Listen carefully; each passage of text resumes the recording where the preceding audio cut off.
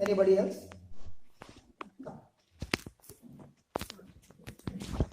But you'll be on camera before a person comes. Remember, you will be on camera. Because some people don't want to be on camera. So I don't pray with them. Because it's my God's glory. Yeah, tell me. You have to speak loud. I've got rashes and itchy skin around here which I can't get rid of. I've tried everything. And, there's blotches and it's all...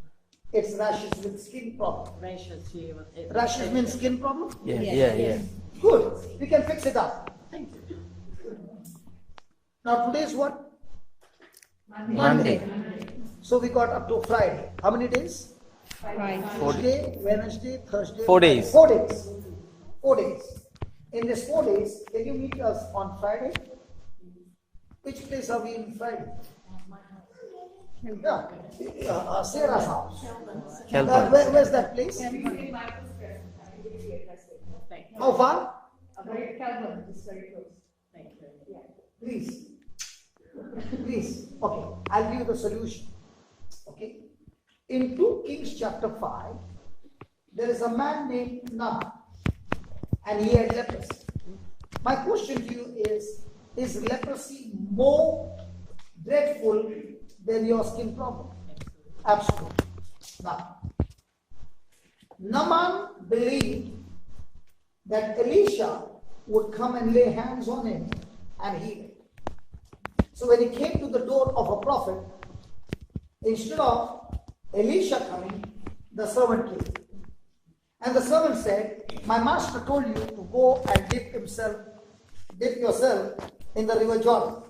Now, was Naaman a Syrian officer? Was his identity on a top level? Was he ready to talk to the servant? Was he angry? Did he say, don't we have water in Damascus, which is more cleaner than Jordan? Why should I go there? And he wants to go out. Did he nearly lose his healing? Yes. But the servant of Naaman pleaded with him and said, we have come all this distance. And if the prophet told you to do something, why don't you do it? Okay. So Naaman cooled down and he went to Jordan. He dipped 6 times. Was there any change? No. When he dipped himself in the Jordan 6 times, no change. 7 times, everything became clean. Now, I'm not telling you to go to Jordan. She's saying, thank God. Now. My question to you is the water of Jordan more powerful or the blood of Jesus? The blood of Jesus. Okay. Now, did Jesus say in his word, the very things that I did, you also will do because you believe in me? So if Jesus turned water into wine, and wine into his blood, so now by faith and believing in him, can you turn the water into blood? I can believe him that he can. Yeah, when you believe in him and you say, Lord, I believe because your word says that I can do the same. Let me show you. Otherwise you say, what is he talking about? No, I do not.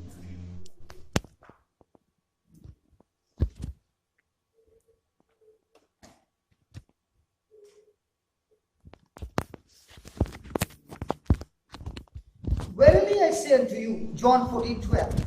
Verily I say unto you, he that believeth on me. He did not say, he who prays to me. You can be a champion in praying, but still what? You still got disqualified. So many a times we Catholics pray without a scripture. And that's why we don't have a solid foundation. And that's why when the pressure comes, we start wavering. So if Mother Mary had a scripture, the prophecy that she took hold of, and she could go to the journey victorious, we who believe in her also follow the same path. So here is Jesus saying, he that believeth on me, the works that I do shall he do also, and greater works than these shall he do, because I go to my Father. So according to this word, can you do what Jesus did? Oh, I don't know. Now, did he say that? He did say that. So, do you believe that? I do believe that. So, when you go to the shower and you are about to go on the shower, you open your mouth and say, Lord, I believe that I'm not having a water bath, but I'm having your blood bath. And Revelations 12, verse 10, I heard a loud voice saying in heaven, now is come salvation and strength and kingdom of our God and the power of his Christ. For the accuser, that is Satan, of our brethren is cast down, which accuses them before our God day and night. They overcame him, the accuser Satan, by the blood of the Lamb and by the word of their testimony. So there are two. The blood of Jesus speaks on my behalf, and I speak the testimony of what Jesus told me. My testimony is not what I did. My testimony is what Jesus did for me. If that becomes your testimony, then the Bible says you overcome Satan. Now let me give you an example. We are in the court. Have you all committed sin? Yes. Yes. So the accuser is there and is saying to the judge, who is the judge? Heavenly Father. Is he a just judge? Yes. So he's saying, this man, this woman has committed such and such sin. And according to the law, this person deserves eternal death in hell. Now is God the just judge? Yes. Yes. So he says, okay. And there comes another advocate inside. And he said, hi Dad. And he said, my Lord, I want to tell you something. The crime that she did, unjustly, I was put on the trial and I paid the price for the trial completely. Example, supposing we both are going by car and she jumps the traffic light by mistake. And the cop comes, Jane is the cop, honest cop, and says, listen, I got the whole thing recorded on the video, you jumped the red light. And according to this, you have to pay $600. That's fine. Now she doesn't have money. If you don't pay, 6 months in prison. So I take out my purse and I give to Jane $600. Has the penalty been paid in full? Yes. Yes. Now she is going to give a receipt. Now is she going to give the receipt to me or to her? To her. But who paid the money? So in the same way, our crime, the punishment was paid by whom? Jesus. And the receipt is with whom? It does.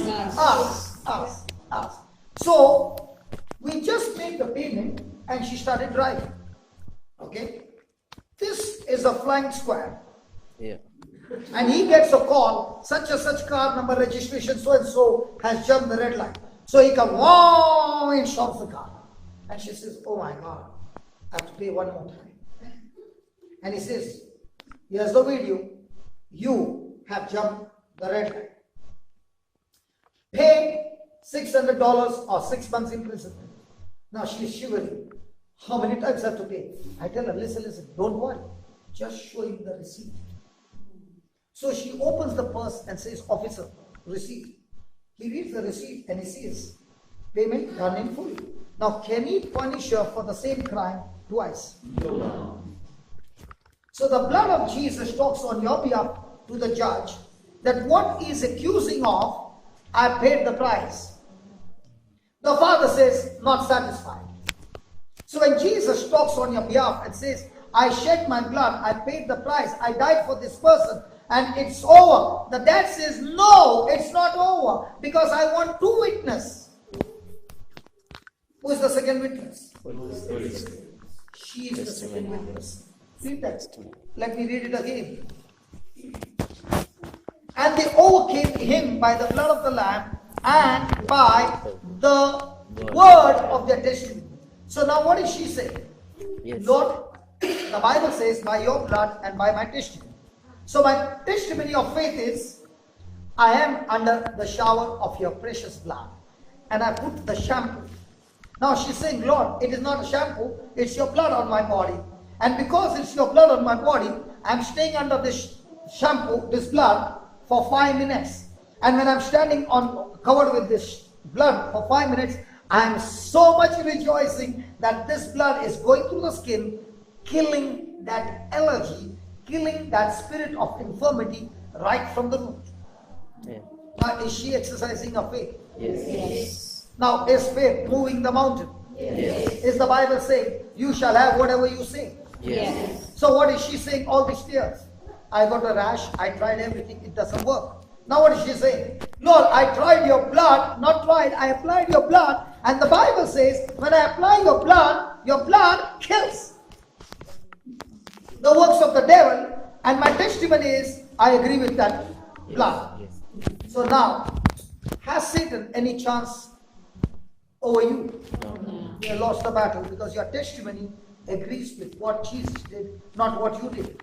Yes. What is the devil all the time condemning you? He's saying, open your mouth and say what you did. And you are saying, no, what I did, I repented. I confessed and I received my forgiveness. Don't you come and tell me what has already been forgiven. God doesn't remember, and he says, you also don't remember. But remember what my son did for you. So every time you're opening your mouth and saying what? What the son did for you. And when you repeat what the son has done for you, you get your complete healing. So when you declare, by the wounds of Jesus I'm healed, what are you doing? You are saying what the son did for you. But when you're going around telling everybody what the doctor told you, you lost the case. So now, we got 4 days. And in this 4 days, please take shower twice. Is that okay? You take 4 times. Wow, it's good. It's good. No, listen. When you're taking that shower, do you know there might be others also sitting here who must be happy. And there are so many around the world. I've seen psoriasis. You know psoriasis? 95%. The wife would take a knife and peel the skin every day, like we skin the fish. And that person began to take the same example of 2 Kings chapter 5. And instead of the river Jordan, he said, Lord, I'm taking a shower with your blood. And he would stay under the shower for a long time. And he would say, Lord, your blood has killed that infirmity right from the root. And this is my word of testimony that I am completely healed. And the Bible says, they overcame him. Is that it? They overcame him. So they overcame this infirmity called skin disease by the blood of Jesus and by the word of their testimony, and they loved not their lives unto the death. So can I say that prayer? Yes. Heavenly Father, we thank you for teaching us this truth. So Lord, you said you turn water into wine and wine into your blood. So by faith, Lord, you said in John 14:12 that when we believe in you, the very things that you did, the same we are able to do it. So Lord, as the sister takes a shower, she no longer believes what her eyes say. The eyes say that it is water. But her faith says, no, it is the blood of Jesus. And the Bible says, the blood of Jesus destroys and kills every work of Satan. So I thank you, Father, that even as she's taking the shower and saying over and over again, thank you, Jesus, for your precious blood that has not only destroyed the skin disease, but every disease in my body, externally, internally, every organ is covered with your holy blood. And as she declares that your word says, by your stripes, she is already healed. So Lord, I thank you that a testimony agrees with what the word says. And you said, where 2 or 3 agree anything on earth, it shall be done by my heavenly Father. So Father, we thank you for this miracle, that by the time she comes on Friday, she herself opens her mouth and says that that rash which was there has been supernaturally, completely destroyed, dried up. Lord, if the fig tree was spoken words and cursed, and a living matured fig tree covered with leaves, dried up in 24 hours. So also the skin, which was full of allergy, is completely dried up from the root, and a new skin has come. In Jesus' name, amen. So now you know the recipe. See, all these healings are done through recipe. If you like a cake and you said, I want to do the same cake, and you took the recipes, and along with the recipe, the ingredients are given. You need to put the ingredients in that same quantity. Yes. You need to follow the process. But a person did not put all the ingredients, but put the ingredients what he liked. And then he put the cake in. And now he put the oven on. And after 40 minutes, he brought the tray out. And it has become like a hard biscuit. Now he's angry with the oven, he's angry with the fire, he's angry with the batter, he's angry with the shop, he's angry with everybody, but not angry with himself. That's the problem. Is the problem with the oven? The problem with the cake? The problem with the process? The problem is that you did not put all the ingredients and follow the instruction. Praise God.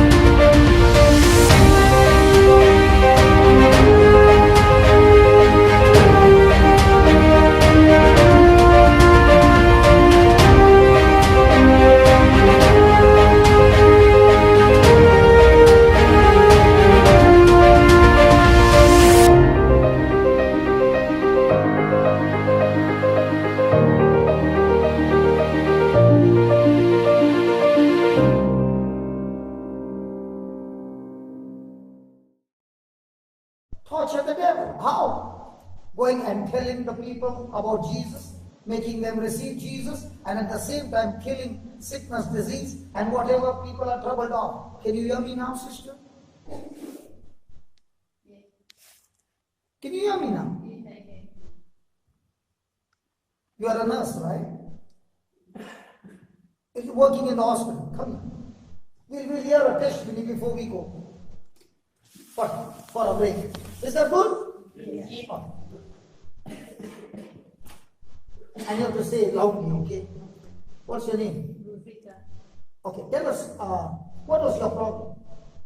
I had a hearing problem. Can you hear her? Can you hear her? No. I had a hearing problem from when I was 7 years old.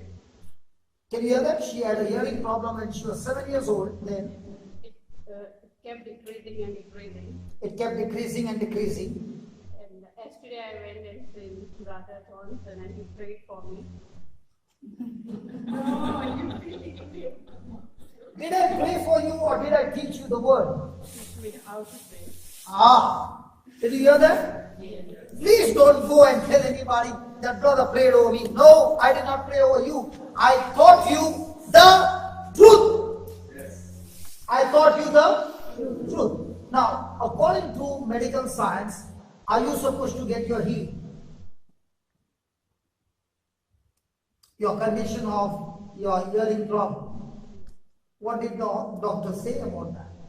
So after operation also it was not 100%. It won't be 100% even if I operate it. It won't be 100% hearing even if I operate. Okay, then how many years you suffered? Don't ask me that question, brother. People will know the age. I was diagnosed when I was 7, but I never really wanted to have operation. But when I came in Wellington Hospital, they said, if you want to have it, it's free, you can do it, but it's not 100%, but still I didn't want to do it. It was in 2013. Still, she has complicated the case. Did not say how many years. Doesn't matter. Women always have got a problem with numbers when it comes to years. And all this they learn in the world, because when you tell the world your age, you grow old faster. I don't know. But for the glory of God, I can say, brother, at the age of 7, I lost my hearing, and it's been 30 years, it's been 20 years, it's been 15 years. You glorifying God. That so many years I suffer.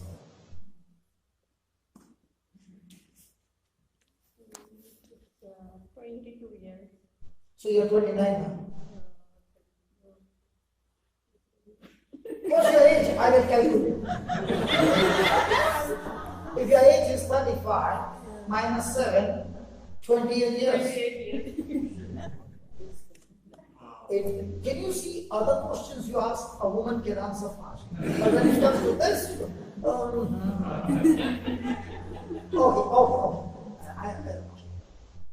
Then what happened after listening to the word?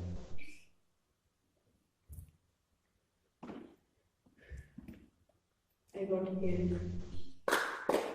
Completely.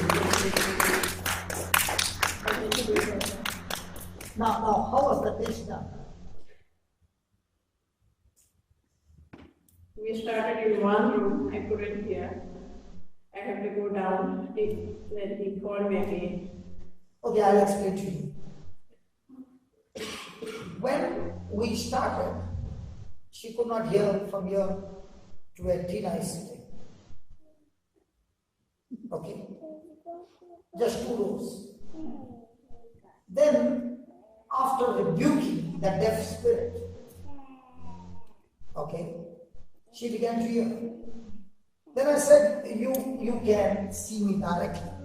So we'll do one thing. You go down the stairs. Now you can't see me. The room is on the other side. She has to take a U-turn and go down. Now that would be difficult to hear, isn't it? And we were just talking in a room. And he said, did you hear that? She said, yes, I can hear everything. So we then Sister Sylvia.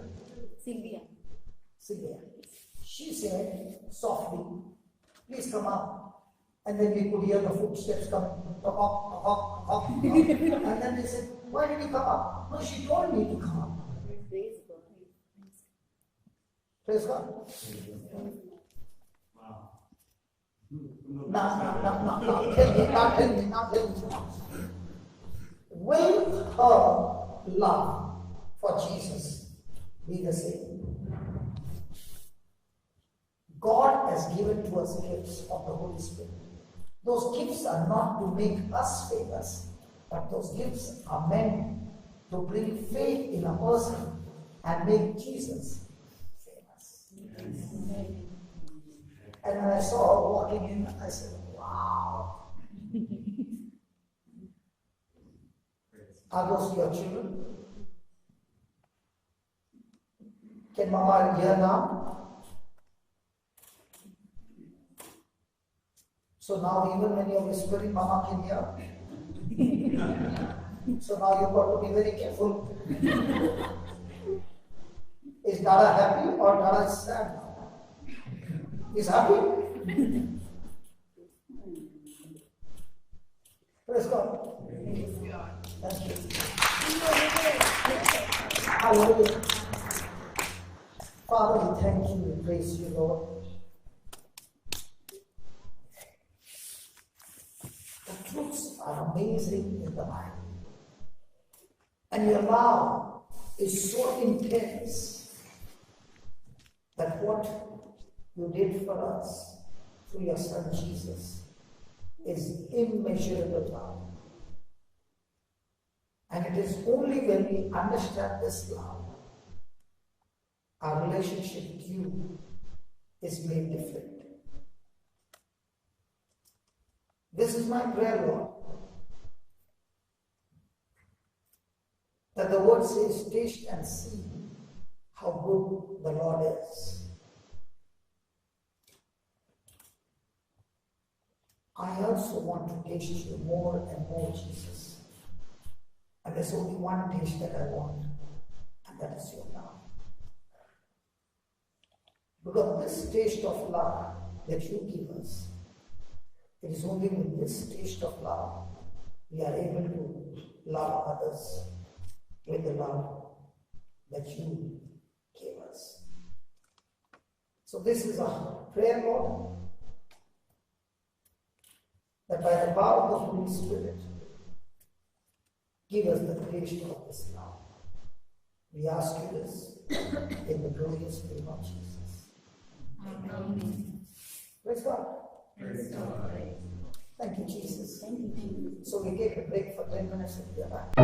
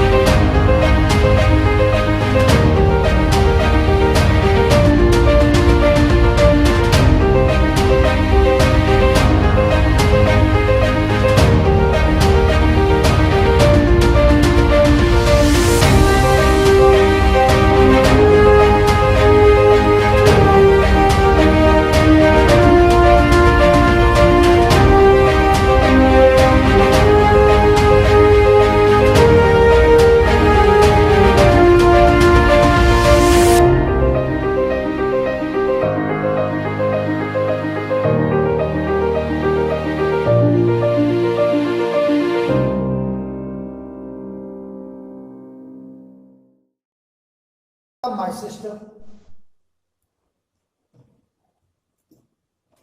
Come, it's time to fix your leg.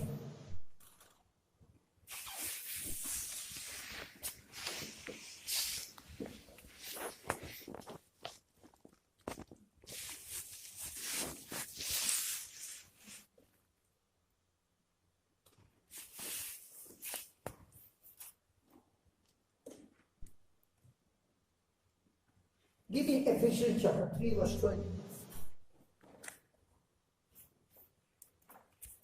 I'm sorry to say, we'll be on the camera. Is that okay? I find this country so beautiful. I have not come across one person who said to me, I don't want to come in camera. I don't want to name the country, but I've seen a particular country. They will say to me, I want to get healed, but not on the camera. And some of them, even after getting healed, they'll call me up and say, get that video out of the YouTube. Sometimes I wonder, when you want the healing, you want Jesus. When it's time for you to witness for Jesus, get me out of camera. Let's read that. Just put that light is there. Just bring a little down. A little down. Thank you. Thank you, brother. Yeah, let's read it. Now unto God, in His law. Now unto God, that is able to do exceedingly abundantly above all that we ask or think, according to the power that will come upon us.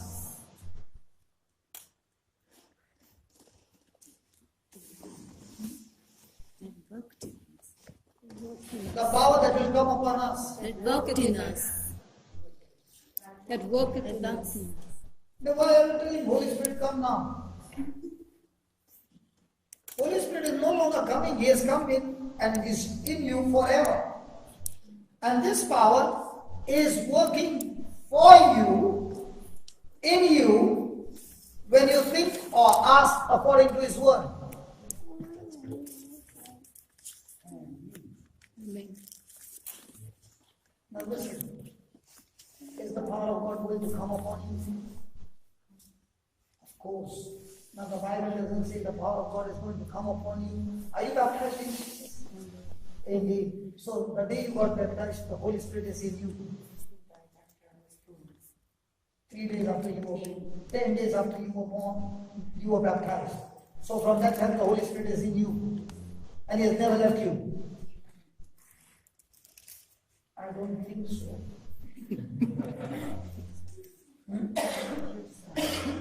Okay, you don't think so. Are you a woman? Or you think so? You are sure? Is the Holy Spirit in you? Yes, the Holy Spirit is within me. Good. Now you don't think so. Yes, within me. Ah. Now are you sure? Yes. Why? Because when he came in you, the day you got baptized, he said he will never leave you. Yes, that's right. Okay. Now is the Holy Spirit the one who created the world? The Father spoke the word, and the Holy Spirit brought that word into manifestations. So the greatest power is where? Yes, but who is the greatest power is in you, the Holy Spirit. Yeah, so the Holy Spirit is in you, in your heart. But in your mind, you can't feel it.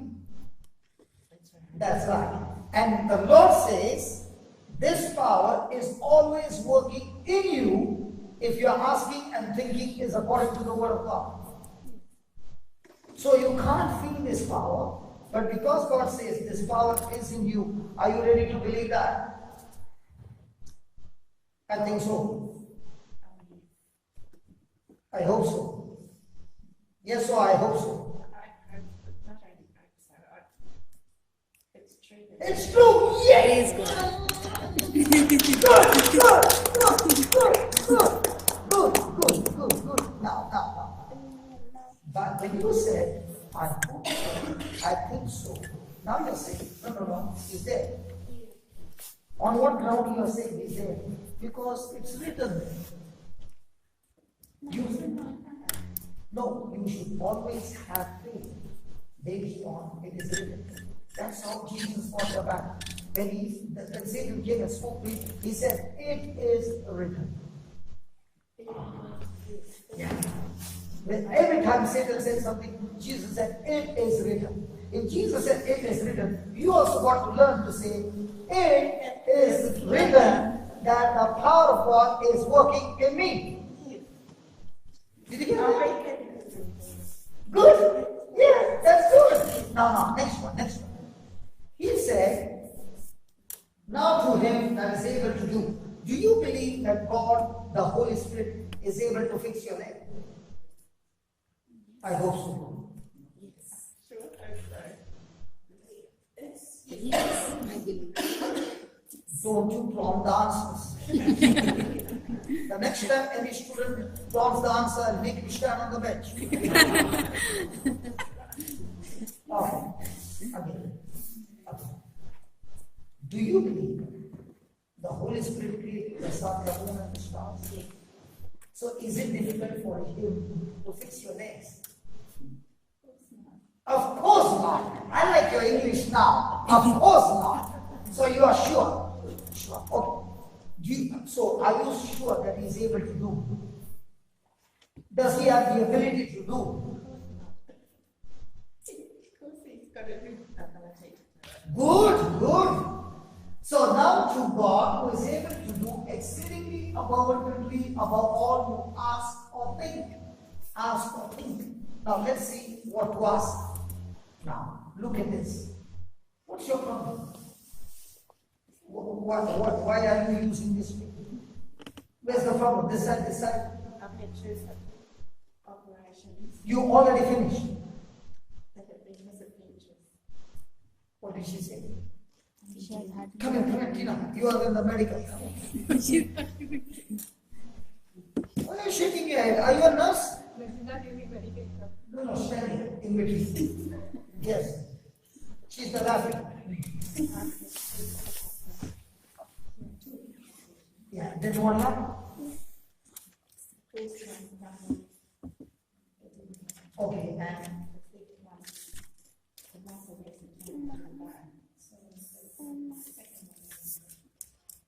so you have operation on both the sides.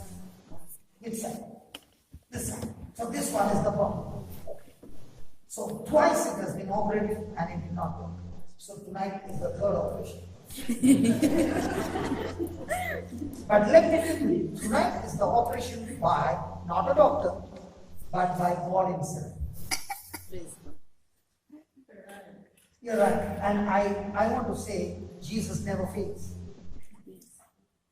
You know, once there was a priest who was sharing in English, and he was going and preaching in a place where they did not understand English. So there was a translator.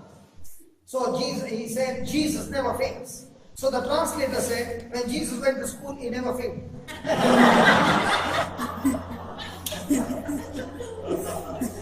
Thank God here there is no translation. Jesus never fails. Even in operation. Do you believe that? Oh, I think so. You do? Okay. Now, I will give you a verse, a scripture, and you have to believe that scripture. That's all. The operation will be done. Ready? Okay. Give me Psalm 22. Psalm 22:14. Now, the best part is, you never stand in one place so long. Is that true? You can't stand this long. This time. Okay. You can. You can or you can't? You can. Okay. Psalm 22:14. Let's put it up. Okay. Read that. Can you read that? 14. And pour out like water.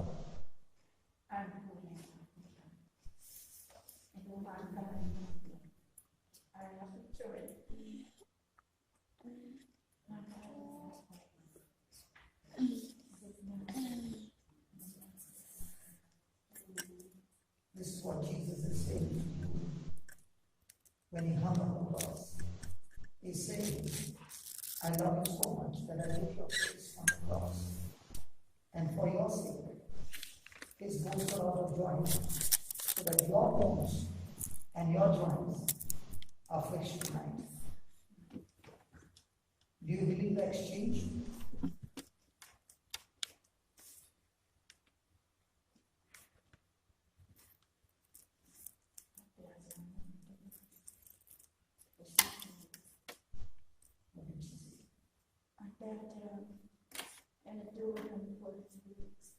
You bow down, but go for his words. Wow. Now he's saying, much more than bowing and adoring, he wants you to believe his words. And what his word says, look here, sweet mama, you know what he said?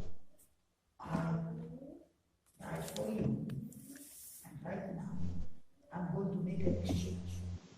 Your sin is going to take in his body. His righteousness gives it to you.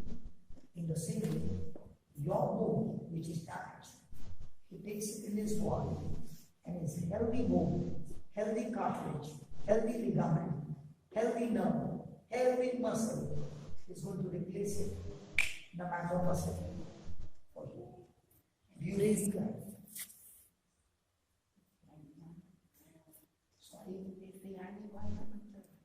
Is the only one who can do it. And he is willing to do it. Why was he not able to do it all this time? Because you did not know that this is your inheritance. This is the price he paid for you to be here. And as long as you don't know, you cannot use. It's like your grandfather left a property and you did not know. Till one of your relatives came and said, what about that property in front? How come you have not done anything? You see, that's not my property. Yeah, that's your grandfather's property.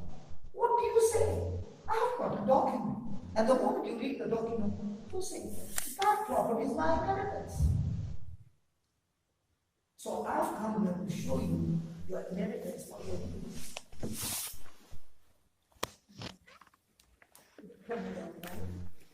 And I'm just not come. I'm taking the document. Read that piece and pour out like water.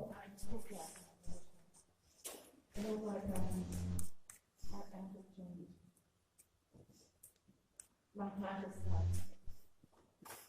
There is no in the midst of my God. Now close your eyes and say this. Lord Jesus, Lord Jesus, I love you.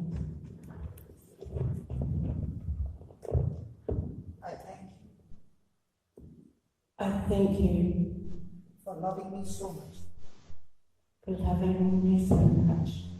I never knew I never knew that every one of your bones that every one of your bones were out of joint were out of joint for my sake. for my sake. It is my hip bone It is my hip bone that has been damaged, that has been damaged, operated, operated, and I am in so much of pain.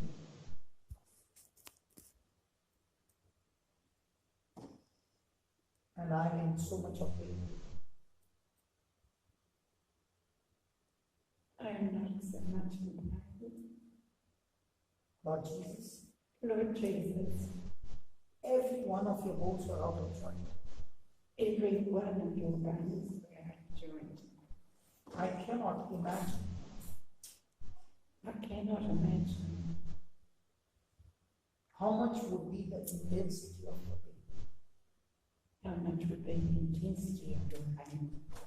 But you did it all But you did it all for us. for our sake. I thank you, Lord Jesus, I thank you, Lord Jesus, and I love you with all my heart. and I love you with all my heart.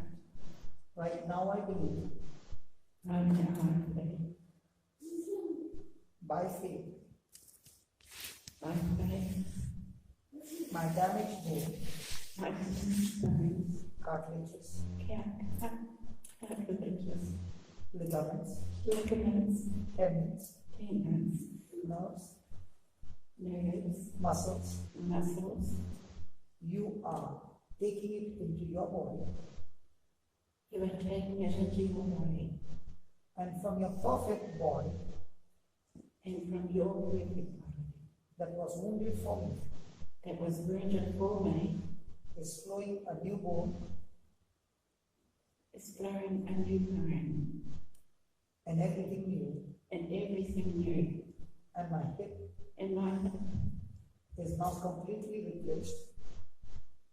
is completely replaced. The surgery is going on. The surgery is going on. Holy Spirit, Holy Spirit, I thank you I thank you for recreating my bones for recreating my bones and everything and everything is restored is restored by the power by the power, working in me. by the power working within me. I love you I love you and I thank you and I thank you and I praise you. And I praise you and I praise you for healing me completely. for healing me completely. Come on, walk now, Mama.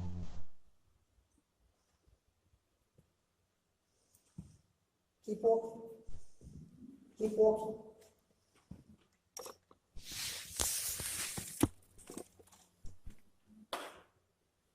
Now you can take a turn. Now, I want you to use your imagination. I want you to think when you were young. Look at your time when you were young and there was no damage in your hip. How were you walking at that time? Taking big steps? Now, by faith, take the big step and start walking. Come on. Now, hold on. You did not take a step and then you brought the other step to that place. You went, the next step was in front, not equal. You remember?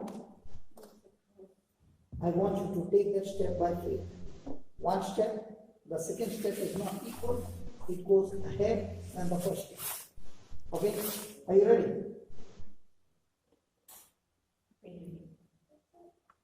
The power of the Holy Spirit will take over, but you have to make up your mind.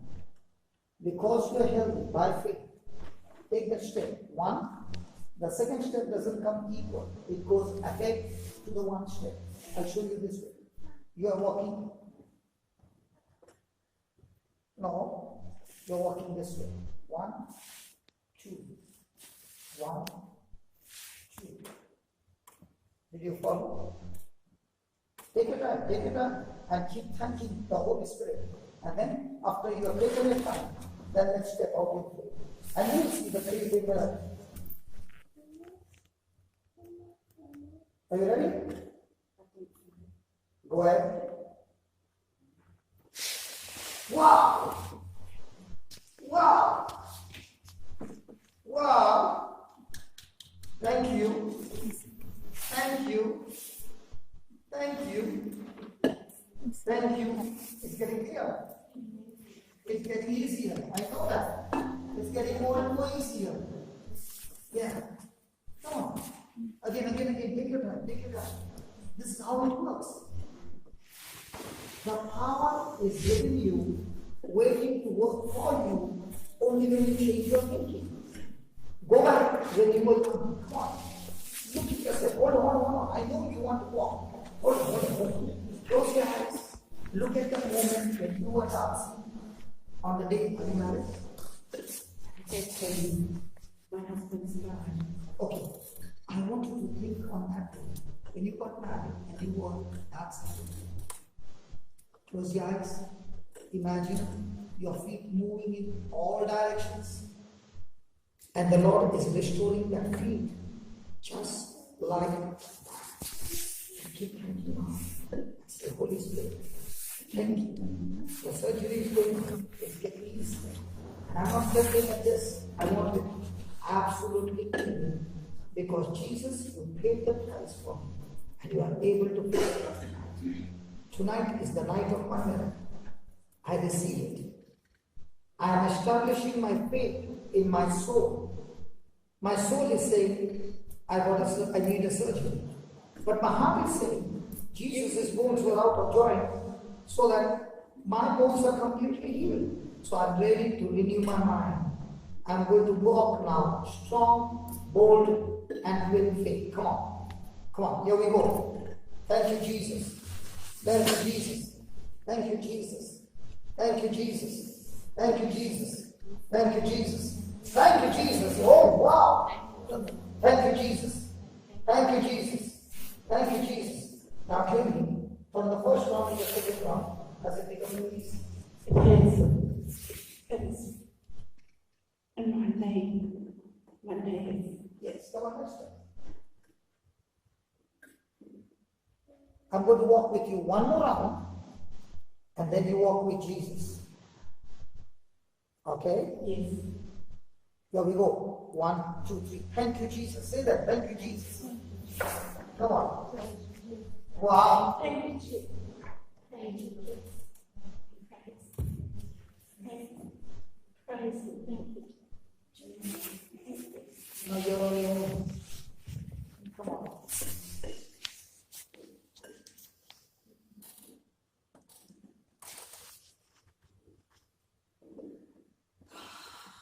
Are you ready, soldier of God? Are you ready? Come on, Mama. Let's go. You and Jesus, come on. Beautiful, come on. Beautiful, come on. Beautiful, come on. Beautiful. Thank you, Jesus. Thank you, Jesus. Thank you, Jesus.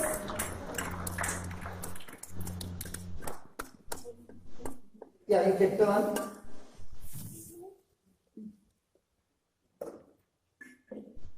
Come on. Thank you, Jesus. Come on. Let me see your expression. You look so beautiful. Come on. No. One step ahead. One step ahead. Now don't cheat, Mama. Yeah, come on. Yeah. Good. Yes. Yes. Sorry? I'm getting out of bridge. Okay. Wait. But tell me, how are you feeling your hips now? It's good. I did before I came. You had pain when you walked in. And now how is it? I had it before I came. And now? There's no pain. It's all gone. I have no pain. Wow. I have no pain. Can somebody offer a chair? Is there a chair around?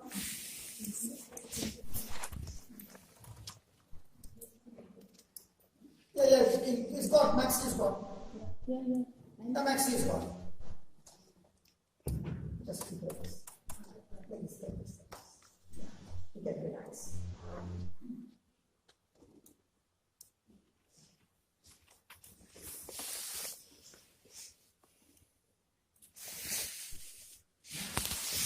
Wow, what a relief that is.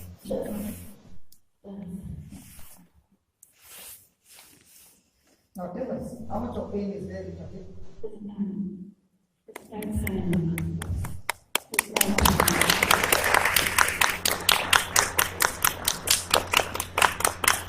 And when you feel there was a lot of pain.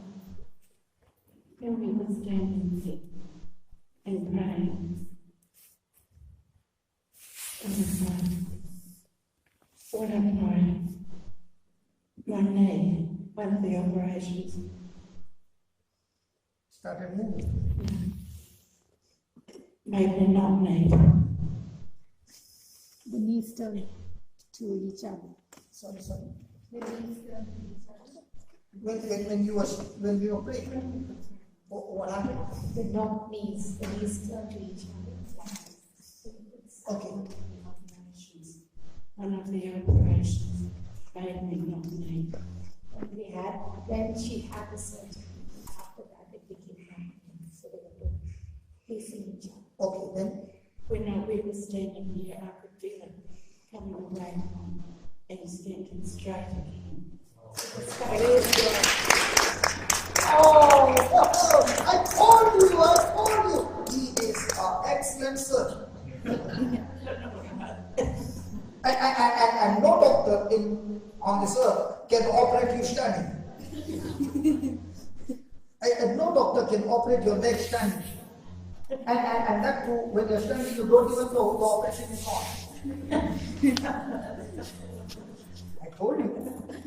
I will have I think so. Of course, I think so. No, Of course, no. Now, can you do one more favor for me? When you go home, take your rosary, okay? And on the beads, talk to Jesus on Psalms 22:14. On every bead you say, Lord Jesus, I love you so much. Thank you for taking my place on the cross. And now I understand the intensity of your pain. That your bones were out of joint, so that my bones are healed. In the same way, I pray for people who are having issues with their bones. Lord, your bones were out of joint. Their bones are healed. Because you are a soldier. When I prayed for you, the Lord said to me, teach her to pray so that she can be healed. But then don't leave her alone. She is a warrior. Tell her the same prayer. Now no longer for you because your surgery is over. But there are others in the hospital going through the same. You are going to pray the prayer for them. That Jesus, your bones were out of joint. I'm not talking about only legs. Anyone connected to anything to do with the bones. Jesus, I stand in the gap, interceding. And when I say, Jesus, your bones were out of joint, and all these people around the world, their bones are healed. In Jesus' name. Moses interceded for Israel. And as long as he kept his hand up, Joshua won the match. When his hands went down, Joshua was losing. So what happened? Aaron came and put his shoulder on one side. You remember that? They made Moses sit. So one man's prayer changed the nation. You are that woman. When you say that prayer, people in the hospital are miraculously getting healed, quick recovery. Because you are different.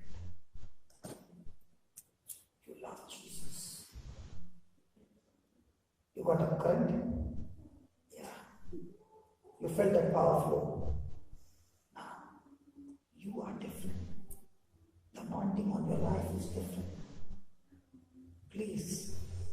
I need a present now. Sorry. I need a present now. She needs the scripture in that. I will give you the prayer and then I'll meet you in October, soldier. I will meet you in October and you will be saved. I want to tell you, brother, I started praying from home for my friends. And they called me and said, something happened to us and we are out of our bone problem. You are bone specialist. I have already prayed for my friend who found a perfect bone in that shoulder.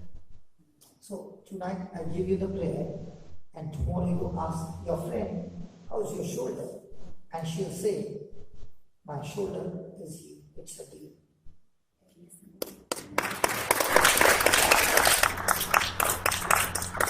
You know, my reason of coming to New Zealand is not healing people. My reason of coming to New Zealand is to teach people how you can get you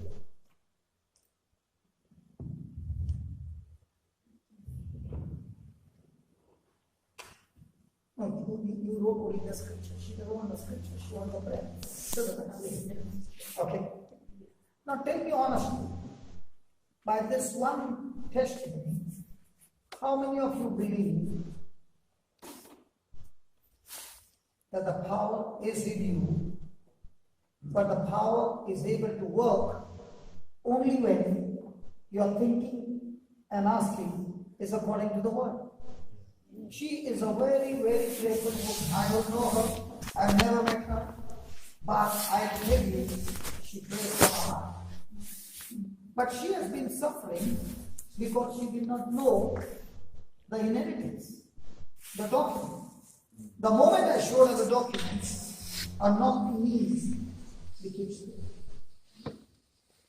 God loves everyone, but God cannot move unless I get into the system.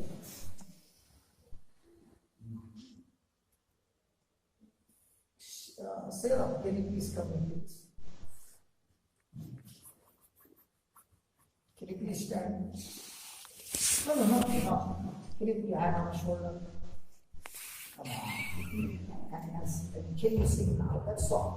What a beautiful name. Come on. What a beautiful name it is.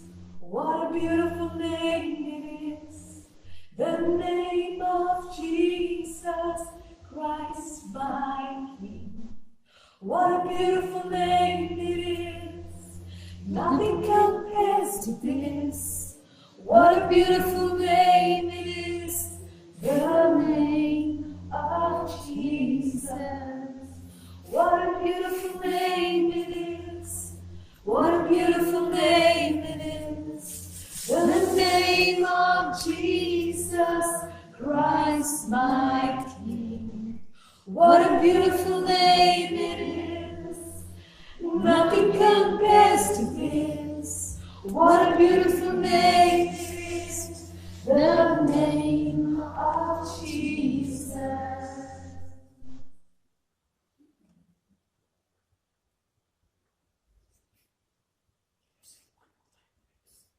What a beautiful name it is. What a beautiful name it is. The name of Jesus Christ my King. What a beautiful name it is. Nothing compares to this. What a beautiful name it is.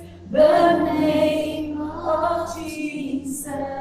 What a wonderful name it is. What a wonderful name it is. The name of Jesus Christ my King. What a wonderful name it is. Nothing compares to this. What a wonderful name it is. The name of Jesus. Yes, my friend. There's no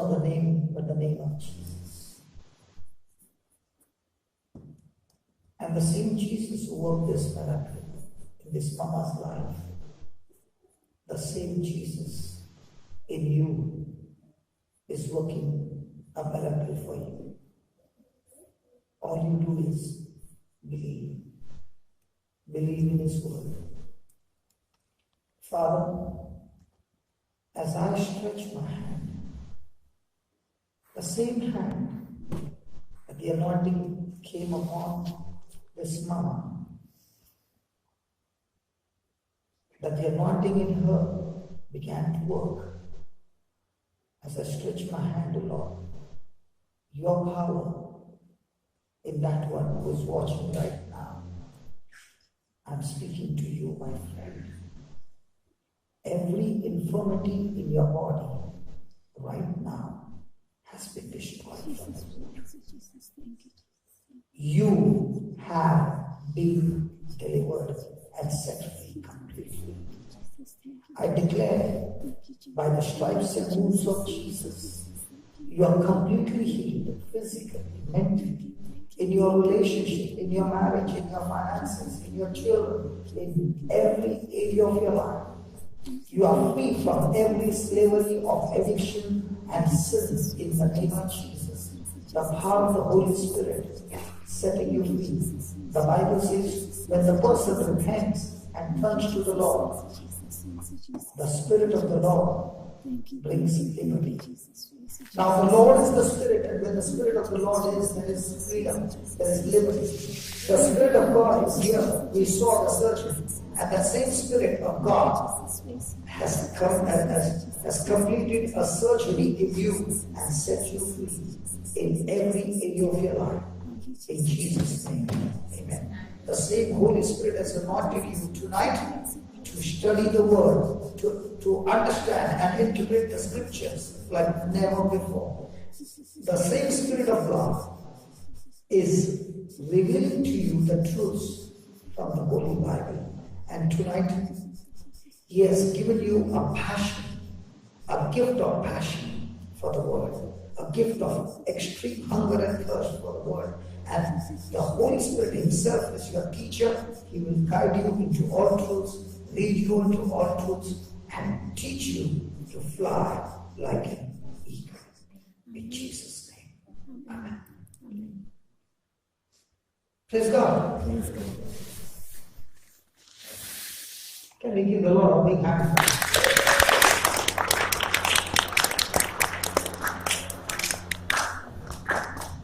I know that I'm late, but what to do? When the Holy Spirit is in action, we need to agree with Him. Yeah?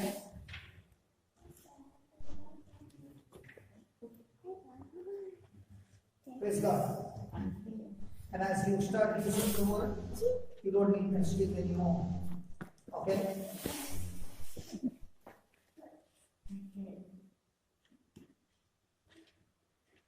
How do you feel now?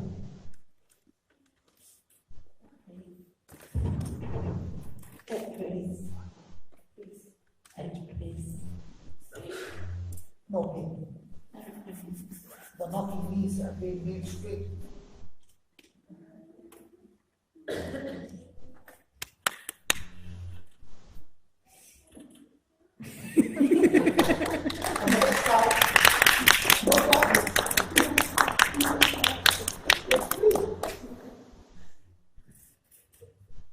Very kind. It's me. He's very kind. Always kind. And loving.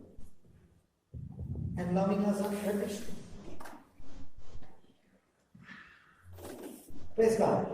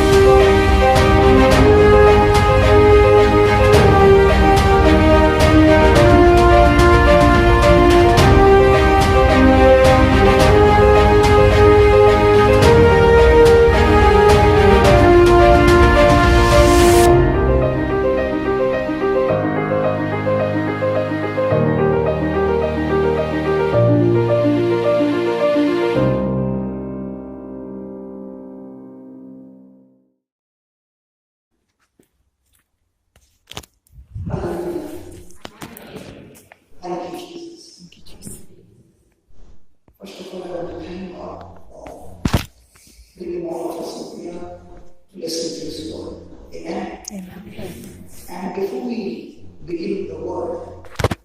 I just saw the sister Sequeira, and read in the eye, and I began to wonder, how can a person be so similar in music, except color? And I just kept looking at her, and she kept smiling at me. And then I realized she's the same person from I.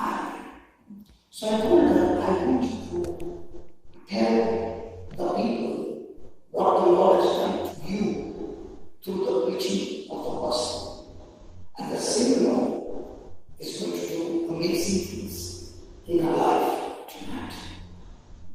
So can we please welcome?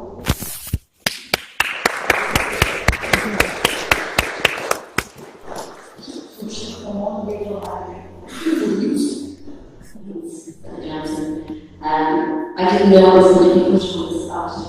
Here I am. The reason I live in Zealand is my daughter is sitting out while her 6-week-old baby is her first grandchild, so came from Ireland 7 weeks ago to be with her at the and my other daughter is here, my twin girls, and I couldn't believe it when I found out that Brother Johnson was not only going to be in Zealand, in Wellington, but actually in church in Upper Hutt, where Karen, my daughter, lives with her husband.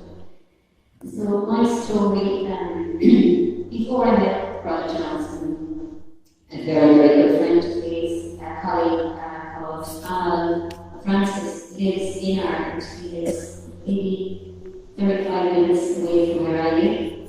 And he has a prayer session every Saturday. And it's all based on the Bible, it's Bible instruction.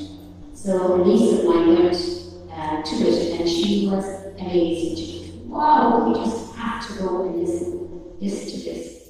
So the following Saturday, 3 or 4 other family members and myself went. And my daughter Lisa had been working in Scotland. She's a paramedic, and she was coming back, and I wanted to pray with her. So after the prayer session was over, he prayed with Lisa, and I had problems for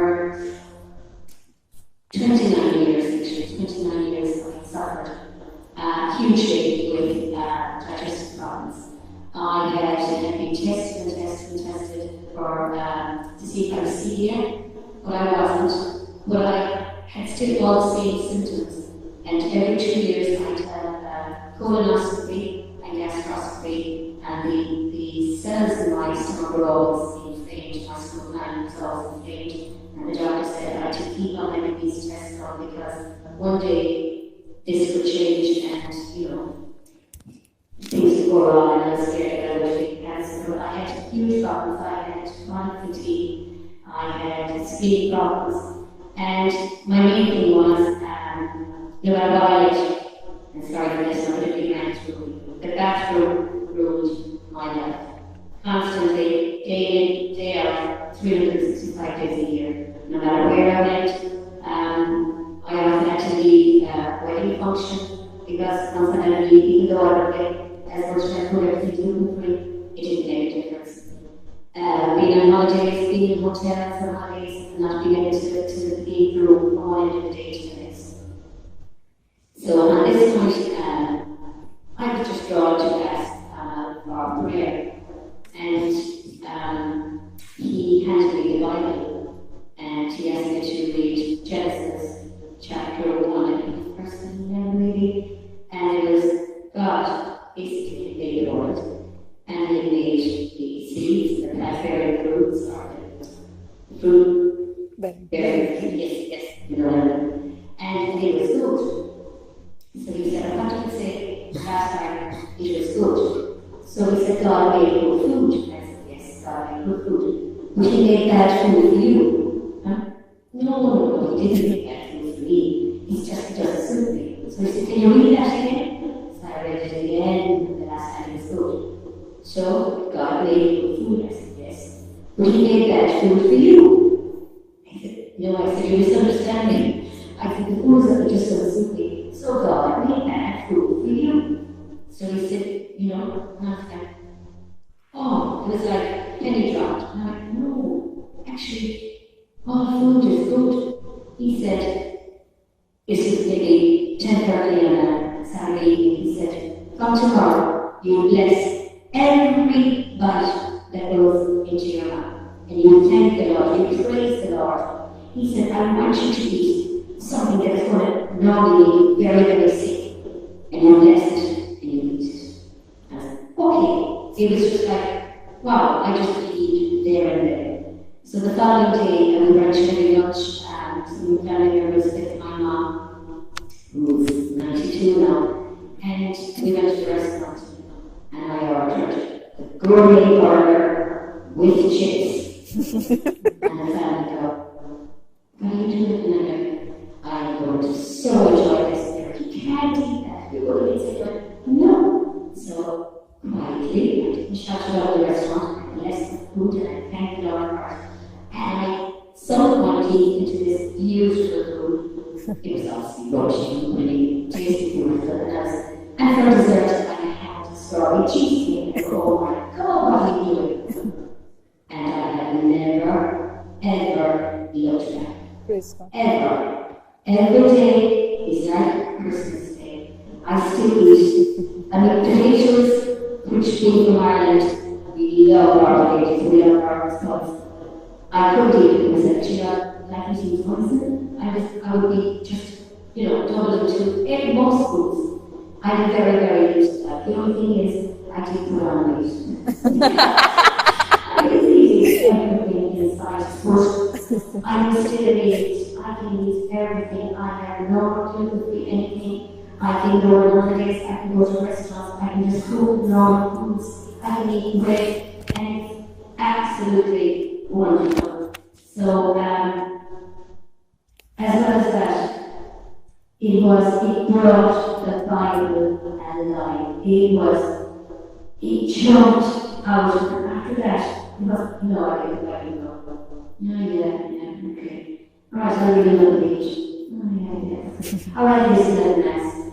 Yeah, it was the word of God. But now it's like, wow, that's what he's saying. And the messages are, it's just, we were a very Catholic family, and I've always been a master for everything. But my faith went from way up here. I mean, the love and the power from Jesus is just immense. Amen. I just constantly feel loved by him. I just feel like his arms are around me. He's protecting me no matter what. We pray for something very simple this evening. My 6-year-old granddaughter was having a bit of a fussy session, and she winked, and she was crying. So I broke my arms and I rebuked the wind. I literally said, "Get out of her body now." And I was like, "Perfect!" It works for everything. It works for everything, so that's my story. Praise God. Thank you.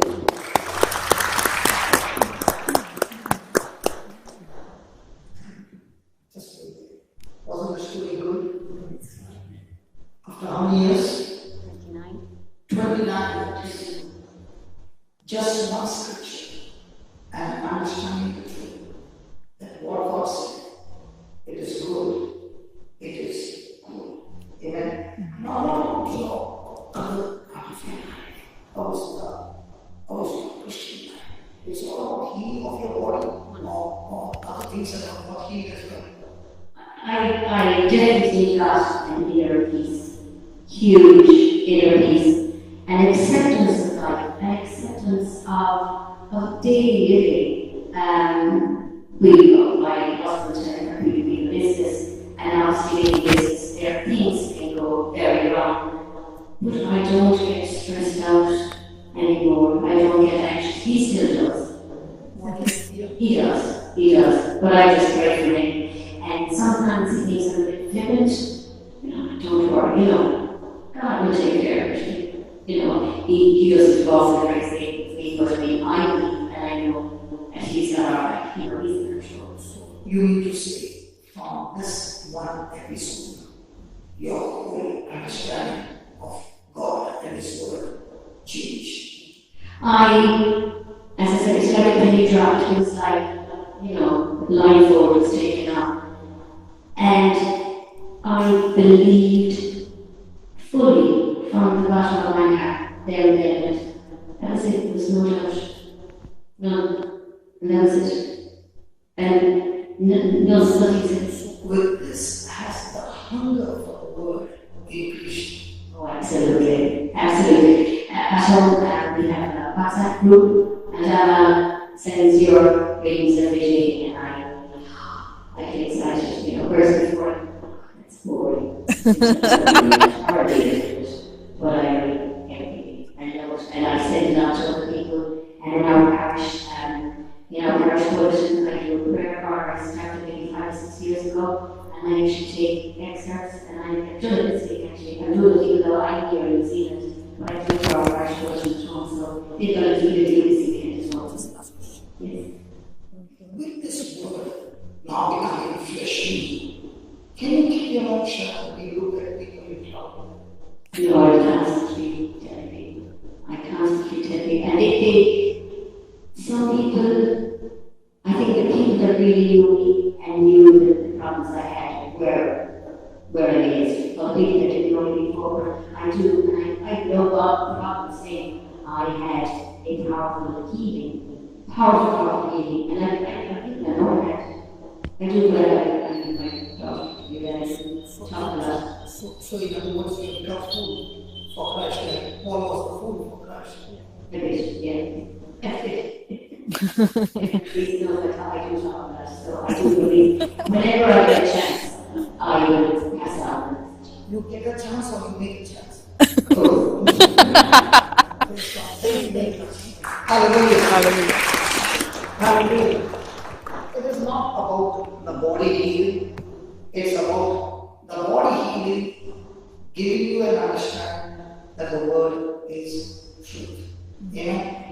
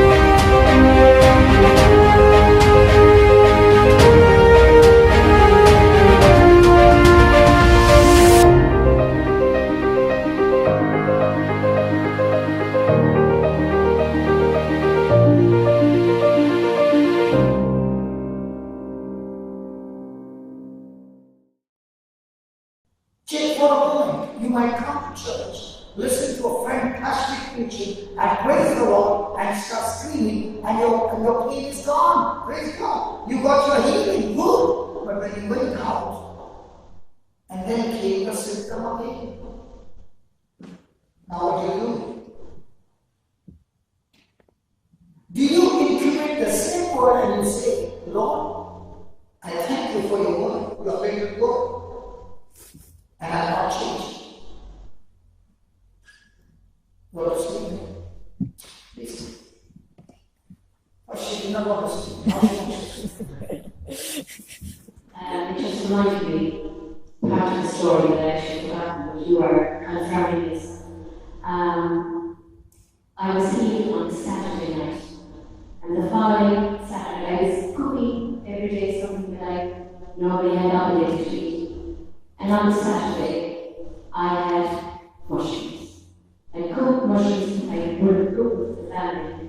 But for the first time, probably, it must be 15 years at least since I ate mushrooms. And they were big mushrooms. And I put butter on them, and I put them into the oven, and I kept looking, and I couldn't wait for the mushrooms to come. So I sat down and I kept thinking, I was to myself and say, and I started to eat it. What are you doing? Of all things down the road, we can't have mushrooms. Who said? My husband. So it's encouraging. No, that means he was encouraging. Yeah, no, he wasn't. That So, was your husband. yeah, he thought I can't say too bad. He's sorry. So, I left out the shoes, and he went back to work, and I took the place which was taken. I should have taken mushrooms. What he said. Yes, What he said. The doubt. What he said. Okay. The doubt came in, and I told her, and with that, within seconds, I got pain, and I told her too, and I started to cry. And I said, it's all gone. I 1 week, and it's all. I really was upset. And I went to my bedroom, and I curled up in the bed, and I sealing pain. I was it's gone. And with that, it was as if somebody was behind me and said something, and I heard a voice say, Master, I believe, help my unbelief. No. Wow. Say that again. Say that again. Master, I believe, help my unbelief. Those are the words of the father whose son was a. Yes. I had to, I knew it was the Bible. I had the Bible on my lap by the bed, which I picked up every now and then. I had to clue where it was in the Bible. I had to get my phone and Google, Master, I believe, to see where it was. So I got So it. you used Mr. Google to get the scripture. Yes. People also use Google to get the details of the sickness. So I found out this Mark's Gospel, started with the story, and the disciples had been trying to Get that speed up. as Prophet is called, and they called Jesus and they said, look, they couldn't do it. And he said, they chose me, all you men of little faith. And this is for me. I know it was jumping out of the page, and I continued to read, and Jesus said to the father of the boy, I'm sitting like this, and he says, he's a little child. And he said, Master, if you can, will you please help my son like me? I said, Jesus, eat. I mean, you don't ask Jesus, eat. And then he said, Master, I believe, help my unbelief. And Jesus healed the boy, and I was, wow. And I shut out of bed, and that was it. Which I forgot to say the word. And that was it. No more doubts ever again. Then you ate the mushroom. Why eat mushrooms those times? And then your husband came again. Oh, I told you. I told you. So your husband was a good preacher to get you to unbelief. See. Yeah, come here. See, that's why this is so good that we interact and learn. Just help me in his English. Okay? Yeah. If her husband, look any further down, if her husband did not make her doubt that she would have never found that point that God was trying to make. So, in totality, her husband really did help her. My answer to this. My answer to this. Do you know what she said? She said, when I got healed, I went and began to study the Bible, and the Bible was on my bed. So more than the husband, the Bible became the companion. Okay? Now when the trouble came, she went back to the Bible. But there are many who get healed, but never go to the Bible. And at that time, the husband discourages, the person is on the point of death. Let's take the same. When your mama told you to sleep softly, was it easy? Yes. Because why was she saying to say it slow? Because I cannot pick up your English. Now when I got English, can pick up English. Are you following now?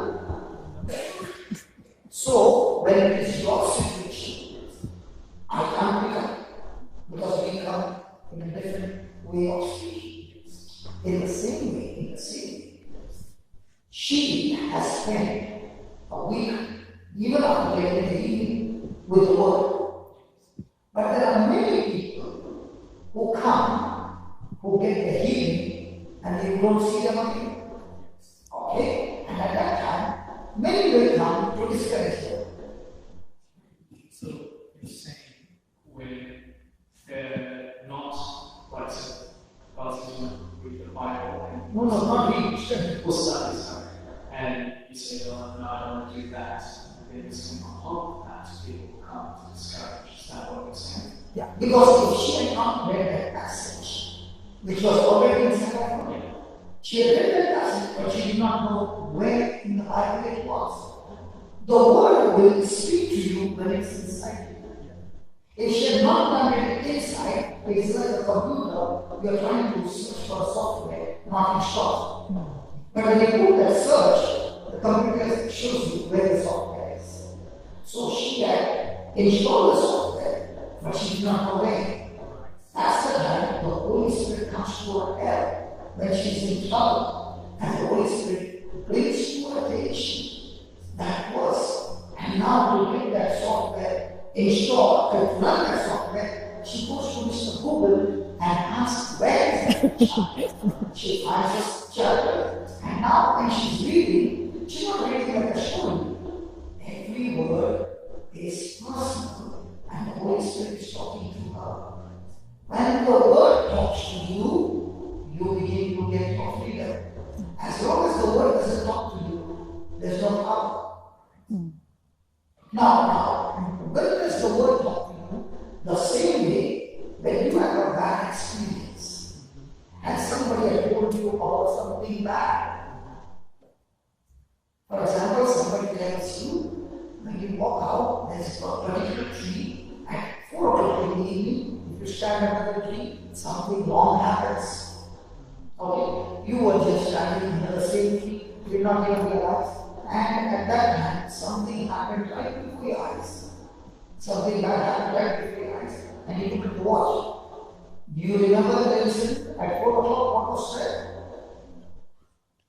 Yeah. Now, that's the time that word was spoken to you. Negative is speaking to you. In the same way, when the word is in your heart, that word also speaks to you. Now, what did she do?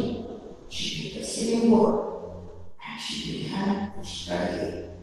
It was that word that set her free. Yeah, that's true. But what if the husband had to say it, and she did not have the word? She was lying. Well, what if the husband is saying? Even if the husband doesn't say anything, say it, she's going to say it to someone. That's my point. She had to go through that negative experience to have an overall positive. But see, negative experiences every day. That's true. Why are we not getting it? Because not everybody wants God. Because everybody is not searching and seeking the word of God. Isn't that to follow God? To follow God is to search, to act, and seek. So when you are seeking the word himself is God. Yes, that's true. The key to her healing is. I'm not saying her husband was the key to her. No. What I'm saying is, not only the husband, there will be many people to discourage. Yeah. Okay? Why is it always going to be like this? Because Jesus said, the God of this world wants to blind your mind. Okay? But because she turned to the God of heaven, the living God, He helped her to come out of her home. And now when she learned to come out of her home, now she knows that the whole Bible is full of life. Now she's digging into the Bible and treasure every day feeding, because when the enemy strikes, she's ready for the bullet. Yeah, okay. But what happens to a Christian who has been a Christian for 30 years, never opened the Bible? Now when he gets the same shot, what happens? He's sitting in the tree. My question is then, is he really Christian? I mean, he believes in something he himself does not know. So he's agreeing with you and saying, if the person doesn't know the word, is he really a Christian? Because the Bible is all about a relationship with God. And your relationship with God can be emotional. And your relationship with God can be with the Word of God. When the relationship is with the Word of God, you are confident. You are sure. Let me ask you a question. We have coffee right now, and it was extremely bitter.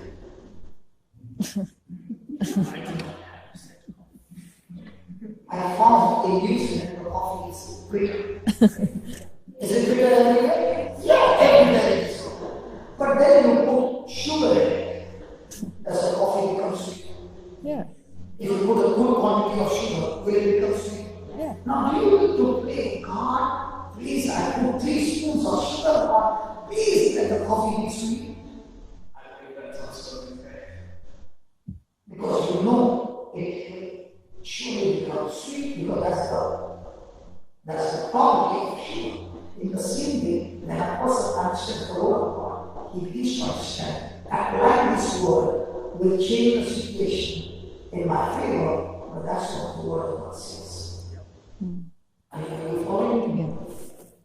Please, your question also is still really hard. I didn't have a question. God bless you. Hallelujah. Hallelujah.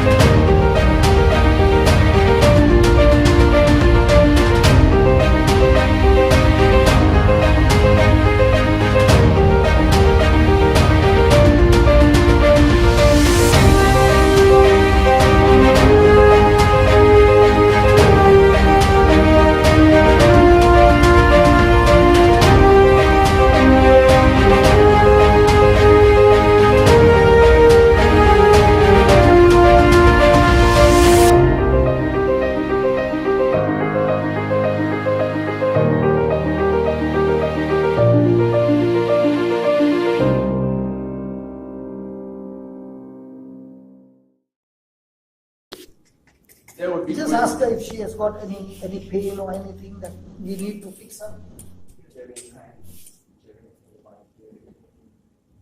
We have a baby that needs prayer. Come here. We don't want you to go just like that. Sorry, Father, 2 minutes. No. Yeah, tell me.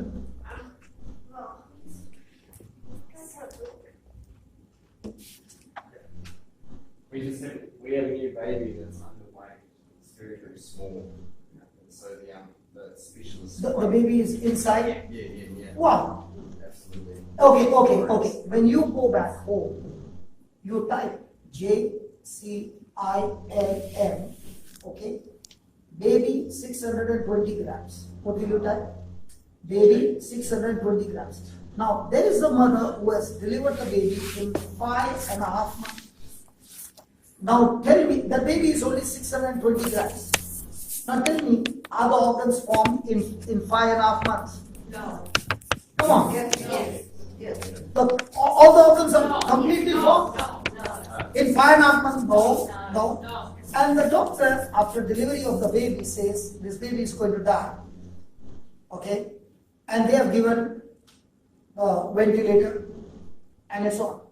And to their surprise, this baby has not died for 7 months. And there's no change in the feed. That evening, when I'm in Kuwait, the mother comes to listen to the word of God with her husband. And I tell them, can you come the next day to meet me? And when they come the next day, the mother has got tremendous back pain. And I tell her, I'm going to teach you the word. You open your mouth and speak the word, and the word will go and operate your back right now. And you'll walk out of this room totally healed. She says, okay. And she opens her mouth and speaks the word 15 times. And she burst out crying. I said, what happened? She said, all the pain is gone. I said, if the pain is gone, now you open your mouth and say, my baby is healthy. Every organ in my baby is perfect. It's grown, and the Lord has restored my baby. The organs have grown and they are functioning perfectly. All malfunction has stopped in Jesus' name. And they went out to the office to work, saying these words in the car. That evening when they went to the hospital, every evening she goes to the hospital to give milk, but she has never touched the baby till today, 7 months. Okay? Till that 7 months she has not touched the baby. And she goes on saying this, and the doctor says, you know, today something unusual has happened. We just took the ventilator out, and the baby is breathing normally. Praise God. That began the journey. Today the baby is perfectly healthy, all the organs are formed, and everything is done. Will you promise to see the video? And I will also give you the number of that family, so you can have a contact with them, because they are specialists in children born premature. And your baby is not yet come out. The advantage is she's inside, and we can change everything inside. How many months now? No, how many months are old? I don't understand the weeks. 5 weeks. 5 weeks. So 4 months. No. 7 months. 8 months now. 8 months now. Okay. I will prove to you. Okay, I'll prove to you. Give me a hand. Now the Bible says that when Mother Mary went and met Elizabeth, the baby in the womb leaped with joy. Okay? And the baby was filled with the Holy Spirit. My question to you is, if the baby is filled with the Holy Spirit, is the Holy Spirit a spirit of liberty? Yes. Does he recreate? Yeah. Is he the same who created the dead womb of Sarah? Yeah. Is he the same who raised Lazarus from the dead? Is he the same who raised Jesus from the dead? Now I'm going to say just one scripture from the Bible, holding your hand, and you will find the baby jumping inside. Okay, close your eyes. Oh Father, I thank you. As this mama was going out, you spoke to my heart. Call her, because today is the day of a great miracle of this baby in the womb.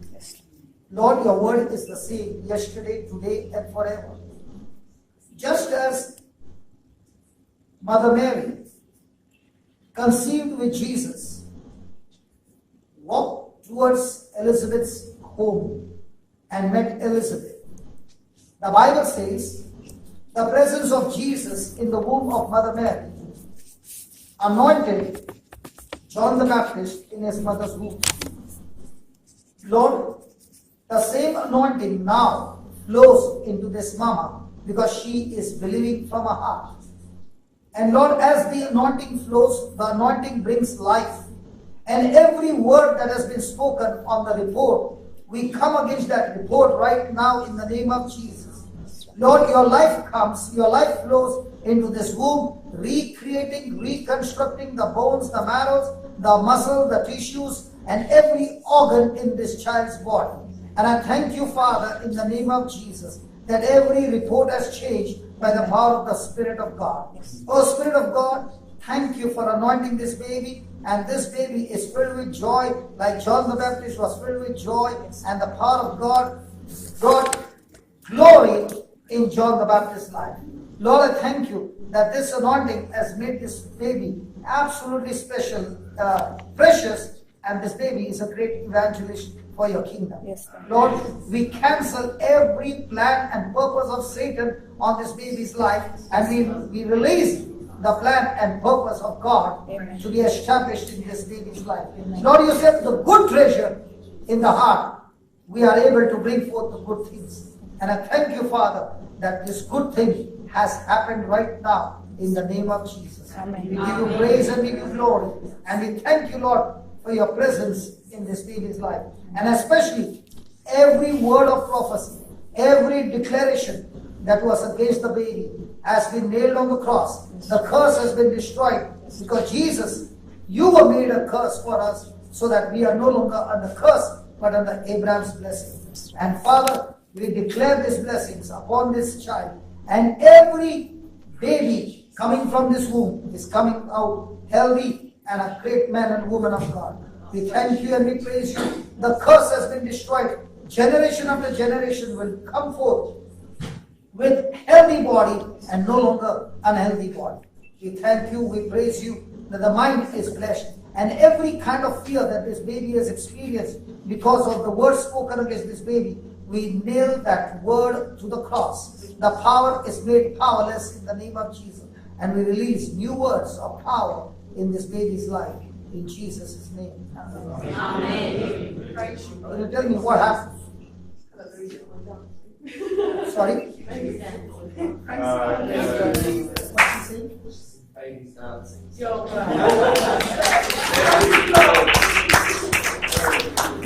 Go back rejoicing and keep on saying, every organ in my baby's body is healthy. Do you get knee problem? He gets the knee problem. Somebody in your family? No, we're eating really well. Anything related to your knees? I have sometimes if I kneel on it, I feel sharp pain. But Yeah, it is only on one leg. only on one leg, yeah. Yeah, and it is on the inside of the knee, not on the outside. Yes. Yeah. Why is God telling me to tell you this? So that you can go home believing. See, I don't know who you are. Yeah. But He told me to tell you this word of prophecy. It's given to you to make you believe that if this is true, what we prayed for is manifested in your life. Amen. So go home rejoicing. Yeah. And don't ever say that your baby is what do you call it? Underweight. Your baby now, in the name of Jesus, I command this baby to be totally nourished and get growing. And when the doctor sees the baby, he says, I don't know what happened.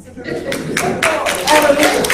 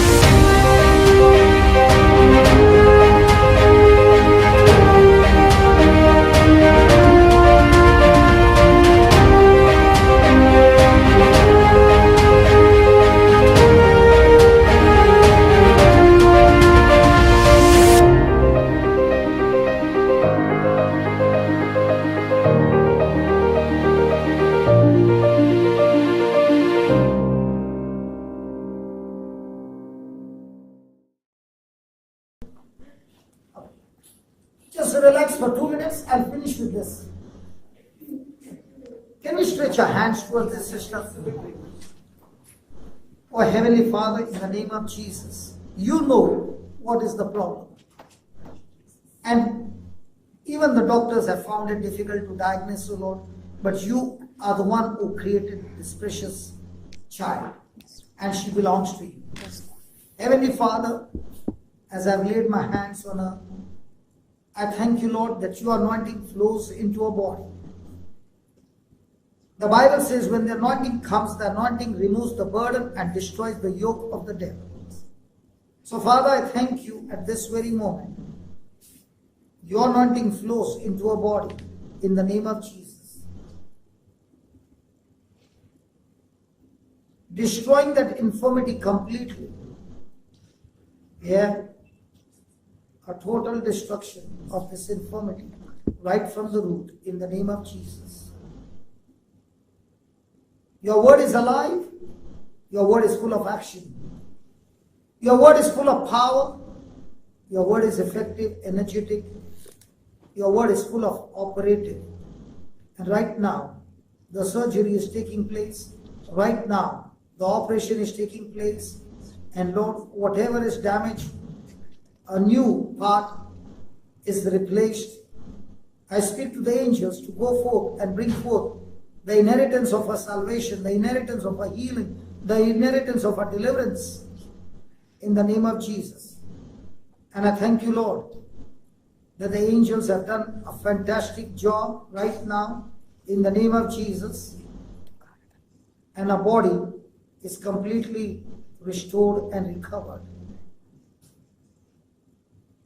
Thank you for healing her completely in Jesus' name. Amen. Can you believe that? Okay, so you are in Ireland or you are here? I'm here for the 5 weeks. So you will go back. Yeah. So I am coming somewhere in November. So where will you be, here or In there? Ireland and all. So in Ireland, I want your test report. Okay? Okay? Done. Praise God.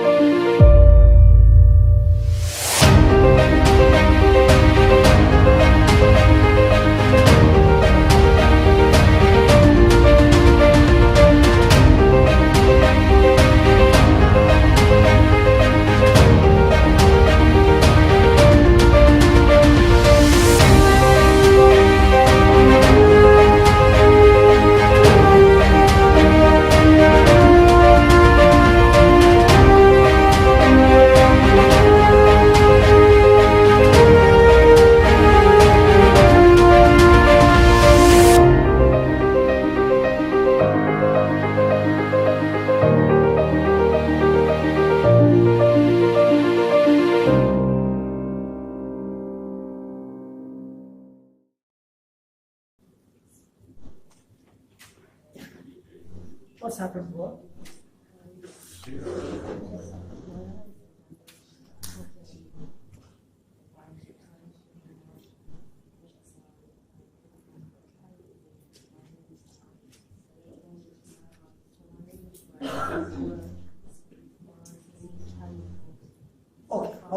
Okay.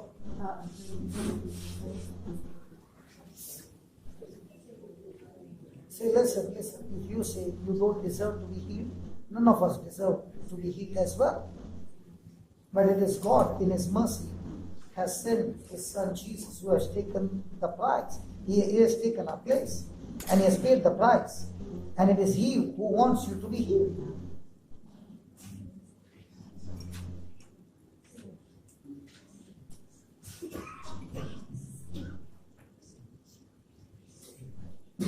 No problem. No problem. Tonight is the night of a miracle. Do you believe that? And listen. Help my unbelief. Okay, I know. Okay, listen. I'm here to help you of your unbelief. Now listen. The first thing you must remember that Jesus has paid the price for you. Okay? So when you say, I'm not worthy to receive it, none of us are worthy to receive it. Okay? But Jesus has paid the price, and He has declared, by stripes, by His wounds, you are healed. He doesn't say, you will be healed. You are healed. So I want you to change your thinking and pay attention to His word. Not that He will heal you, but you are healed. I want you to close your eyes and start imagining, how were your eyes before? Good. So now begin to think to yourself and say, Jesus, you have made my eyes once again good. Even though the doctors have made the error, Lord, you have made my eyes good. Jesus, the Bible says that Saul lost his eyes on the way to Damascus, and he was blinded. Ananias came and laid hands on his eyes and said, Brother Saul, in the name of Jesus, receive sight. And the scales fell off the eyes, and the eyes were completely restored. Father, in the name of Jesus, as I lay my hands on our eyes, I speak to that lens to be recreated. Tonight we learned, O Lord, that the angels bring forth the spare parts of those organs that are damaged. So I thank you, Lord, that the angels have begun the job replacing those lenses that have been damaged with new lens from the spiritual to the natural. Angels, in the name of Jesus, recreate new lens, optical nerves, that our sight is completely restored. I thank you. Oh yes, I thank you for this great, great miracle, this great surgery in the name of Jesus. And thank you, Lord, for changing a heart, changing a mind, and giving a good health, long life, healthy life, anointed life. No more the life of fear. No more the life of anxiety. No more the life of stress. The same anointing that set me free from depression, the same anointing flows into her, setting her free from all depression, all anxiety, and giving her the freedom. In the name of Jesus, the stronghold of fear will be totally and completely destroyed, and a new stronghold will be built in its place, the stronghold of faith. In Jesus' name, amen. Amen. Now open your eyes.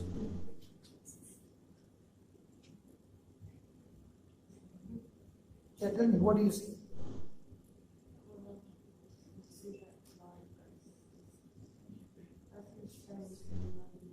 Okay.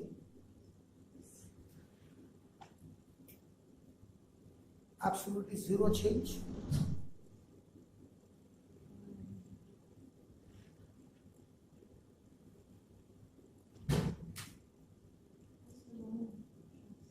Okay, wear the glasses and see.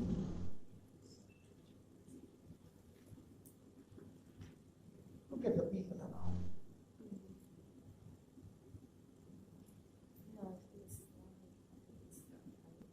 The light.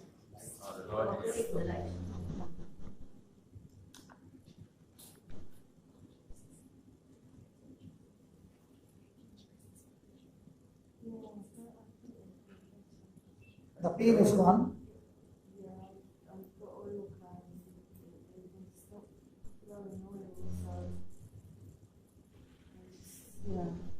Is the pain gone? Okay. The pain is gone. Okay. I'll pray for the dryness to go. Father, in the name of Jesus, you created this eye beautiful and healthy. Whatever is the cause for which these eyes are gone unhealthy, I rebuke it, O Lord, and these eyes be washed now. And as the moisture comes onto the eye, in the name of Jesus, the vision is also restored. In the name of Jesus, vision be restored. A new lens, new retina be fixed in Jesus' name. Amen. Now see. Good? Can you see me?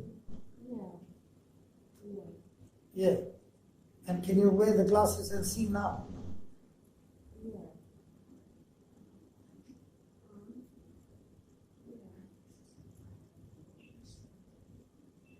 Now tonight one thing you have to do, like my wife did. She saw no change in the symptoms. But what did she say for the next 5 days? You were there when I shared my testimony? Yes. What did she do? She kept saying what the priest told her. Your husband is set free. Did my healing come the first day? No. It came on the 5th day. So now you got to open your mouth and say, Lord Jesus, I believe my eyes are completely healed. Not on the symptom, but on the basis of your word. And that is faith. Anything, everything. Because when Jesus touched a person, he never said, you are healed. He said, you are made whole. The word whole is a complete package. When Jesus healed me, he healed my marriage, he healed my life, he healed my children, he healed my finances, he healed everything. So it's a whole package. But the question is, am I believing the whole package? Am I speaking the good treasure of the heart or the evil? If you are speaking what the doctor did to you, it's an evil report. Yeah. But if you speak what Jesus did for you, it's a good report.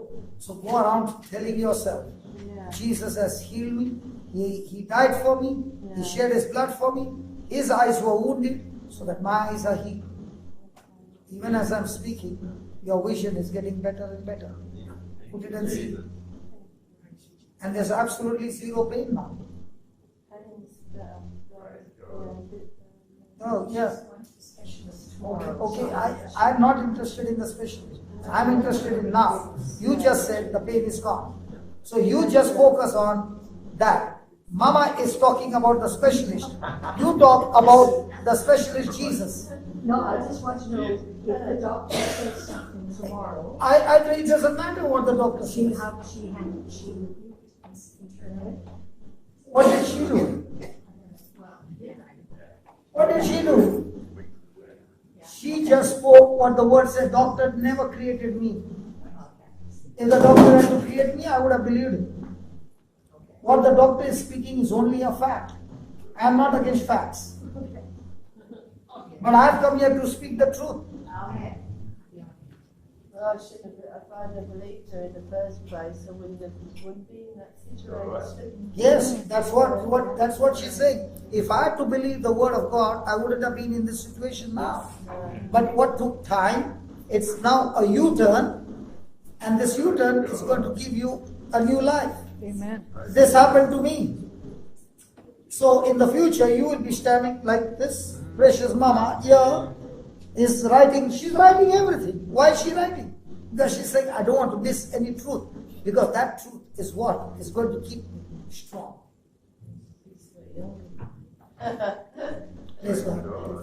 Not mama. You are the mama, not to her, but you are a mama to all of us. No, that's fantastic. Thank you. You know, my mama is in heaven. So when I see a mama, I begin to touch them because I say, Mama, that's what Jesus said. When you come to me, you will have plenty of mamas, plenty of dadas, plenty of brothers, plenty of sisters, but only one wife. You said, praise the Lord. Hallelujah. Hallelujah. Thank you, Jesus. Thank you, Jesus. So, see, listen. When you see, like Elijah saw, the small cloud, yeah, she has already prepared the prayer for her. Praise God. When Elijah saw the small cloud, what did he say? Go and tell King Ahab it's going to rain. So when I see that the pain is gone, the eye has got moist, if it happens so quickly, I know the other things will follow. But the moment you say, hey, I did not get that, not necessary, you will get it instantly. But as you keep going, it will happen. Yeah, brother.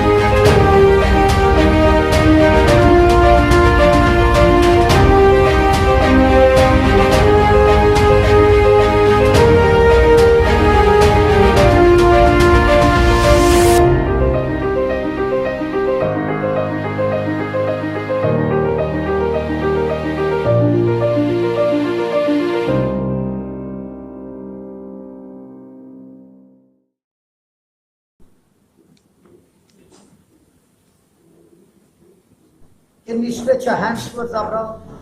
Lord, all our hands are anointed, and we pray for our precious brother, O Lord. It's going to be a creative miracle. He has lost kidney, and Lord, we believe in creating new kidney, new organ, because for you, O Lord, nothing is impossible. And you said all things are possible to us who believe in you. So in the name of Jesus, I speak new kidneys be formed, and that there be no problem in passing urine. Father, in the name of Jesus, every organ in his body is functioning perfectly. And Lord, I thank you for keeping him in good health, a long life, healthy life, anointed life, a spirit-filled life, so that when he goes around, he shares his testimony of a new organ created by you, by the power of the Holy Spirit. We have believed it, we have confessed it, and we have received it Yes, Lord. according to Mark 11:24. Yes, Lord. Father, thank you for this creative miracle. In Jesus' name, amen. Amen. God bless you. Thank you.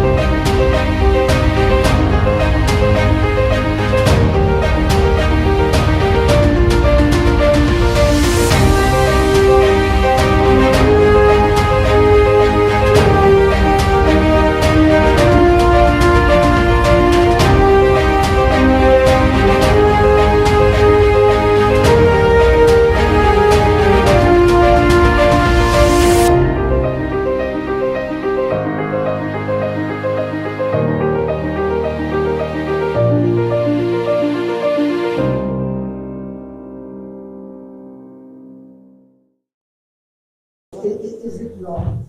Right? Me?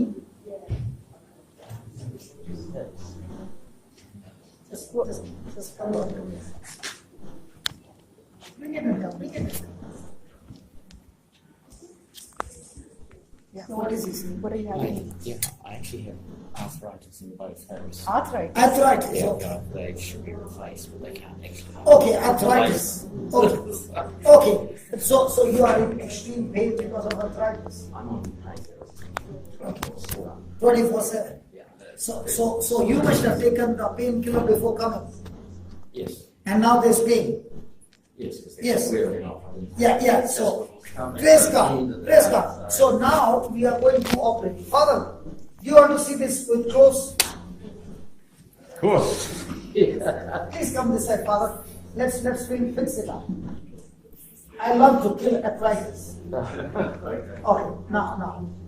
The Bible says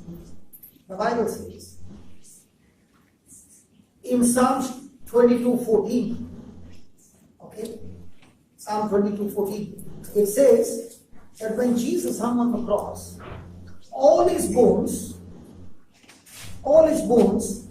were out of joint. Now your bones are not out of joint. Only the cartilages have got worn out. And you are in such pain. I want you to imagine the pain of Jesus, that every bone was out of joint. And the Bible says they were out of joint so that your joints can be healed. Amen. So it's going to take an exchange.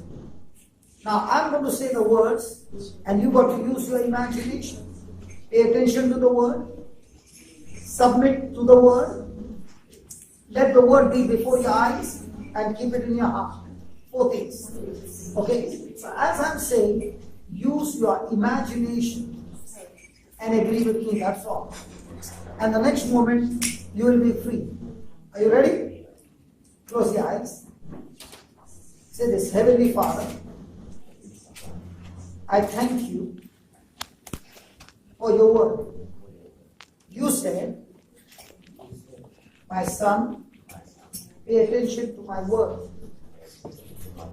Incline your ears to my saying. Keep them before your sight. And let them not depart from your heart. For their life and health to all their bones, to all their flesh. Lord Jesus, I thank you for your word. You said, I can speak to the mountain and command it to leave. So I speak to the spirit of infirmity, arthritis. I bind you. I curse you. I cast you out of this body in the name of Jesus. Lord Jesus, I believe with all my heart what I spoke right now, your spirit has cast out that spirit of arthritis right from the root out of my body. And I thank you, Lord Jesus,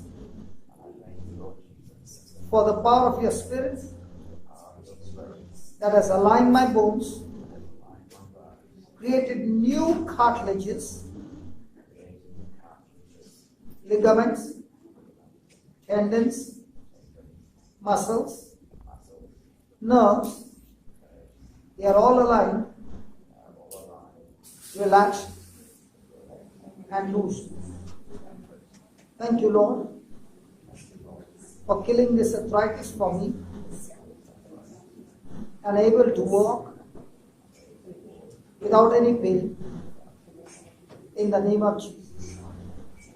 I thank you, Lord, for healing me completely. In Jesus' name.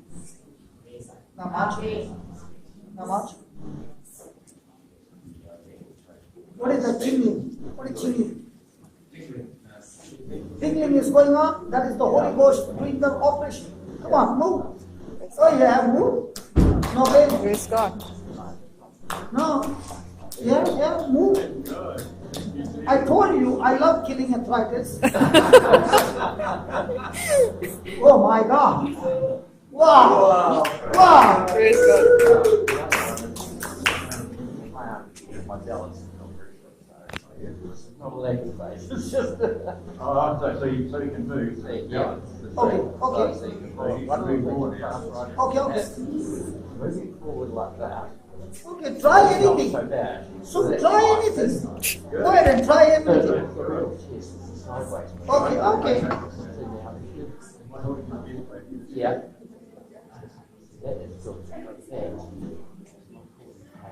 It's not causing pain.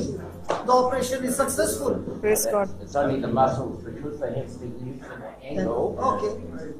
Stretching out to a full. Stretching to full. Very good. So they, as they come back into use, So they yes. will.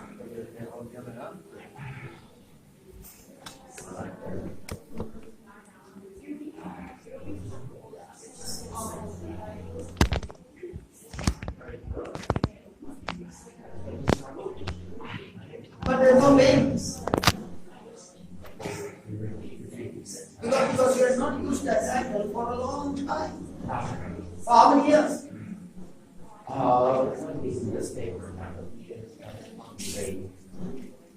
Arthritis grows slowly. So how many years now? 4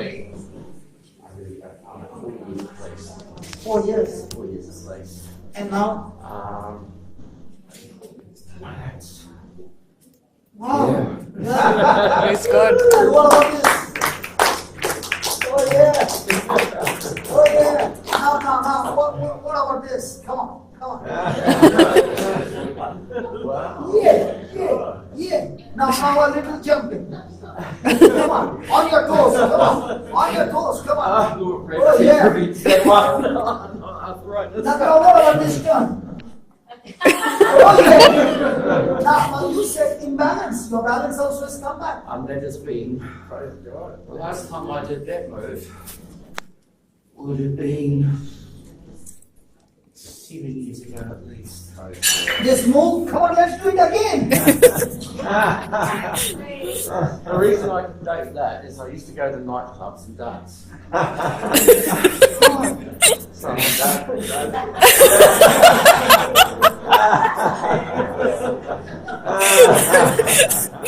I definitely lost the moves.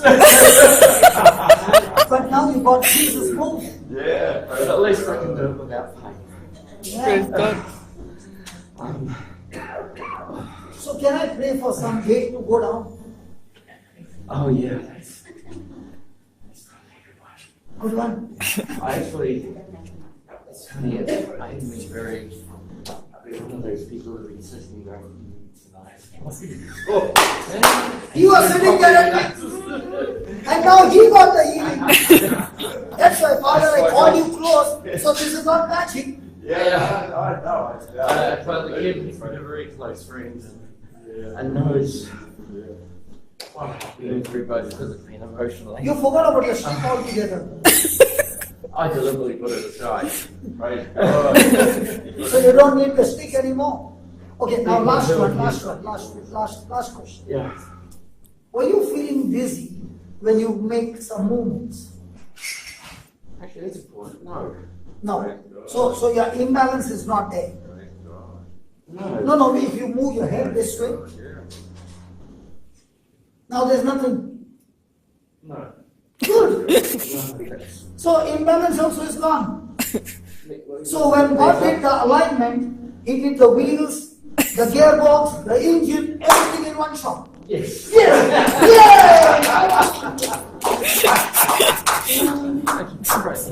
That's why I love the service station.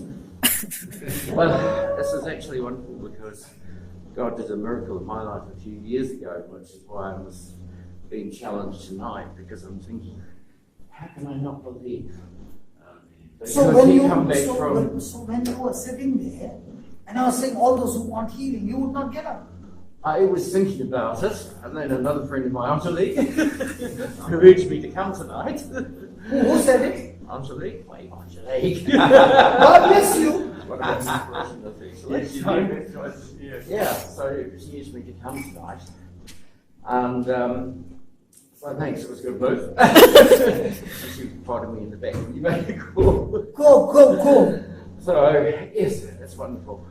Because, as I say, a few years ago, God delivered me. I got into a life of the drugs, the party scene, alcohol. I got to the point where the doctor said, "Jim, I don't really need to share in my lifestyle." So they put me in rehab, and it took me a second attempt. And I came back to audio. You can't get the audio. Oh, sorry. Do I need to start again? No, that's right. So I came back. And we used to have a very good parish priest here, Father Ron, who I'd met somewhere along the line and we stayed in no contact. So when I moved back to Upper Hutt, he encouraged me and I returned. And this congregation had been very wonderful and loving for me. And so I started just from, originally from, I went from being a very angry man about going to the church.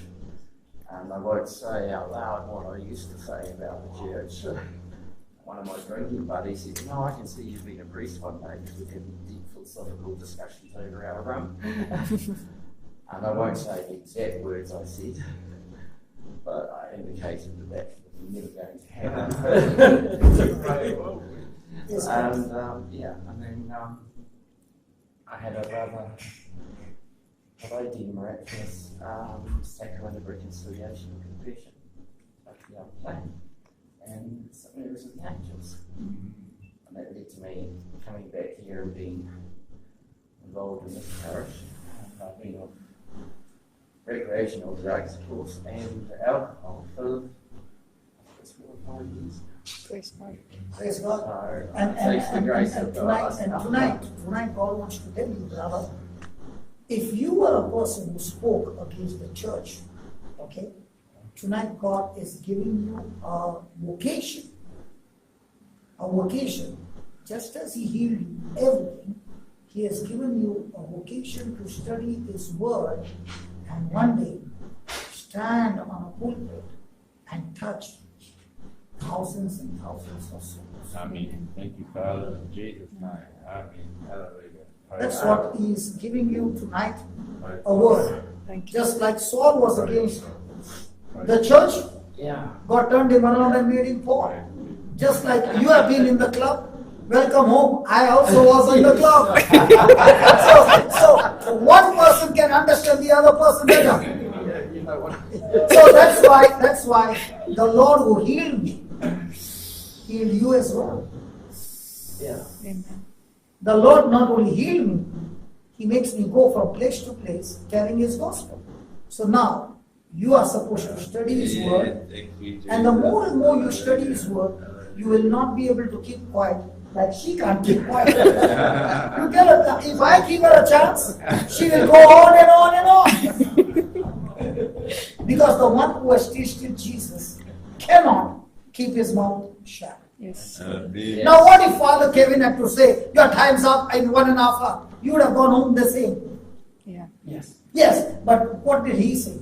Let the Spirit of God lead. Let the Spirit of God lead. Those who wanted to go, they have got their appointments, they went. But those who had free time, they sat down till the end. And the Lord said, this is what you get. Yes. It's wonderful. That's why in the Lord's kingdom, the one who came at the last hour also gets the same thing. The one who came in the beginning also gets the same thing. Praise God. So it's not that when you get up and you go, God is angry with you. He says, even if you come to the last moment, I still give you the same. Praise God. Praise God. Isn't it looking here wonderful?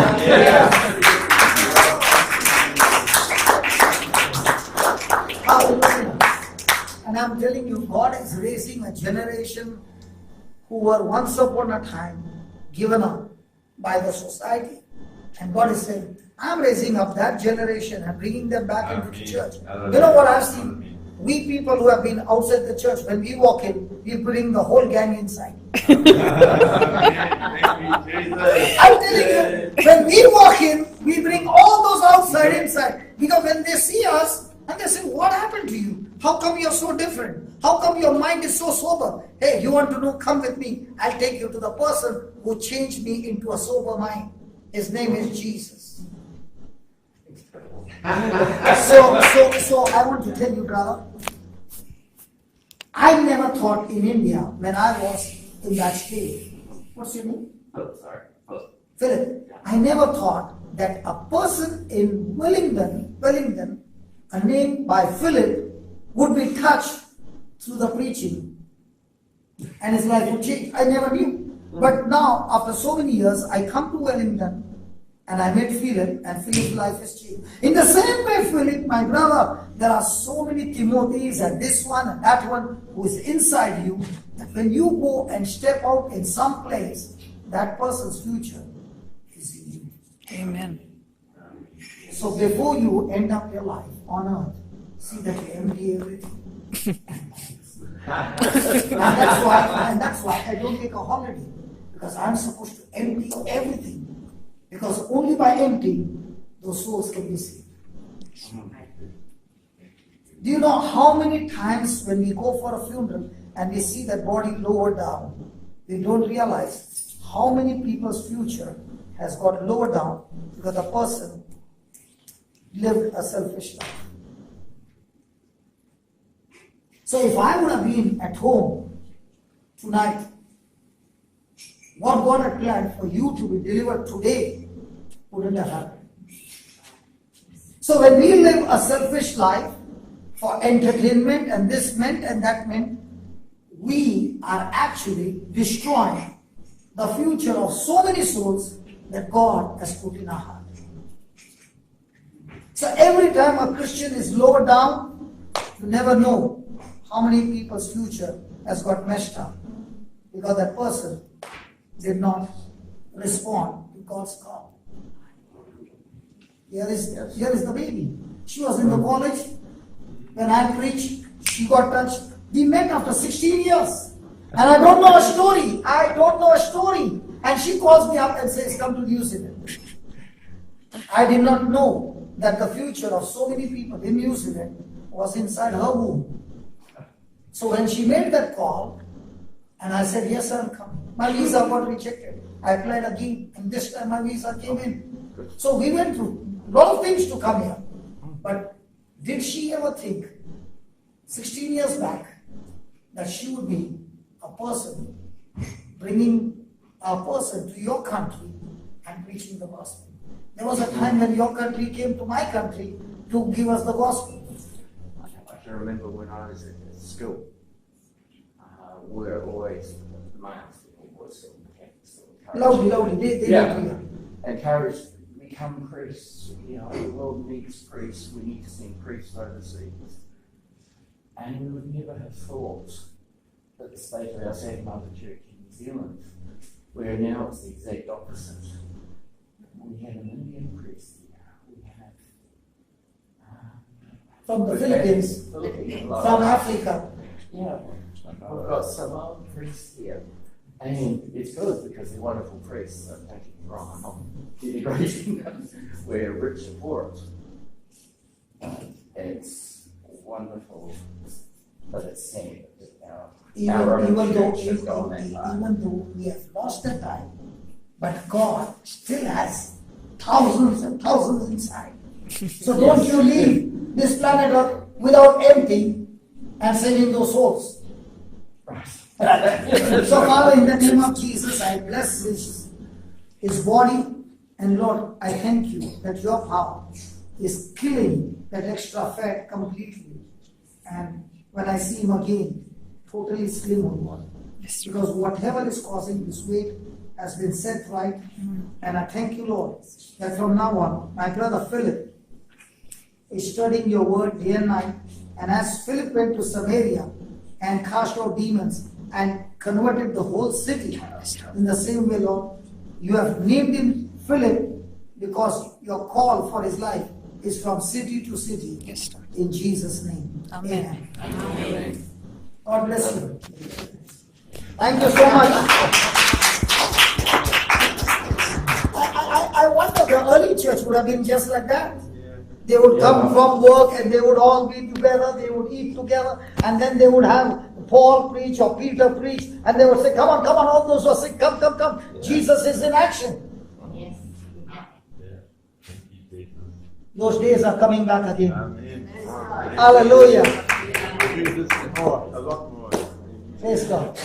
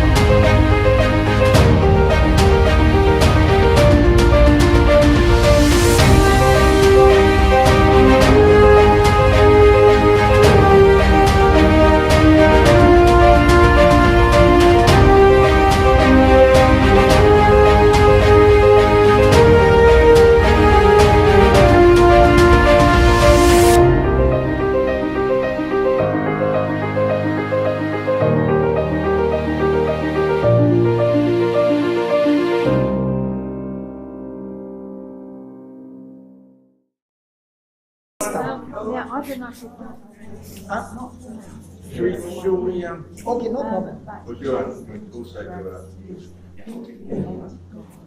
No problem. Okay. Now, can I talk about this? Okay. Here is this precious sister. She says, a nephew, she has been praying for his conversion, and nothing seems to happen. You have been praying for years and nothing seems to happen. Okay. What have you been praying? Okay. Now, did Jesus say in his word, unless you go and bind the strong man, how will you plunder his goods? So if you have not been binding those spirits in the name of Jesus, how are you going to set your nephew free? Did he say, pray to the Lord of the harvest to send laborers? Now, many a times you must have tried your best to preach to him. But who told you that you are the laborer for his salvation? God has got different laborers. For example, tonight, my brother Philip was sitting there and wondering, what he's saying, is he true? But I looked at him and I said, you are next. And thank God he said, no, he did not say that. He was ready. Now, did he ever think that when he would come here and the Lord would finish up everything? No. Tonight I was a laborer for him. In the same way, there is a laborer somewhere in this planet Earth for your nephew. And your job is to command that laborer to get out of that place and get into your nephew's life. Quickly, in Jesus' name. It can be in the bus, it can be in the train, it can be in a hotel, it can be anywhere. And when you pray that prayer, then things will change. So we are going to give you the book. It is called How to Pray for Your Unsaved Loved One. As you are taking a rosary and saying Hail Mary, Holy Mary, you take the same rosary beads and there is a prayer. Take his name and don't take one name. When Moses prayed, he prayed for the nation. So your prayer has got capacity to touch the youth of a nation. Okay, so when you pray, you take his name, take some more names, and also the youth around the world. As you are saying that prayer, every day on the rosary beads, make a list of people you want to pray. Say, let's say 25. Lay your hands on those 25 names and go and pray. Don't even go to check. They will come and say, I accepted Christ. See, for everything there's a strategy. You might be a good player in your soccer, but if you don't have strategy, you lose. Now, you and I are boxing, and you know I've been punched over here, and this hand is in pain. Where will you attack me? In the same way, where will you attack the devil? And when you keep on punching the same place again and again, 50 times, 100 times, the devil says, it's better that I leave, otherwise I'm going to be tortured by this lady more. Are you understanding? Yes. Now, what did I say? I love to kill arthritis. Why did I say that? Because I've been a killer of arthritis all the time. So in the same way, when you get started and you see that your prayer is killing that spirit that is keeping them away from God, you become a champion, a specialist, like they have got ENT specialist. In the same way, what is your specialist? You kill that spirit that blocks people from coming to know the truth. Now, did you see what she said? That's the ministry I've been praying for many years. Yes. So why did God put this out of my mouth? Because He knows the desires of your heart. Hi, Charlie. So the coaching is in that book, and we will give you the link of the topic as well, the explanation as well. You listen to it, get yourself ready. Now tell me, to kill that arthritis, did I massage it or did I speak words? In the same way, to get your nephew out, do you need to massage him or speak the words? But I can't talk to him about You don't need to talk to him. You talk to him, you know the best part? You can talk from here and the person is in New York.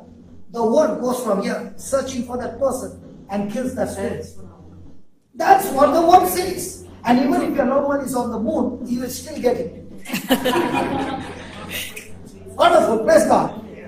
And in that prayer, you can command the angels to go after him and get him saved. When I'm coming in October, your nephew will be here. Amen.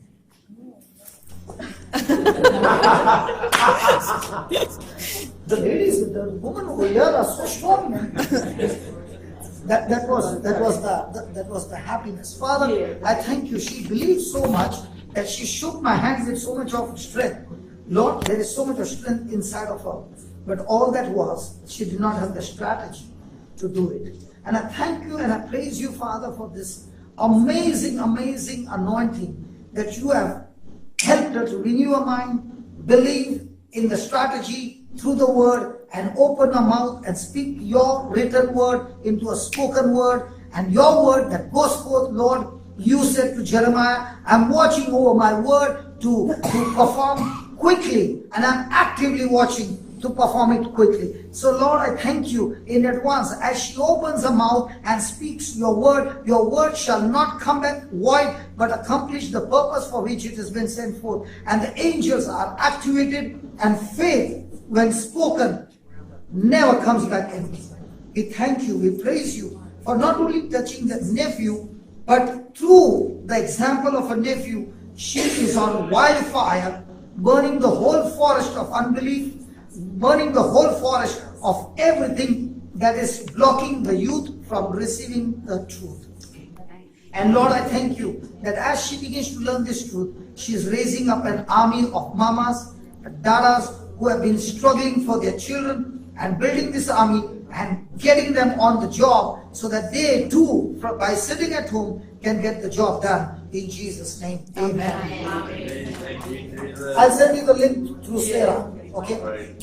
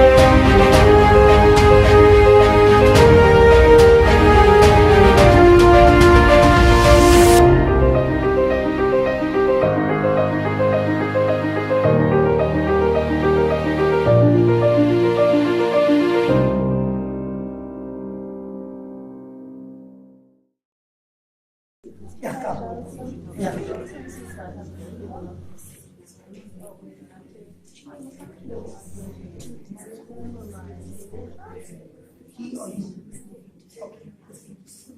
Yeah. Your heart. The heart. Okay, whatever. John 14 verse 1 and 2. Let not your heart be troubled. So now you take that scripture. You take that scripture and believe that scripture. Right. Let not your heart be troubled. Yes. Yes. So over and over again, you tell your heart, according to the word of God, Jesus said, heart will not be troubled in Jesus' name. So as you say to your heart, do not be troubled, and then start saying, thank you, Lord, my heart is healthy, it's functioning perfectly, the blood circulation is perfect, everything is good. The Bible says, as you say, so shall it be. So are you ready? So you can put your hand on our heart. Loving Father, in the name of Jesus, I thank you that you have blessed them with a beautiful, long, healthy, anointed, spirit-filled married life. And Lord, they are not true flesh, but blood flesh. And Father, I thank you that as the husband is laying hands on his wife's heart, Lord, your anointing flows into this heart, and every trouble in this heart is removed, and a new heart is being created now in the name of Jesus. Because you said in John 14, 1 and 2, let not your heart be troubled. So I speak the same words in the name of Jesus. Let not your heart be troubled, but be completely recovered, restored, and functioning perfectly from now on in Jesus' name. Amen. Lord, we have spoken it, we have believed it, and we have received it in Jesus' name. Amen. Thank you. Yeah, come.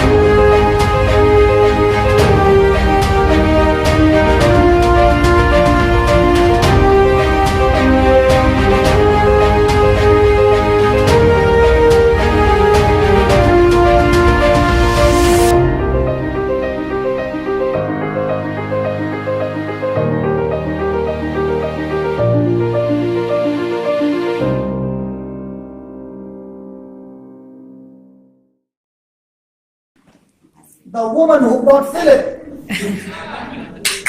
Congratulations. Thank you so much. You are from which country? No, originally. New Zealand. You are born and brought Yes. In New Zealand. Your So- ancestors? New Zealand. Yeah, so they are Maori, the original people of New Zealand. Maori are the original people of New Zealand. They are the indigenous, the original inhabitants. And Yes. these are coming from outside. Yeah. Oh, I'm so sorry. She's the least The reason, She's the least one. she's a police. Blessed one. I thought she's a police. No. Yeah, tell me. I forgot. You forgot about I'm looking for wisdom and how to live my Help. She wants prayer for wisdom and help with education. And with education for what? For children. No, for herself with studies. Oh, you're still in school? again. He's looking at your height. Okay. Loving Father, we thank you as she has asked for wisdom and education. Lord, there is wisdom of the world and there is wisdom of your kingdom. I pray for your wisdom to come upon her so that she will flourish even against the wisdom of this world.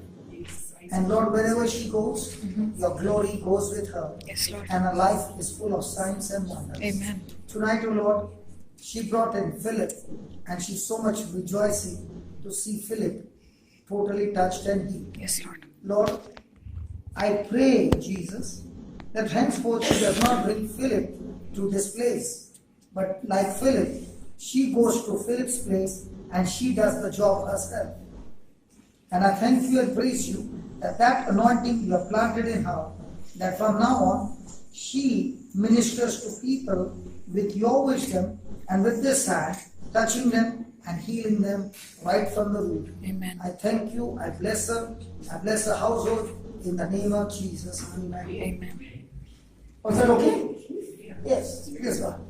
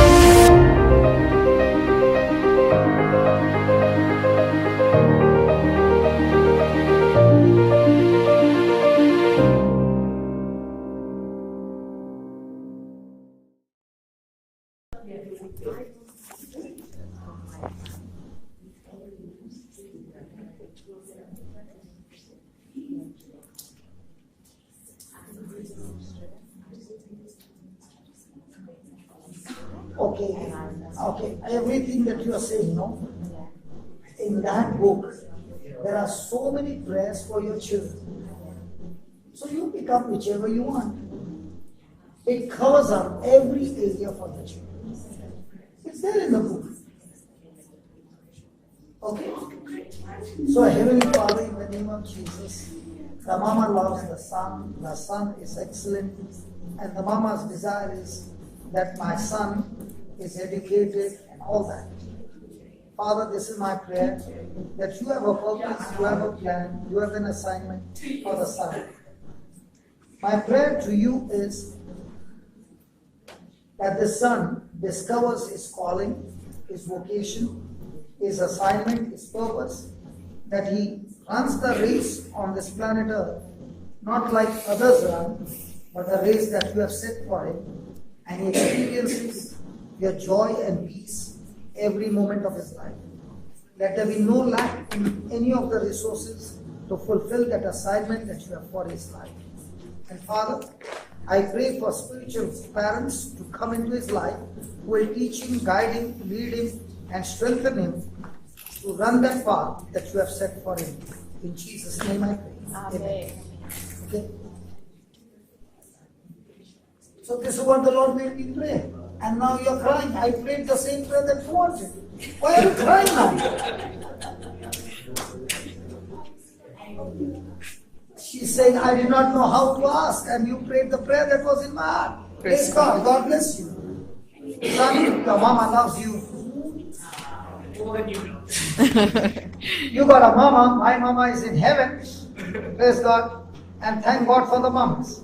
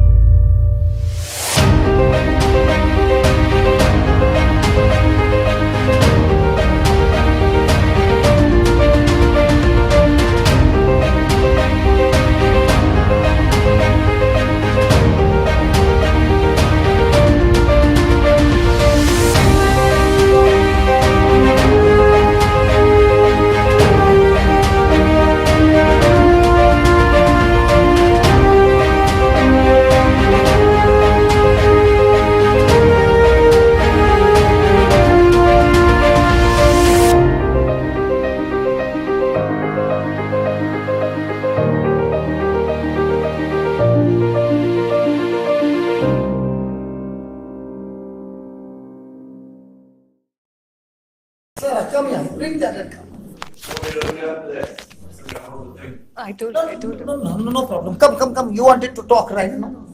I told her my testimony. Come. She was saying pray for education, so I shared my testimony. Come and share. No.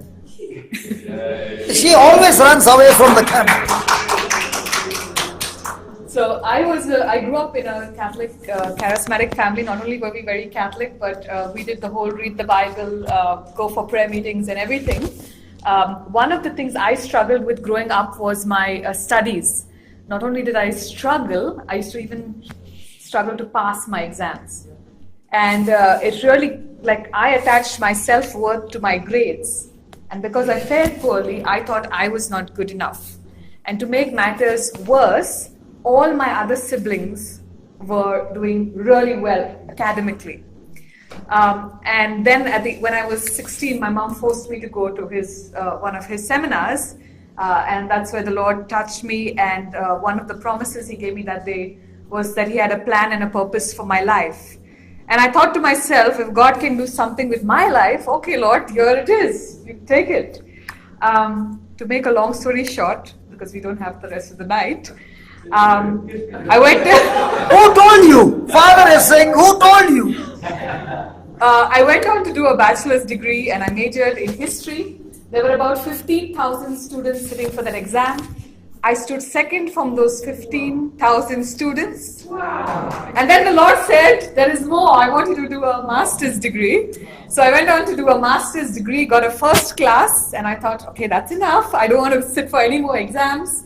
But the Lord said, there is more. And that's when he began to nudge me, not only to do a PhD, but to move all the way to New Zealand to do it. And in 2017, in December 2017, I graduated with a doctorate in history from Victoria University.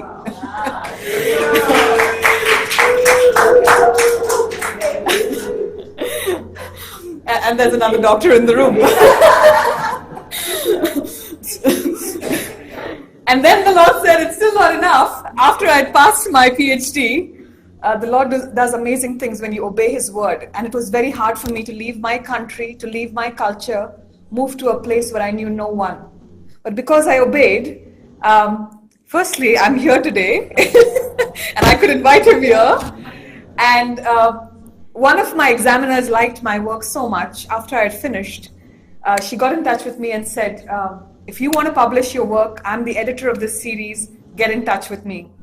So last year, I became a published author with one of the really, really good academic publishers. And my book is all about mental health and how the system has not healed itself, and so it's unable to heal people. So I praise the Lord for all He has done for me, and that's why I can't help talking about Him.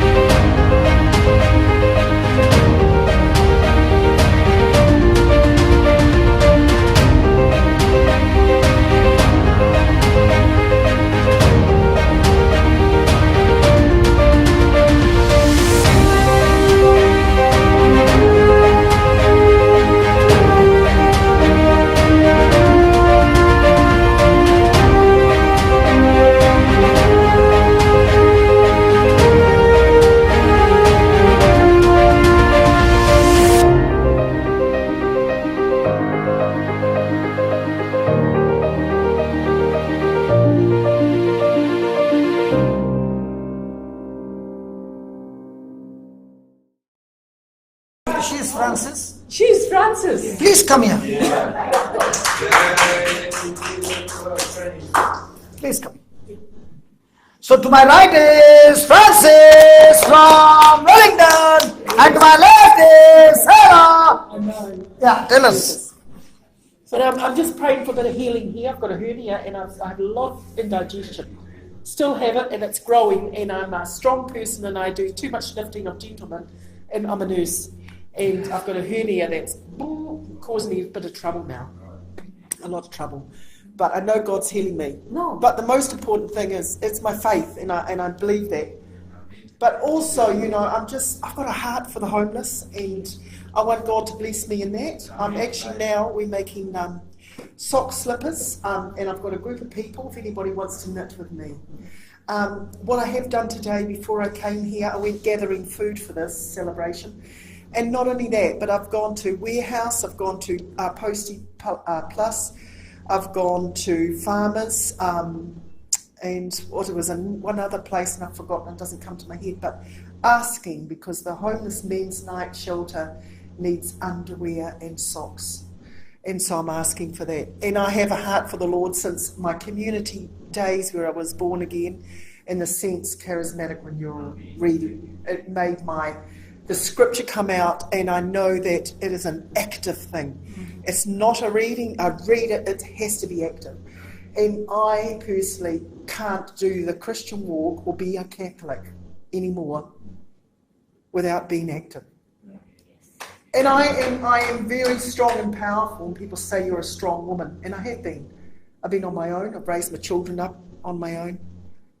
And, I've had great examples and great people in my life. And I've had great suffering, and this is what it's brought me to this place.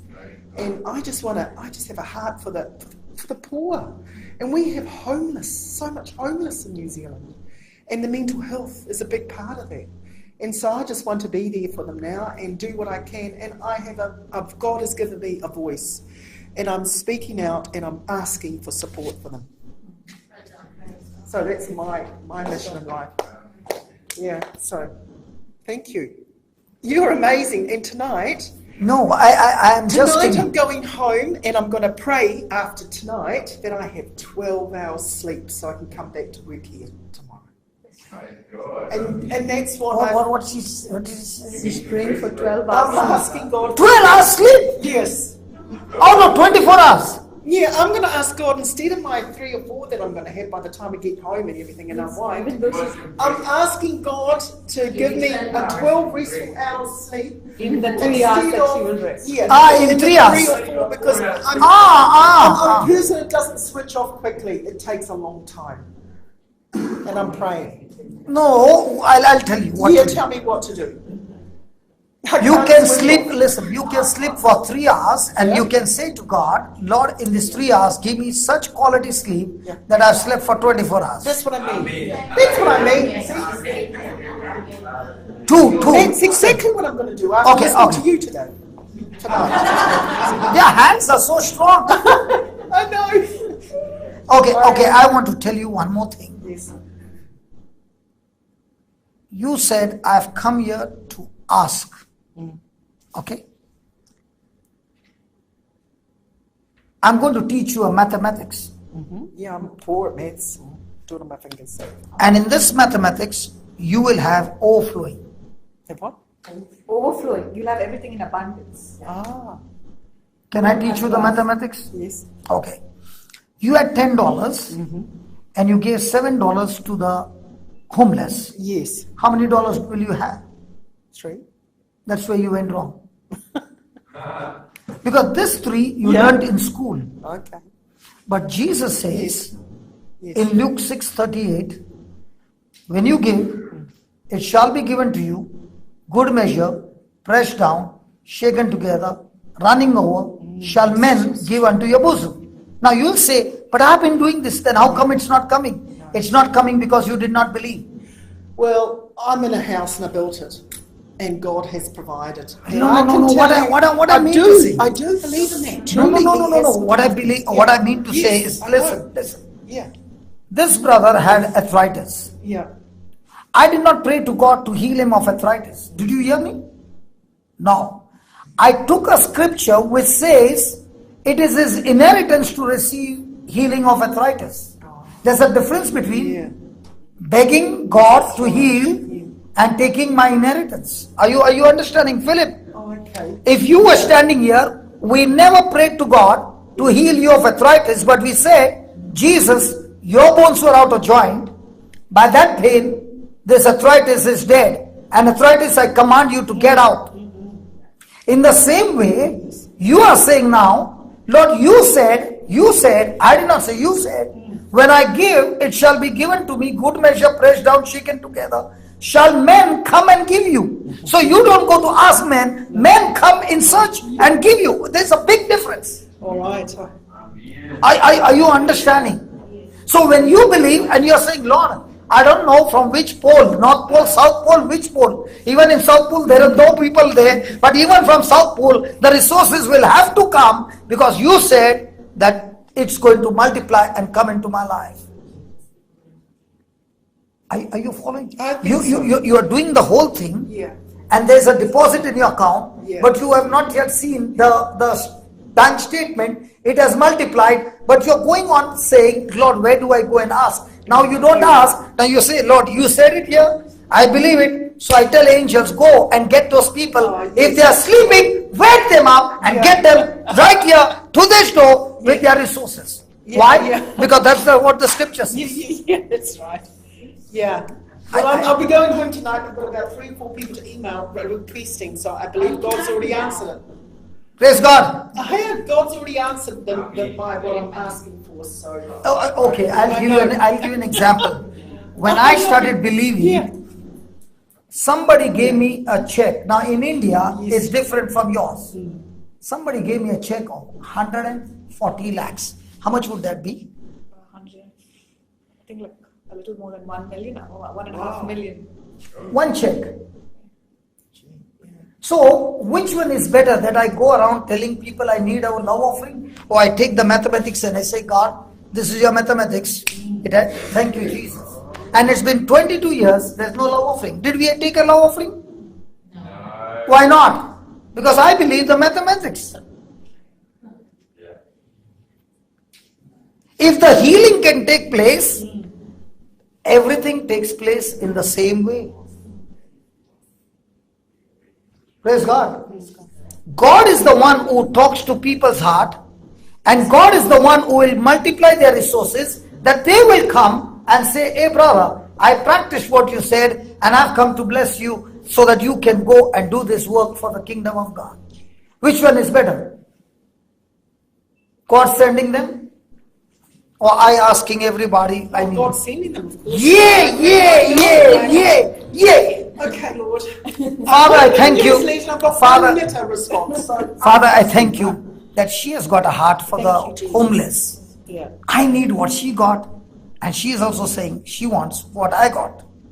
So Father, let there be an impartation of this anointing, that I go home taking the heart to reach out to the poorest of the poor, and she goes home with the heart to proclaim the word to the poor and teaching them how to get rich.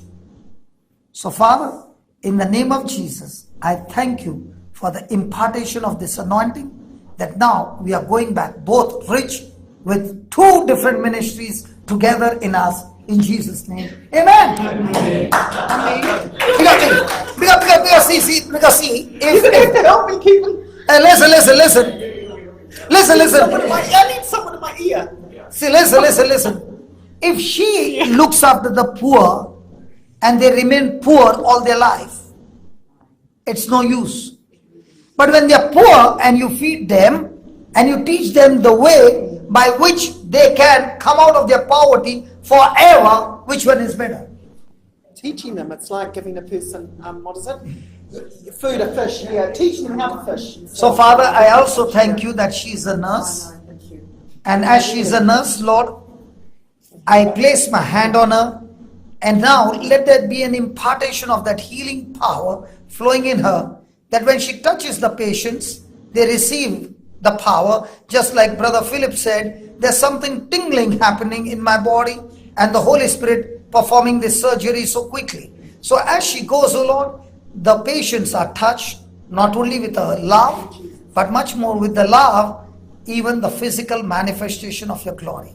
And the problem that she had in her body that caused pain, Lord, I thank you. It's all uprooted from the root, and she's completely healed. Amen. In Jesus' name. Amen. And I thank you, Lord, for giving me this opportunity to meet such a wonderful, mighty woman of God.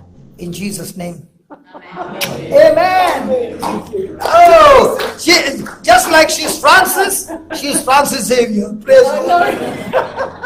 Just as the name is. I wish I knew you when I was 14 and for the. Thank God you did not know me. I would have taken you to the club. Thank God you did not meet me at that time. Philip, I would have taken her to the club at that time. Hallelujah.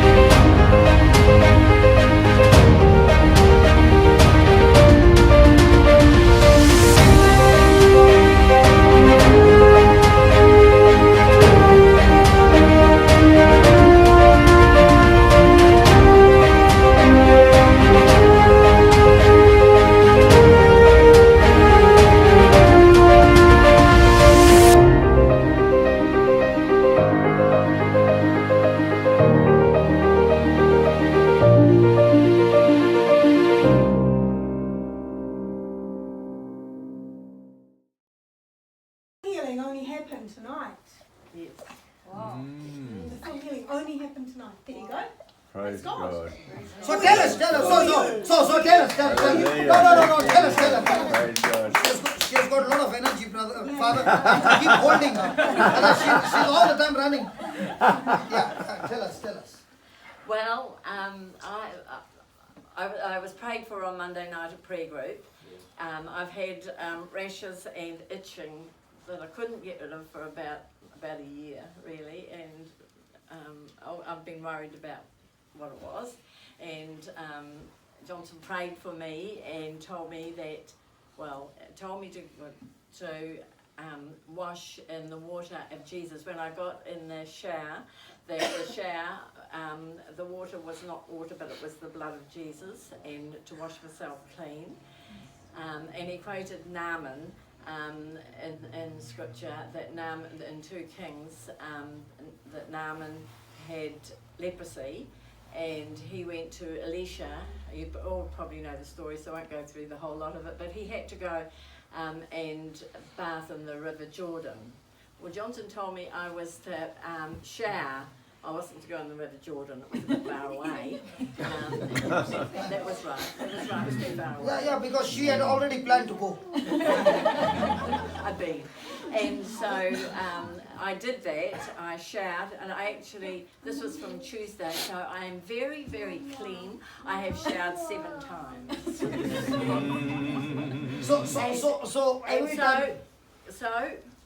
I now have no itching. Okay. And I had a little bit of rash still left. And so, I feel that the Lord was still healing. But I did have to come back tonight because Naaman, when he was healed, he went back to Elisha to thank Elisha. And so I'm here tonight. But Margaret can finish the story because I still had a little rash here. Well, she thought she did.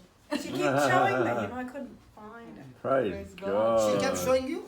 Yeah, she kept. That's why Margaret was She kept saying, I also can't see it. I can't see it. I was laughing and I was saying, what rash? But and I you were looking around because we were talking and I was saying, show me. She's saying, here, and I go, I can't see it.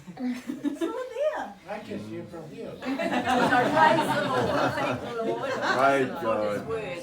Because I did pray His word a lot as I was under the shower, especially as at the wedding feast of Cana, Jesus changed the water into wine, and then at the Eucharist, at the Last Supper, He changed the wine into His blood, and I believe in that, so therefore I believe that the water coming from the shower and washing over me was the blood of Jesus. And the witness from Revelation. Amen. Not just the blood, but our witness. Yeah, That's they right. overcome And Satan. And that's right, and that's Yes. why I wanted to come back, because I had to be a witness. Praise Praise God.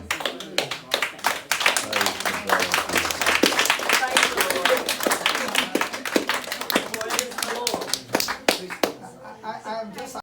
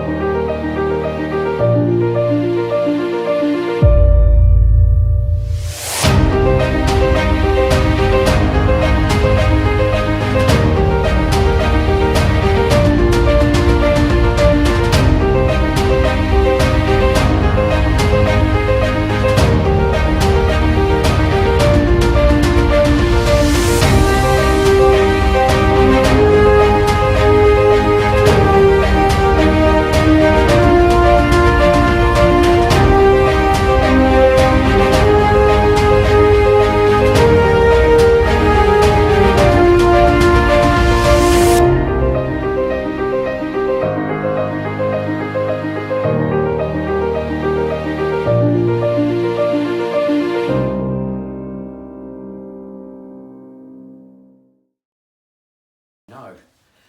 And Brother Johnson here, I've had arthritis for some years now, but a few years now, but it's come on last few years quite quickly and it's been quite debilitating. I have caregivers coming in twice a day to help with showering. I'm on 12-hour slow release antidepressants and anti-inflammatories with extra painkillers and fairly limited movement. And then last night, after praying and looking at the scripture where Jesus' bones were all stretched, Out of got joint. out of place, out of joint on the cross for me, and I was able to claim that healing. Now, I hadn't had my painkillers that night, up to that night. I'd had them earlier in the day. So last night I had none. I went to sleep after we left McDonald's. I went home, I went to sleep. I woke up this morning at 8:30 going, this is a strange sensation. What's missing? There's no pain, there's full movement. Praise God. Straight out of bed. Now, anyone who knows me will know. Yeah. Probably you know. I know. Yeah. First thing in the morning, you don't want to know me. It's like I'm not human until I've had a coffee and a cigarette, and painkillers preferably. And getting up is a 2-hour process. This morning I was up a few basics. I went back to bed to sleep because I was tired because it was a late night. Got up later on. I haven't had the desire for a cigarette either. Wow. As well as no painkillers. And on the way up here, I flew in, good run on the motorway from Upper Hutt, got down to the bottom, got a nice car park close to the walkway. Google Maps did not show me anything like the reality. Was the man speaking or the woman speaking? I don't know, I didn't use the voice, I'm old fashioned, I just look at the map. I've had experiences of listening to the woman's voice on Google Maps. So anyway, I got up, I climbed, and I was about to climb the stairs, and I got out my car and I tripped, dropped my bag, wound it flat boof on the pavement. No. John just missed that. He come back as I'm going, oh, he's a tidy Kiwi, he's cleaning up the street. And there was, I'm sorry John, forgive me, there were some very unchristian thoughts. That's right. Because you also missed the second fall. Because after you'd gone on, I realised one of my good borrowers was in the gutter. And I forgot, God may have healed me, but he hasn't actually given me power over the laws of physics. So I'm facing downwards. Oh no. And I'm bending down in the gutter to pick up a pen. Wow. So that's a weight forward position. I don't know, but those of you who know physics knows what's happened when you go weight forward on a downward slope. It was another splat on the concrete, which is why I'm wearing such unusual garb, because by the time I got up here, my clothes were a mess. I had to go into the bathroom and change the first thing. So, but the miraculous thing about that was, you're normally a big fall like that, and it would be an ambulance or a fire brigade job. Thank God somebody had very nicely parked a good solid van with a good solid mirror thing on it. So I was able to use that to hoist myself up. But I just laid down the mat and go, well, what hurt a bit? Oh, was it a nice night, Lord? Oh well, I've got my breath back now, how am I going to get up? So I got up, climbed the steps all the way up to number 1. For those of you who know this has Oh yeah. all the way up to number 1 because I missed the gate on the side. Wandered around number 1 going, this is the wrong place. Trying to find in my phone and the number, because I left my glasses in the car. Which is why you got away with your misquoting scripture, because I can't actually read it without my glasses. So, got that, and then back down here. Now that is the first time I've got a friend who lives on the top of a hill like this in Lower Hutt on the Western Hills. I've actually haven't visited her for some years because I can't climb her hill without using a walking stick and having an asthma inhaler at the top. As you saw tonight, I was able to walk in and just talk. Miracle. Praise and God. after that walk, that is not me. Another miracle. Praise God. Praise God. My sister rang me. I've got a half sister in Christchurch who's not Catholic. But she actually rang me while I was driving here. Fortunately, I was on the motorway. She said, "What's going on?" And I said, "Oh, yes, good. Yeah, she is quite good." I said, "I haven't answered your call lately because it's been pretty crap. You don't want bad news." She goes, "Yeah, thank you for that." And I said, "Hey, while I'm talking to you, I was going to give you a ring. We've just got this amazing preacher up here, the Healing Ministry from India, and he's down your way tomorrow." Oh, praise so, God. please, if you ever look out for her. Where, in And Christchurch? in Christchurch and Riccarton. I'm texting her the details tomorrow. And if you've got a video of tonight or tomorrow night, you can show her and she'll tell you. And I will send you her video how God fixed her up. Yes, yes. Yes, it's a big... Yes.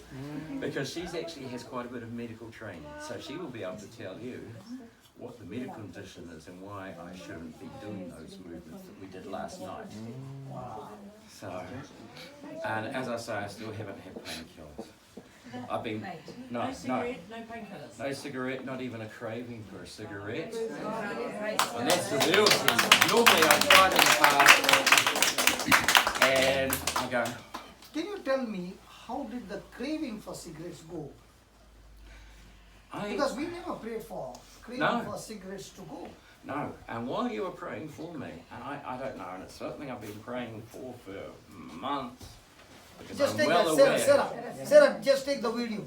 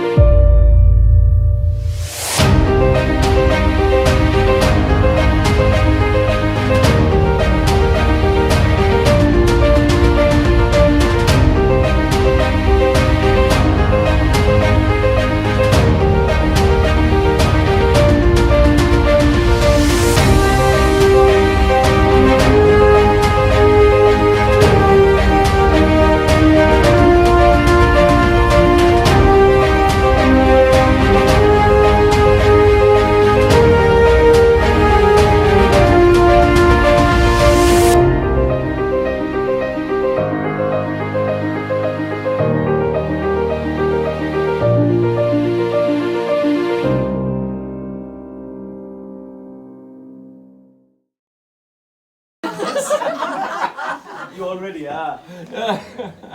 I feel like I've been flying above one today. So, yeah, when we were praying last night, and one of the things I normally do when I go to church, out of respect for our Lord, is I don't take my cigarettes in, I leave them in the car. Okay. And last night, because I was running late for your meeting, I'd forgotten they were there. So they And remained in your they pocket? were in my pocket during the meeting and Okay. while you were praying. And I didn't remember till earlier on in the night when you were speaking in the church where it was cold. And I put my hands in my pocket and go, oh, like everyone else. And I realised, oh, yeah, they shouldn't be there. I thought, well, it's too late to do anything about it, so I just carried on.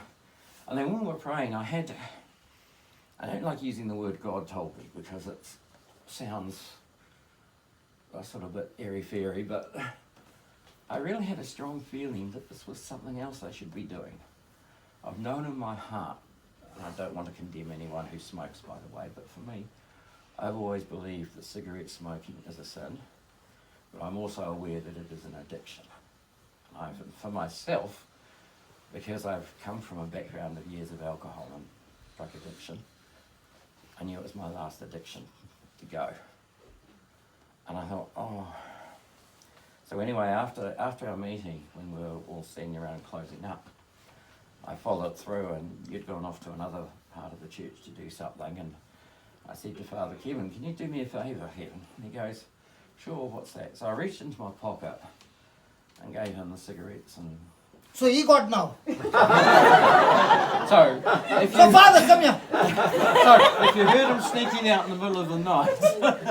Father, come here. No, I am quite confident that he's a man of God, that he won't get... That's why we went home with him. Got my, You've got your burgers, evidence.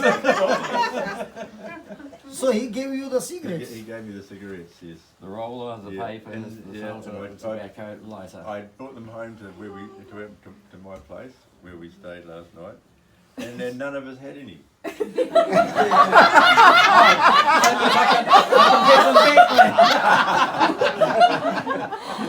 I saw you reading it from this thing, it was a green lighter.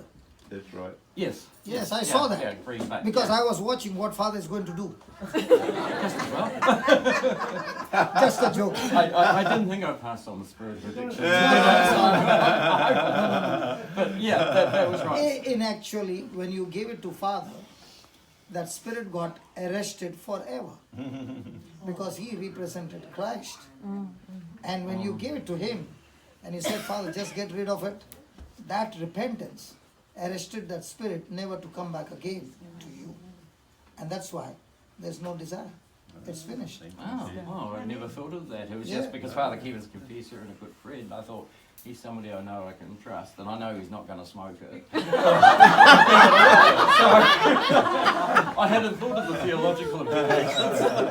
I was going to put it in the kitchen, in our back of the church, the kitchen bin. And Phil said, no, don't do that because people come in and go through the bins. Yeah, we have a big problem in Upper Hutt with people with homelessness and other mental health issues. So I had visions of somebody coming in the next minute. We have a queue of homeless people going through our rubbish bins during the day looking for tobacco. But yeah, that's just something that's... I've been smoking for, well, since I was 19 regularly. Oh my God. Praise God. I spent, some years ago now of course, but I'd spent 12 years in the Jehovah's Witnesses. They were very anti-smoking, that's one of the things they're not. And funny enough, one of the reasons I could never get promoted, as it were, within the Jehovah's Witnesses was I could never stay off cigarettes long enough. I would handle it for maybe 2 years, and then I'd go, that's it, man. I got to bust out. But when you came to Jesus, you did it permanently and so easily. Yeah, that was the drugs and I. And that's why the Bible says, whoever the Son sets free is free. Amen. Amen. Amen. So we should do the Sarah, dance while they're filming. Do the dance. Sarah, our trip to New Zealand has been so fruitful. Last night, when my brother Philip was making that decision, heaven was rejoicing. Yep. Yes. Yes. And that's why I said, oh, tell Johnson And what happened. do you remember that one lady said, what if I had to meet you when I was young? I would have taken her to the club. That's right, we were talking about that, yes. Yeah. Thank God she met us after we changed. Thank God God, one we thing. all change, and it is the Amen. Lord who changed us, and all glory to Jesus Amen. for loving us and continuing to love us Amen. and continuing to pour His mercy every day Amen. and cancelling every legal document that was against us. While they've got the cameras going, we should do the dance again. Oh, I'm not yeah. sure if I can do it better this Yeah, time. Wow. I'm If very out of there are any practice. doubters, this is proof. I'm very out of practice, so. Because he couldn't do this. Yes. Because he didn't. Because the Lord healed his, the Lord healed Phil's balance as well. Yeah, one of the So who's things. going to give the music? That organ works? You gotta keep One of the Or we things. can just sing. Put a hand. On my phone I can play. What hymn? Can you film this, please, Sarah? For Johnson? Pardon? Can you film this for Johnson to take down too? Oh, yeah. That's all right. So I can take down the Okay. Christchurch if you see.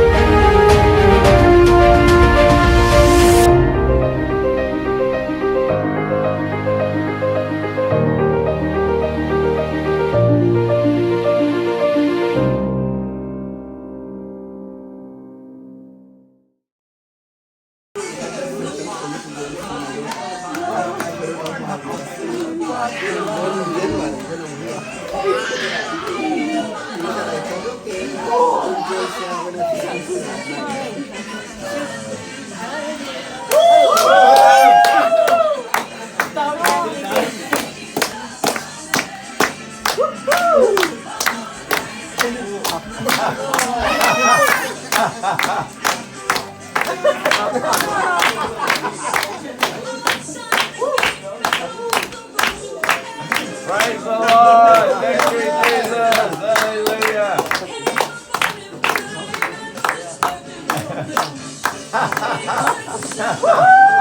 Yay. Thank you, Jesus.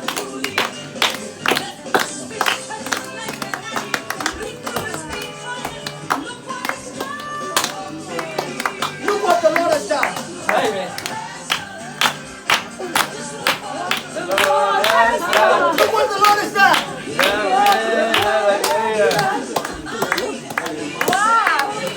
Wow, that's amazing. Thank you, Jesus. Oh yeah. Oh my God. Yeah.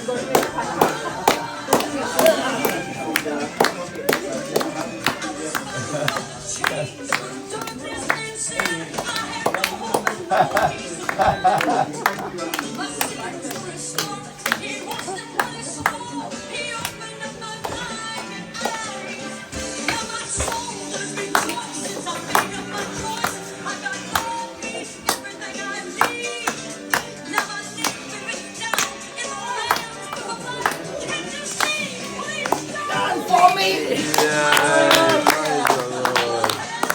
Look what the Lord has done. Amen. He had my mind. He saved me just in time. I got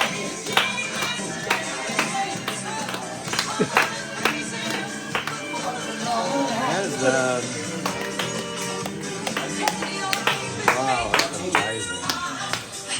Thank you, Jesus.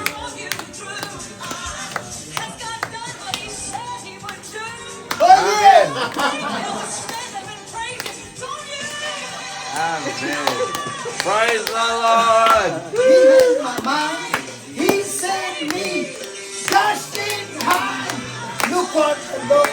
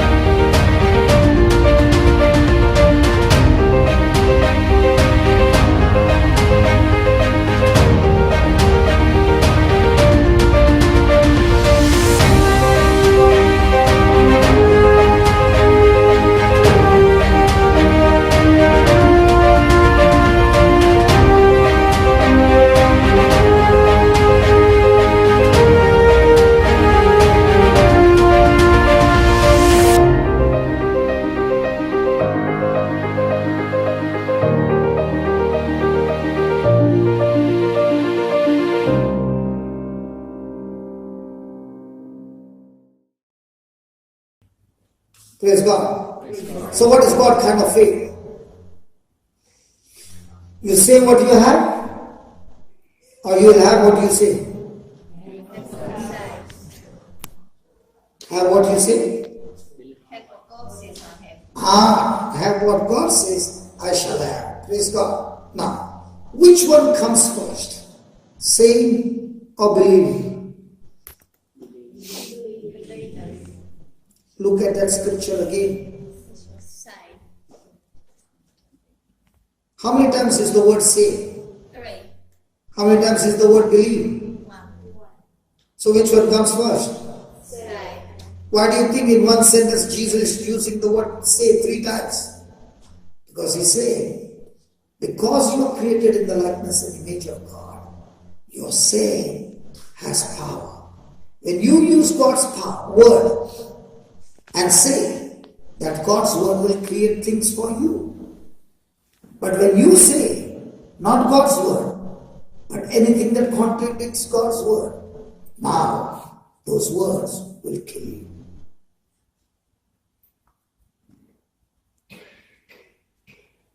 Do you have any pain or something in your body? No, I'm totally well. You are totally well. What about her? Nobody wants to come. Anybody having any issues with bones? Come.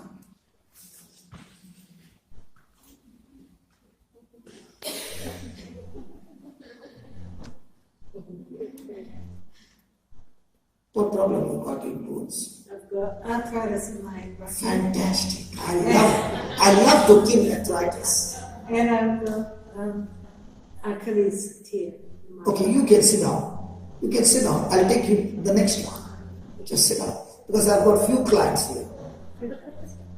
But there are many clients who will not get up. And when you don't get up, you get nothing.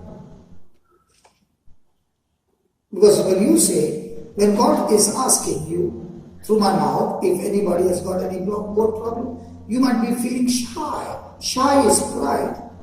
Because again, it is self-centered. Yeah. You got arthritis for how many years? Can you come close? Yeah. How many years? Probably about 8. 8. When was the last time you spoke to the spirit of arthritis? Never. So which one do you... I was praying. You were praying. Okay, you were praying. Now, are you willing to change? Absolutely. Now, I want you to use the same words, and say, is she coming in the frame or she's too close? All right. Yeah. It's all right. Okay, that's okay. Okay.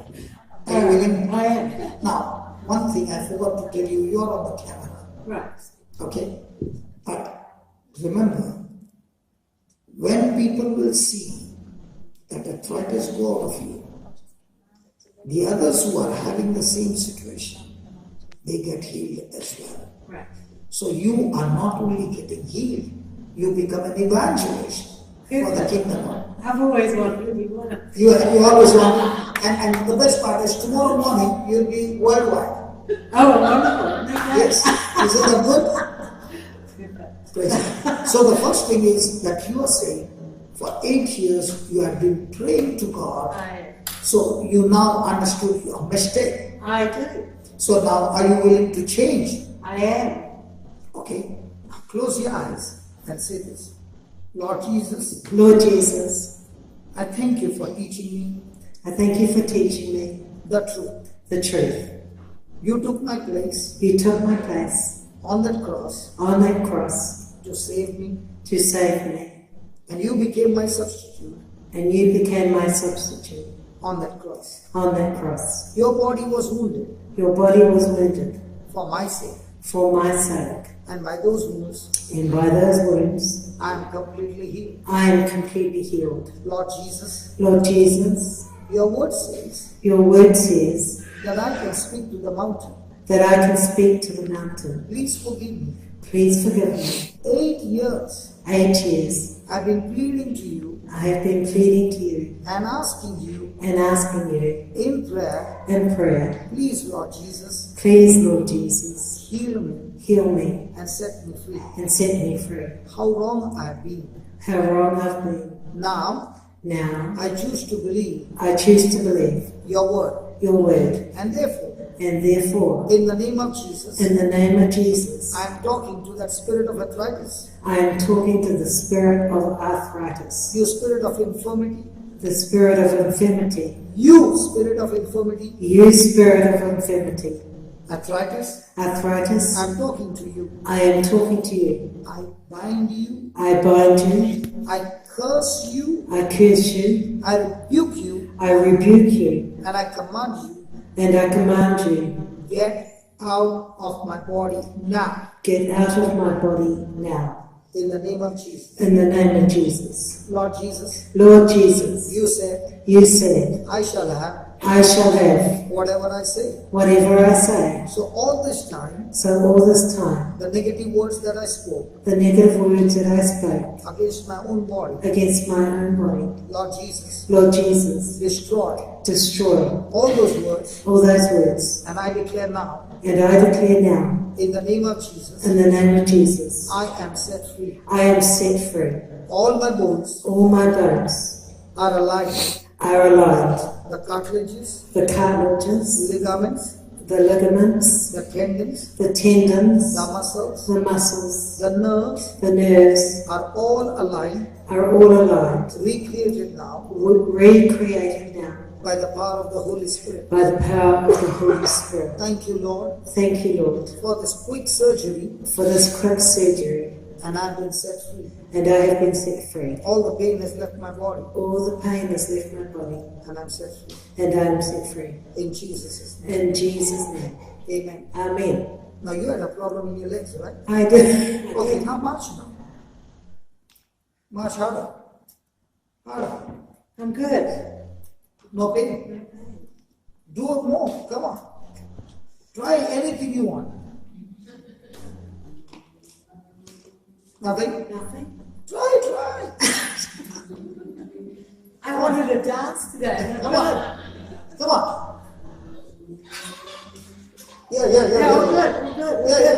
Yeah. All good. Thank you. Now tell me. Let's hold on. 8 years you suffered. Yeah. But you followed the wrong system. I did. Was this easy? Yeah, perfect. Yeah. No problem. So much better. Praise God. Okay, you come. Can we give the Lord a big hand for that? 8 years.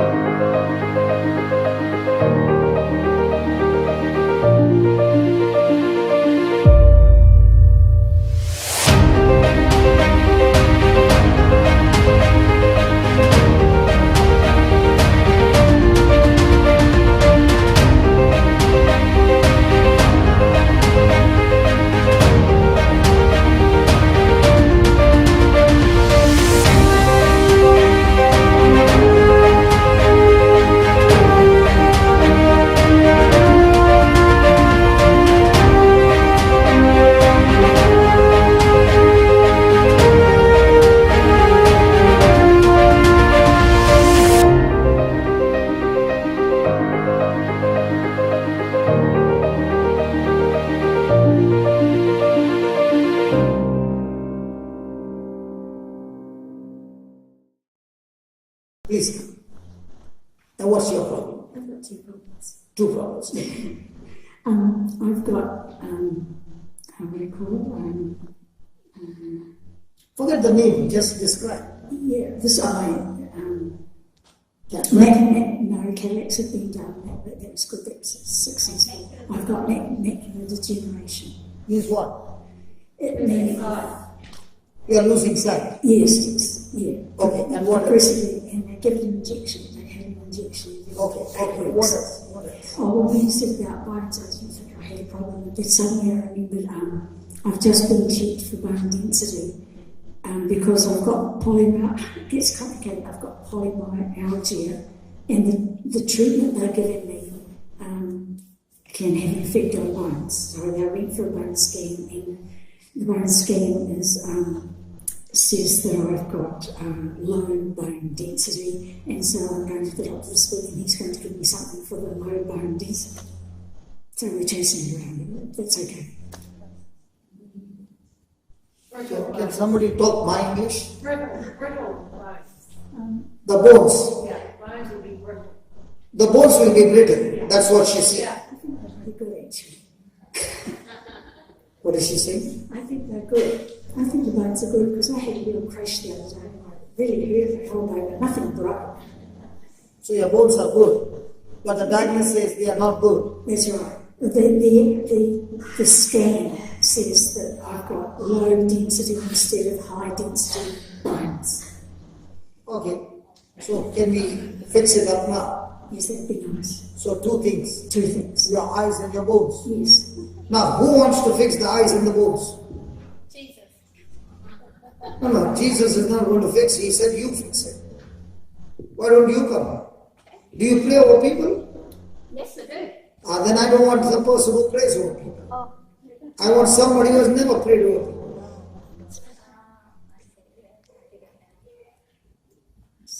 Not one Indian? Shame on you.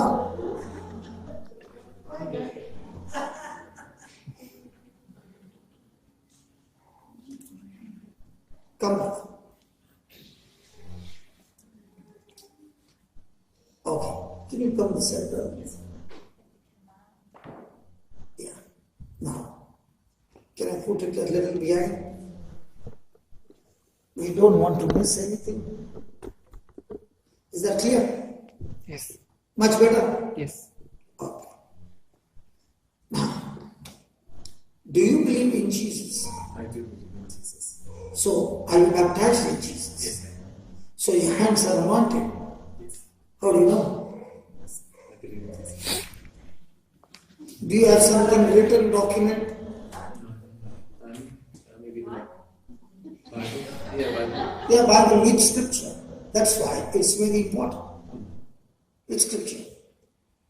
The thing I believe. Which scripture do you believe for the year? See, please understand. When you're operating in faith, there has to be a written document. Now, when she said arthritis for 8 years, what was my word? Wow, I love to kill arthritis. Now, you go to the hospital and tell somebody who has got arthritis, it doesn't get healed so quickly. Why? Because the person who understands arthritis, it means the cartilages are destroyed. And when the cartilages are destroyed, it means the bones are going to have friction. And when the bones are going to have friction, it's going to hurt the person so much. But now, when she opens her mouth and speaks what she said, what is written over there, can you believe God creating new cartilages instantly? Anybody a nurse here? Did I say right? Come on. Because if a person is suffering from 8 years, that means the cartilages are damaged. What makes you think, man, after 5 minutes, the cartilages will, the bones will not hurt you? Because that word has power to create. In the same way, for our eyes to get healed, you must have scripture. Okay. Do you remember when Saul, on his way to Damascus, encountered Jesus and then he became blind? Yes. You remember that? And then a man named Ananias came and laid hands on him and said, Brother Saul, receive your sight. Yeah? Now, is there a scripture written there? Yes. Yes. So now, can you take that same scripture and speak that same scripture on her eyes, and the next moment, eyes get healed? Now tell me, which one is better, that I pray or he prays? I don't pray. He prays or he says? Are you understanding now? I am purposely speaking these words. Okay. Put your eyes on her, put your hands on eyes. Use both your hands on both the eye. Not on the forehead, my friend, on the eye. Yeah. I know you are doing it for the first time. You can put like this. Praise God. Say this, Lord Jesus. Lord Jesus, I got up from my seat. I got up from my seat, believing in you. Believing in you. That you are calling me. That you are calling me. To do this healing. To do this healing. For this precious mama. For this precious mama. Lord Jesus. Lord Jesus. Thank you for this opportunity. Thank you for this opportunity. Just like an asking and laid hands on Saul, who was blind for 3 days. For 3 days. He said, Brother Saul, you who believe in Jesus, in the name of that Jesus, receive your sight. And the Bible says, the scales fell off the scales fell off from the eyes. And Saul's eyes were completely open. In the same way, I'm talking to you, Mama. In the name of Jesus. Receive the power of the Holy Spirit. Recreating your eyes. Your optical nerves. The retina. The lens. And whatever has gone wrong. I command now. In the name of Jesus. Eyes. Receive sight. Receive complete sight. In the name of Jesus. I thank you, Lord. For giving a new sight. And your blood. Flowing into our bones. Making the bones strong. That she is free from this affliction.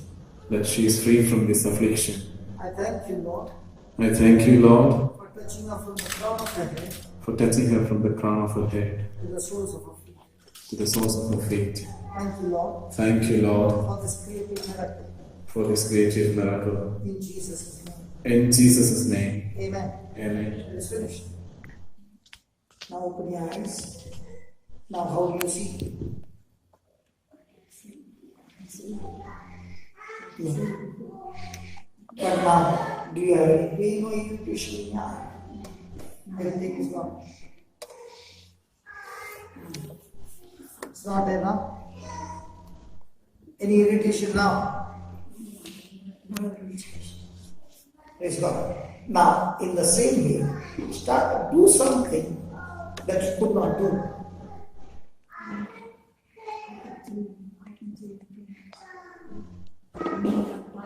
Yeah. Okay. It's only the report that has come back. Yeah. Okay. Now what do you believe? The report is the same or is it changed? I believe that Jesus healed me. I believe that Jesus has healed me.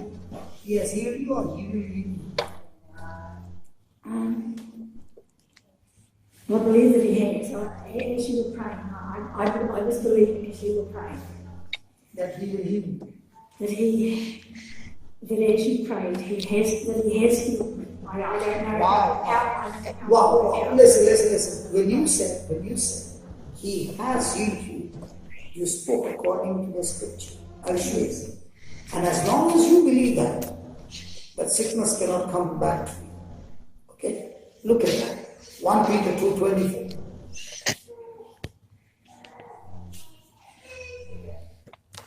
Keep pressing 1. It will go to Peter.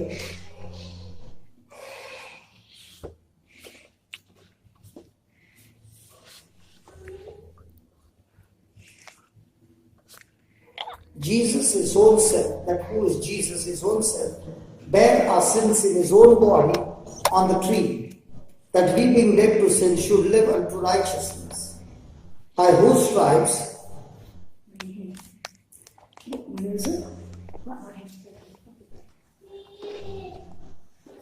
23, just 24, yeah, just highlight that, brother, last line. It will be in blue. Just highlight. Only the last line. By whose stripes? Is that word word or are? Stripes. Word. So come. So Bible says past tense. It is past tense. Yes. I learned English from you people.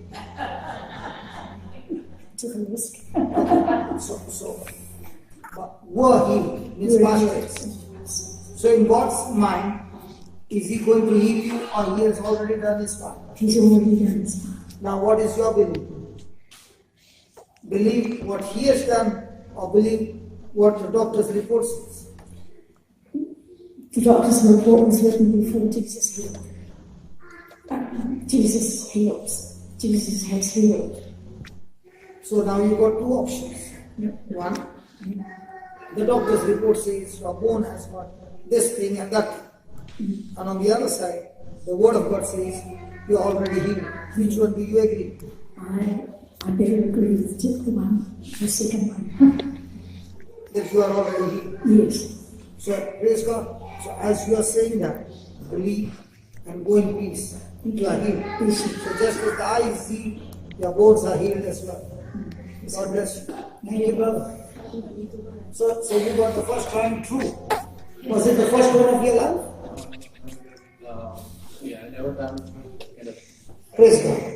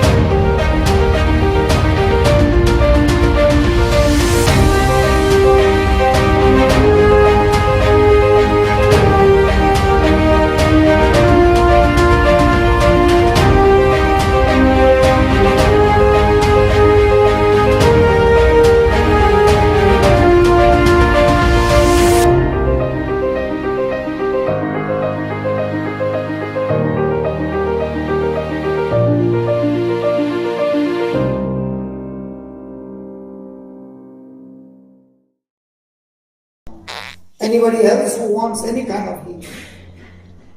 Yeah, come. Come.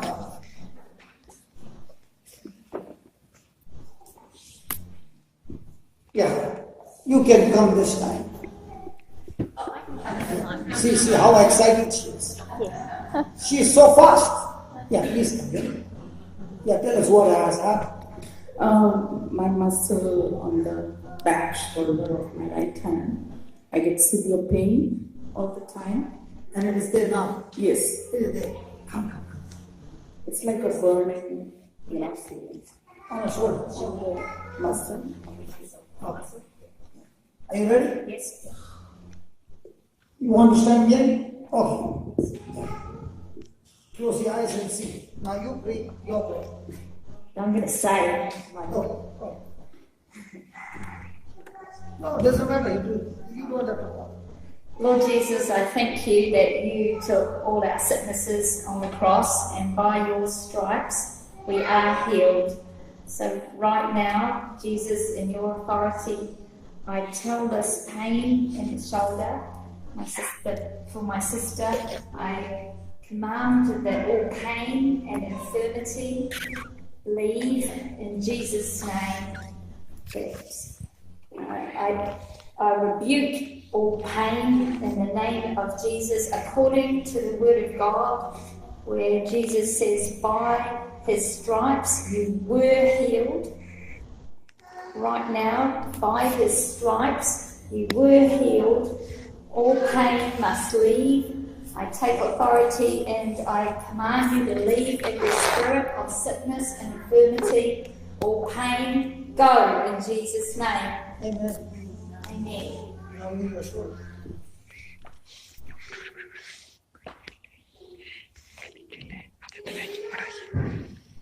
Searching?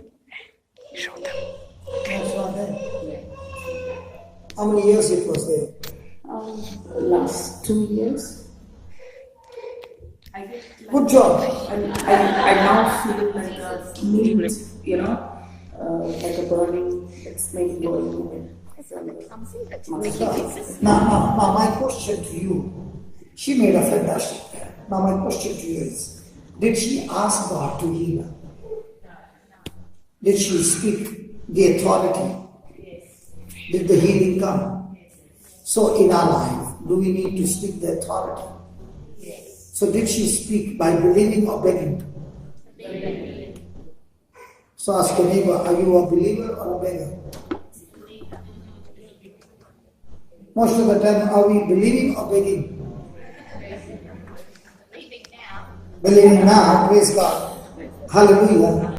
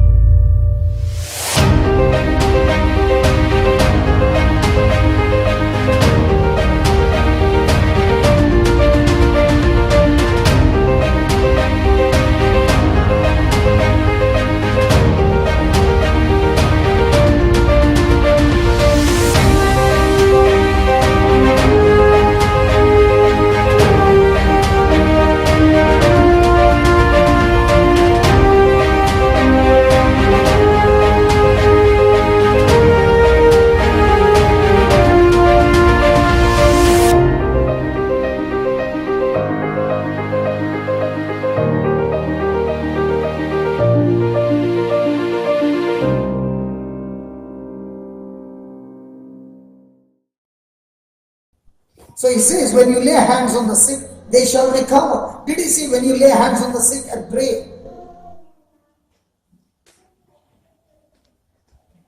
Do we have hands? But do we lay hands? Do you know every person seated here is able to heal the sick? But do we lay hands? Because of unbelief. Imagine for a mother whose child is sick and the mother is crying because she doesn't know her birthright, she doesn't know the inheritance, she doesn't know the anointing that she carries. And the person is sick and crying and looking outside for somebody to come and lay hands. Whereas all this time, the Bible has been saying, those who believe in my name, they shall cast out demons and heal the sick. Is it given in the Bible? But is our action corresponding to that message? Okay, let's have this scripture. Come on. Is there anybody who needs healing? Come. Come here. Come.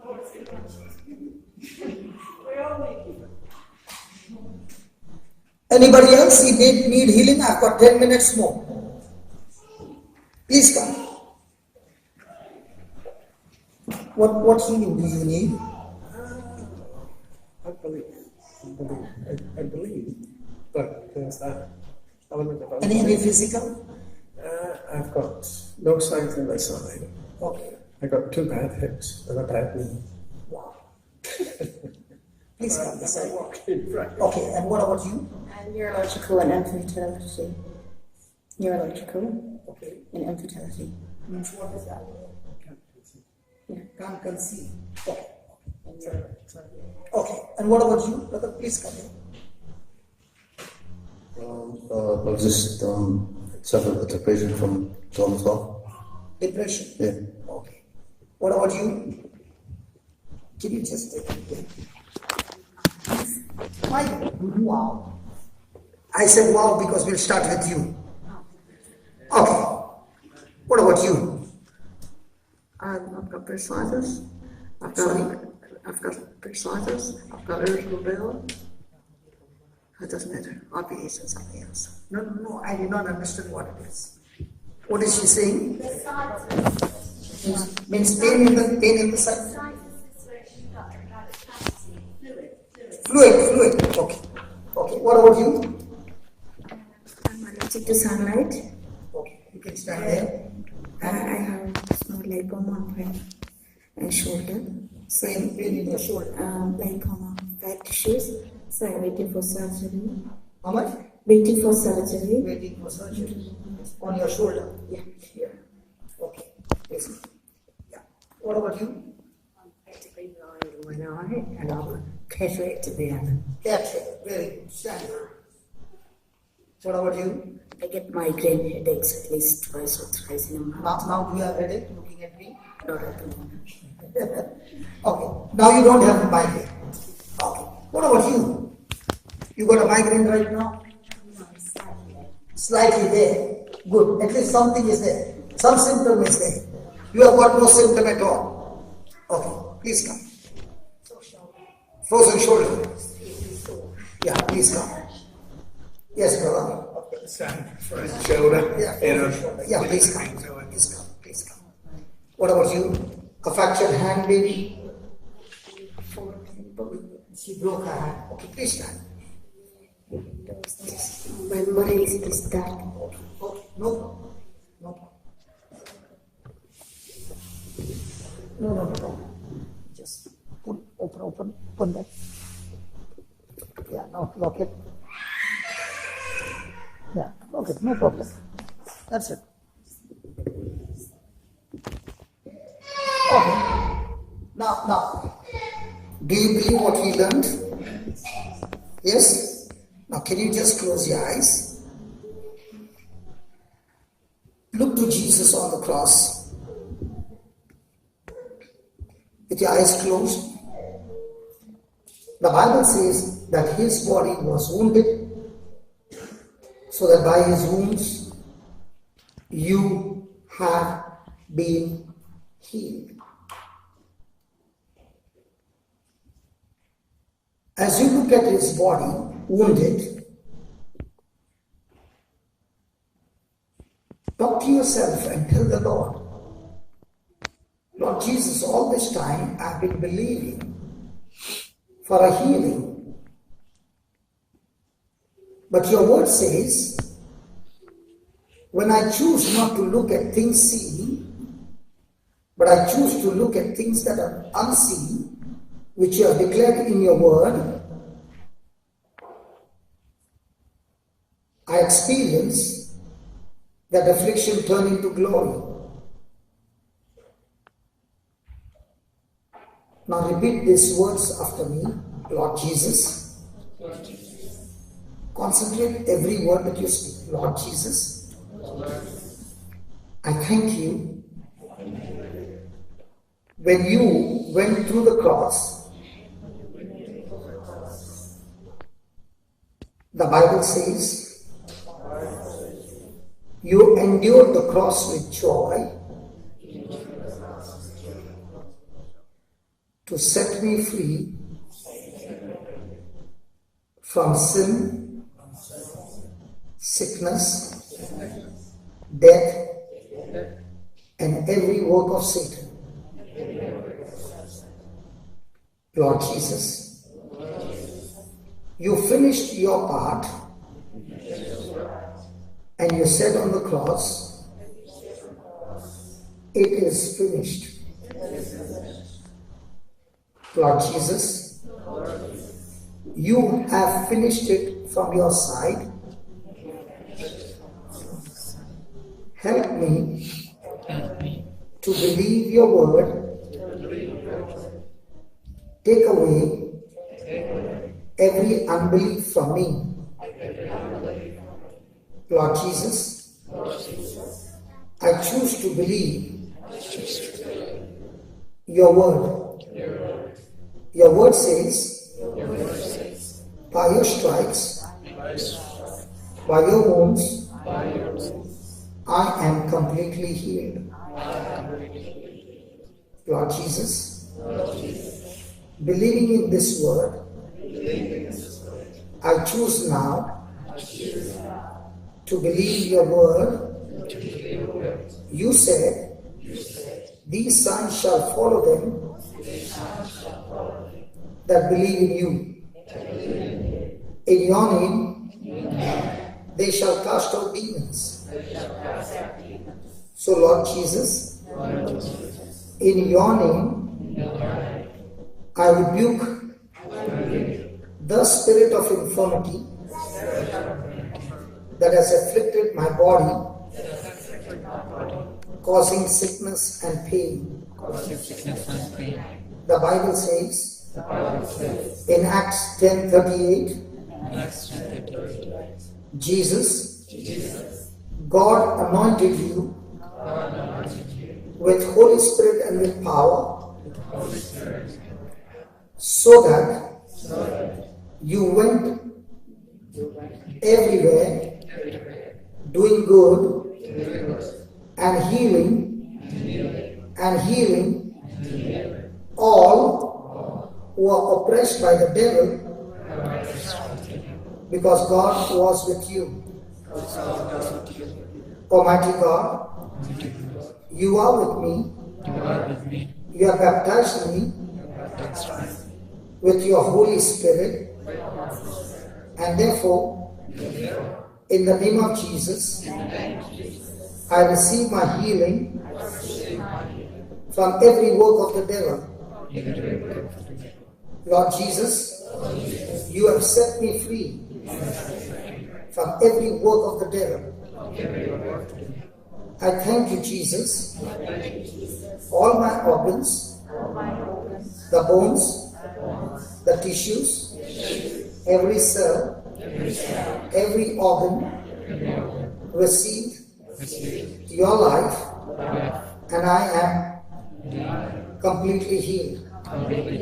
According to your word, you have set me free. Spirit of God, I thank you for recreating my body,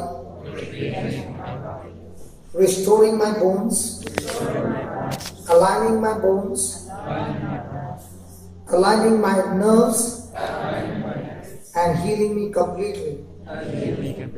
I thank you, Jesus. I am healed. Keep saying that. I thank you, Jesus. I am healed. I thank you, Jesus. I am healed. Now lift your hand and check it. There is no soul. Keep saying, keep saying. Finish? It's gone? Yeah. Check. Yes. Check it out. Yes? Okay, keep saying thank you. The rest of you can close your eyes. Please continue saying that. That's how it works. Yeah. Yeah, lift your hand up now. Yeah. Is that good? Yes, good. Now, what was your problem? Okay, now. The Bible says that by his wounds you have been healed. Did you have any pain in your body? You did not have any pain, except when you sleep. So now you see, close your eyes and say, Lord Jesus, whatever was the symptom or the sickness, I choose to believe your word. Your word says, I am healed by your wounds. Tonight, when I go to sleep, I shall not suffer, because I choose to believe your word. Your word has set me free. In Jesus' name. Amen. Now you do one thing. Before you go to sleep, take your rosary, and on the rosary beads, say this, 1 Peter 2:24. Lord Jesus, by your wounds, I am completely healed. What will you say? Lord Jesus, by your wounds, I am completely healed. So say that about 1 rosary, 2 rosaries, 3 rosaries, okay, on the beads, and go to sleep. And please remember me. You will say, thank you, Lord, I am fairly no problem at all. Will you do that? Promise? Good. Praise God. regarding the migraine. Give me Isaiah 61:3, please. 4 more minutes to go, please.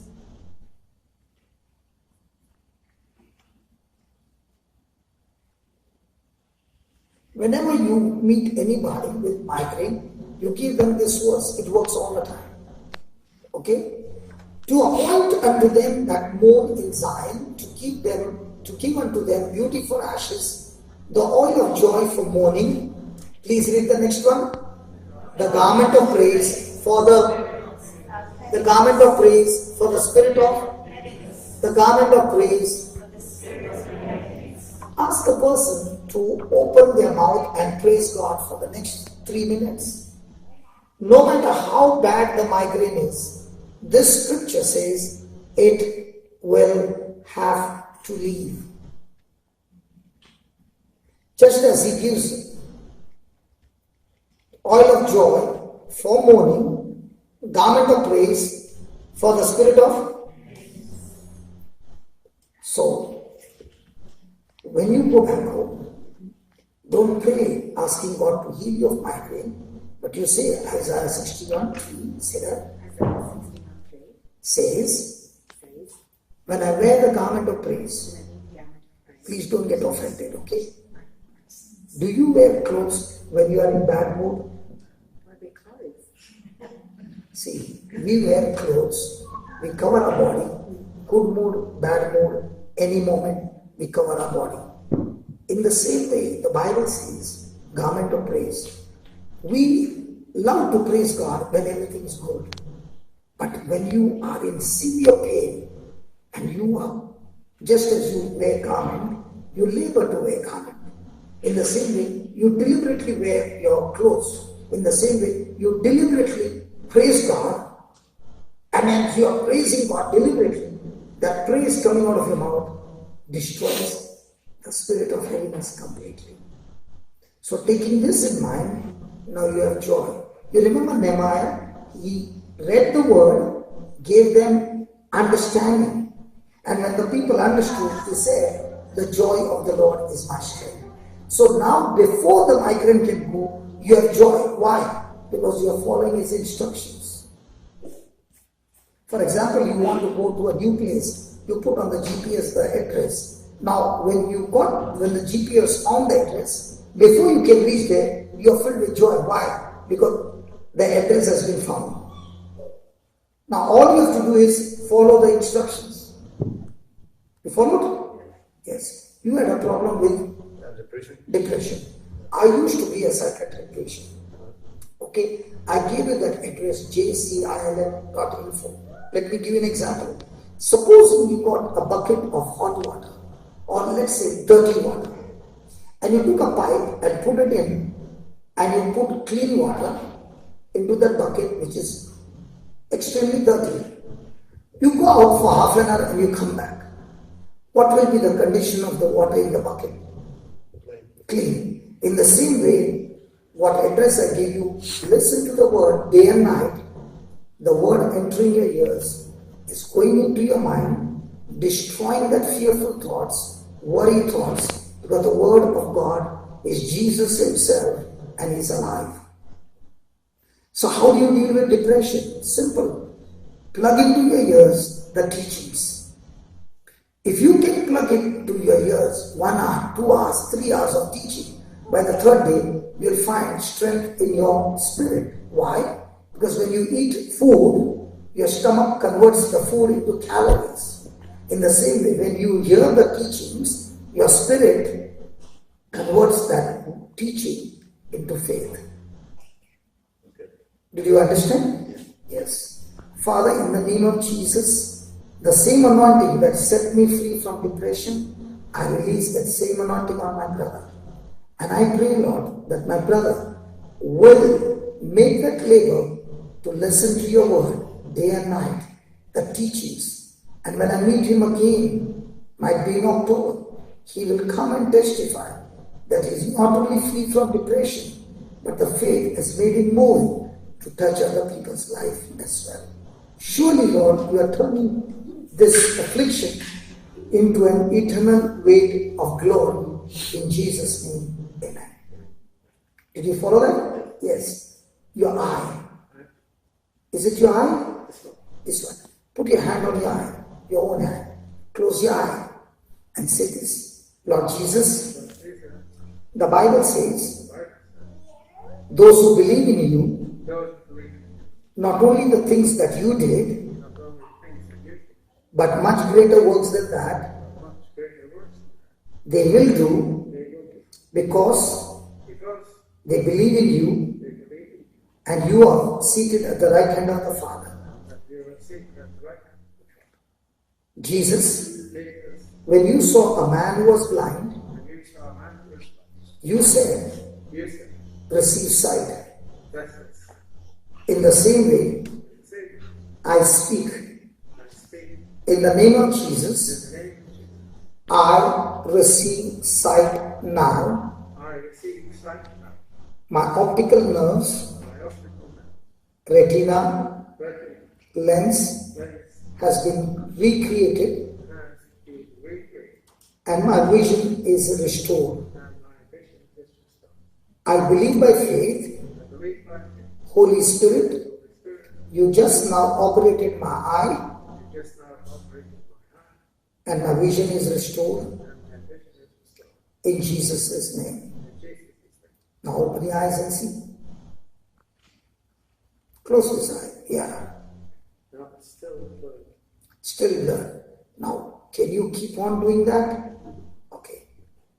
Lord Jesus, the word says, Ananias went and laid hands on Saul's eye and said, Brother Saul, receive the Holy Spirit. Brother Saul received the Holy Spirit and received sight in the name of Jesus. I speak to these eyes. Receive sight in the name of Jesus. Be made whole now in Jesus' name. Amen. Say thank you, Jesus. Thank you, Jesus. Now open the eyes. Much clear? It is a bit. Yeah.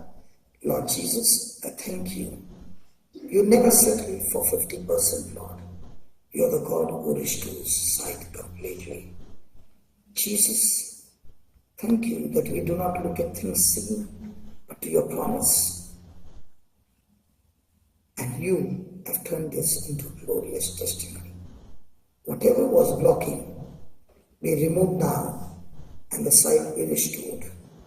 The connection from the lens, retina, to the optical nerves, we all align now that this brother's eye is completely recovered and restored. In Jesus' name, amen. Now, finished? Look here. Because that light there. Yeah, you look this side. Close this eye. It's still in the center, so it's still blurred. Only in the center? Yeah. Rest everything is okay? Okay. Only the center, okay. Last time. Lord Jesus, whatever has been damaged in the lens that is blocking his vision in the center, I speak to the lens being replaced. Angels, bring forth that lens and replace that lens in Jesus' name, that my brother's center vision be completely restored in Jesus' name. Amen. Now turn this side and see.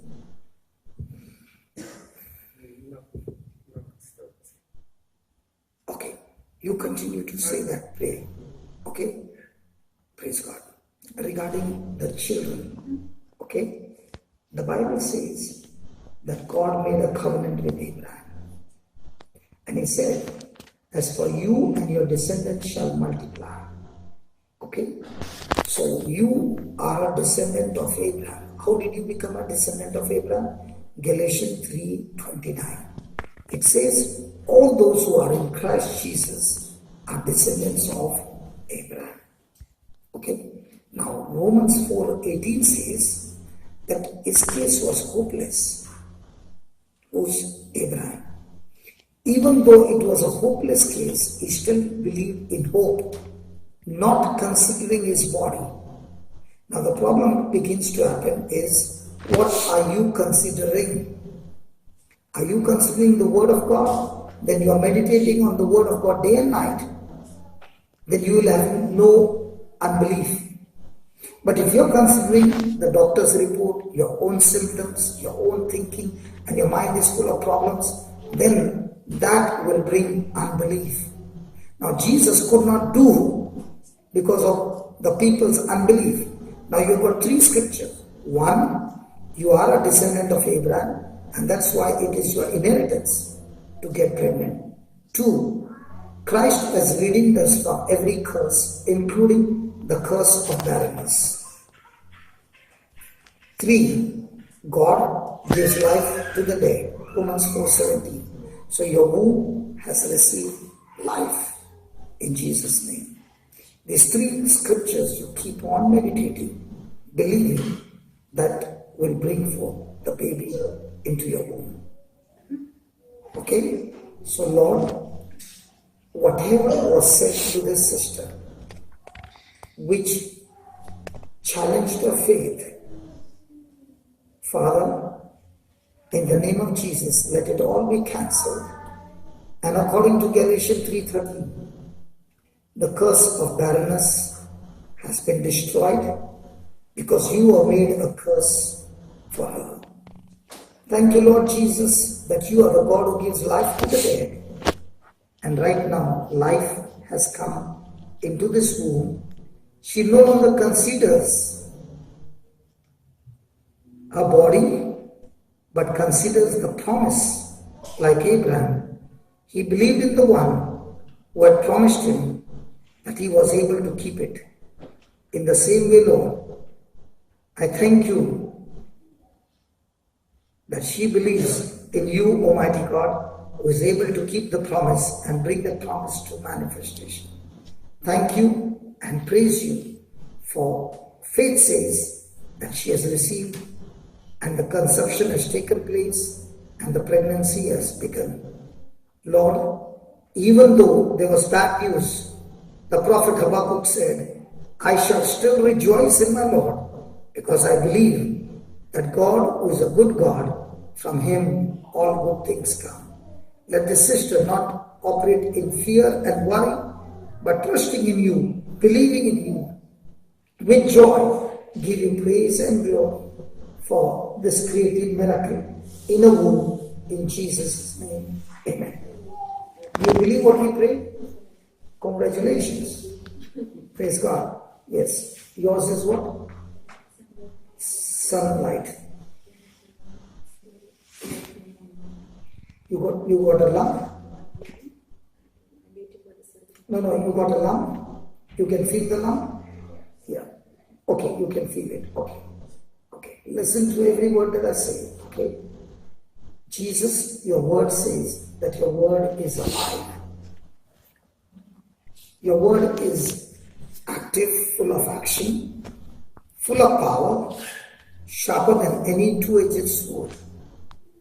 So I thank you, Lord Jesus, that as she is listening with her external ears, the same word has entered inside her ear, gone to the place where the lump is, and in the name of Jesus, just as a person scoops an ice cream from the box, in the same way, your word has gone inside and scooped that extra growth out of her hand, right from the root, in the name of Jesus, and has released her completely. Oh yeah. Spirit of God, thank you for this surgery.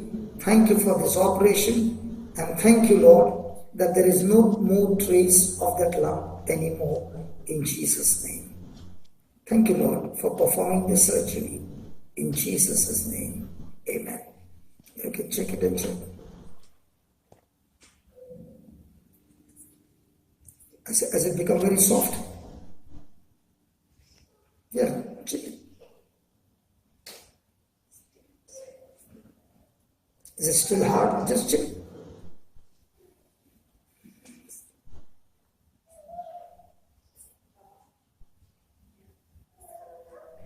Hard.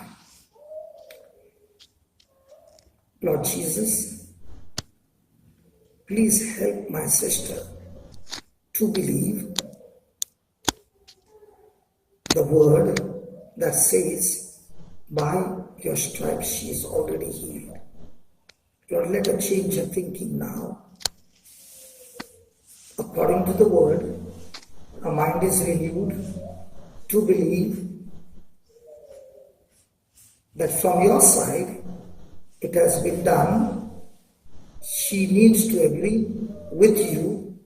O Spirit of God, help her to believe that the word of God is able to perform the surgery now and get this lump out from the root. Lump, I'm speaking to you in the name of Jesus. You spirit of infirmity, get out of her hand, get out of her body now, in Jesus' name. Say that in the name of Jesus. Say that in the name of Jesus, I receive my miracle. Say that again.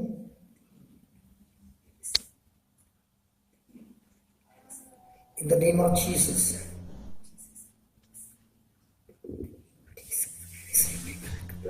In the name of Jesus, I receive my miracle. In the name of Jesus, I receive my miracle. In the name of Jesus. In the name of Jesus, I receive my miracle. In the name of Jesus, I receive my miracle. In the name of Jesus, I receive my miracle. In the name of Jesus, I receive my miracle. In the name of Jesus, I receive.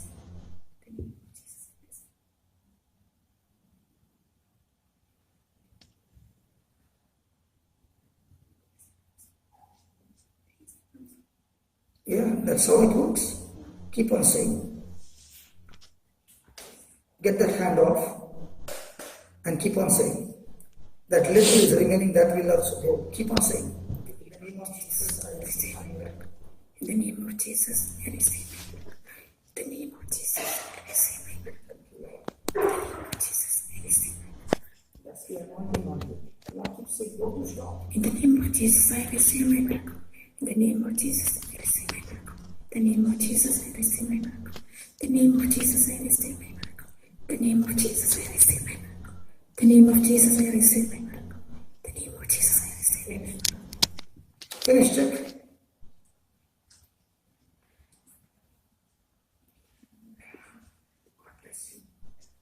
Now you're crying.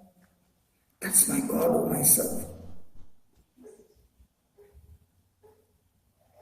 Now, when you go back home, say the same word for 2 hours. Don't touch your arm. Just as this has gone, for 2 hours, only look at Jesus on the cross and say that for 2 hours. Even this will be gone.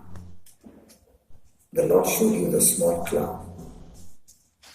These tears are showing how much God loves you. Come, sister. Can we give the Lord a big hand for that?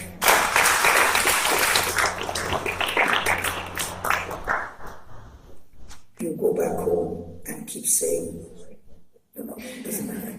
You go back home and keep on saying that your womb is blessed and you're pregnant. I'm telling her, okay? Not you. Because there might be a misunderstanding. I could better be careful. I was talking to the lady behind. Okay. Others will say, what is this preacher up to? Sarah had passed her age. Sarah had passed. Yeah, okay, tell me what's your problem? Your eye. Okay. I have to get to the airport, we'll reach. How much minutes from here to the airport? 15 minutes? Okay.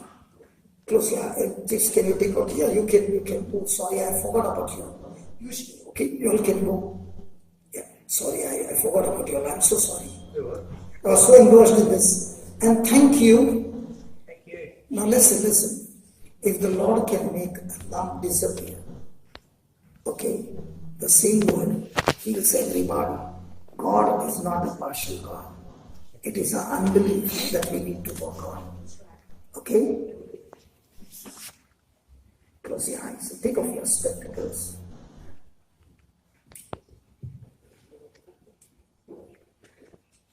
Lord Jesus, I thank you that as I lay my hands, I speak to the spirit of blindness, be gone out of her. Spirit of blindness, be gone out of her. And the eyes will receive the Spirit of God. Recreate these eyes. Spirit of God, recreate these eyes. Recreate the eyes, that the vision be restored. Vision be restored completely. Completely. Vision be restored completely. Thank you. Thank you. Thank you. Amen. Close this eye. Yeah, can you see me now? Slightly. Okay. It's getting better. Lord, we thank you that your word is performing the miracle. I speak a creative miracle. Father, thank you that you answer prayers. In your name, Jesus, blindness be gone, receive sight. I want you to think. Jesus touched the blind eyes and said, receive sight. That same Jesus, the same words I'm speaking. Receive sight, complete sight in Jesus' name. Like Bartimaeus received sight completely, you receive your miracle now in Jesus' name. Amen. Now close this eye. Yeah, open this eye.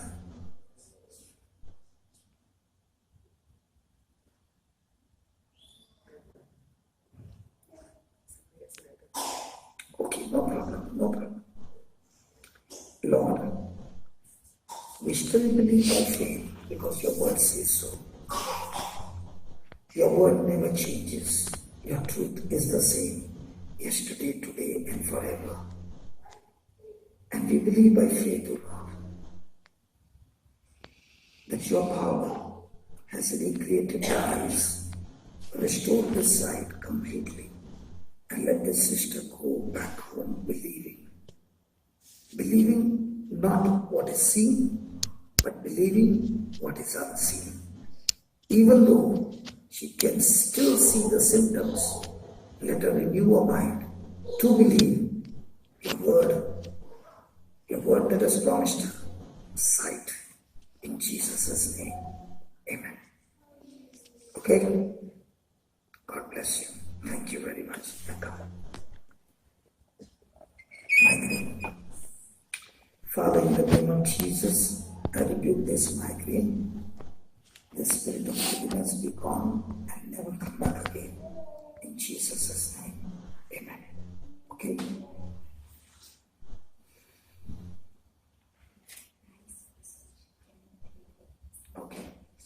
Okay. Loving Father, thank you. Jesus, you suffered for all of us, and you declared on the cross, our sins are forgiven. Not only our sins are forgiven, our sicknesses you took in your body, so that we receive the healing. Thank you, Lord Jesus. Right now, this baby's bones are healed, her eyes are healed. In the same way, those who have been listening to this word, even from that screen that they are listening right now, Lord, your healing power is flowing into their body. The word never changes, the truth never changes. But when we believe the truth and continue to believe the truth changes the facts of our life. So my friend, as you are listening, continue to believe the truth. Because Jesus said, when the person continues in the word, not for a moment, continues in the word, the person shall know the truth, and the truth will set him free. The word doesn't say the truth is for a moment, but the truth is continuously believing in the promise of God. So Father, thank you for this joyful moments, knowing your truth and how your truth brings about manifestation. We give you all the glory and the praise, Lord, for teaching us this truth. In Jesus' name, amen. Thank you for touching the mama and healing our mind, because your word says we have the mind of Christ. Thank you, we praise you in the glorious name of Jesus. Amen. Thank you so much.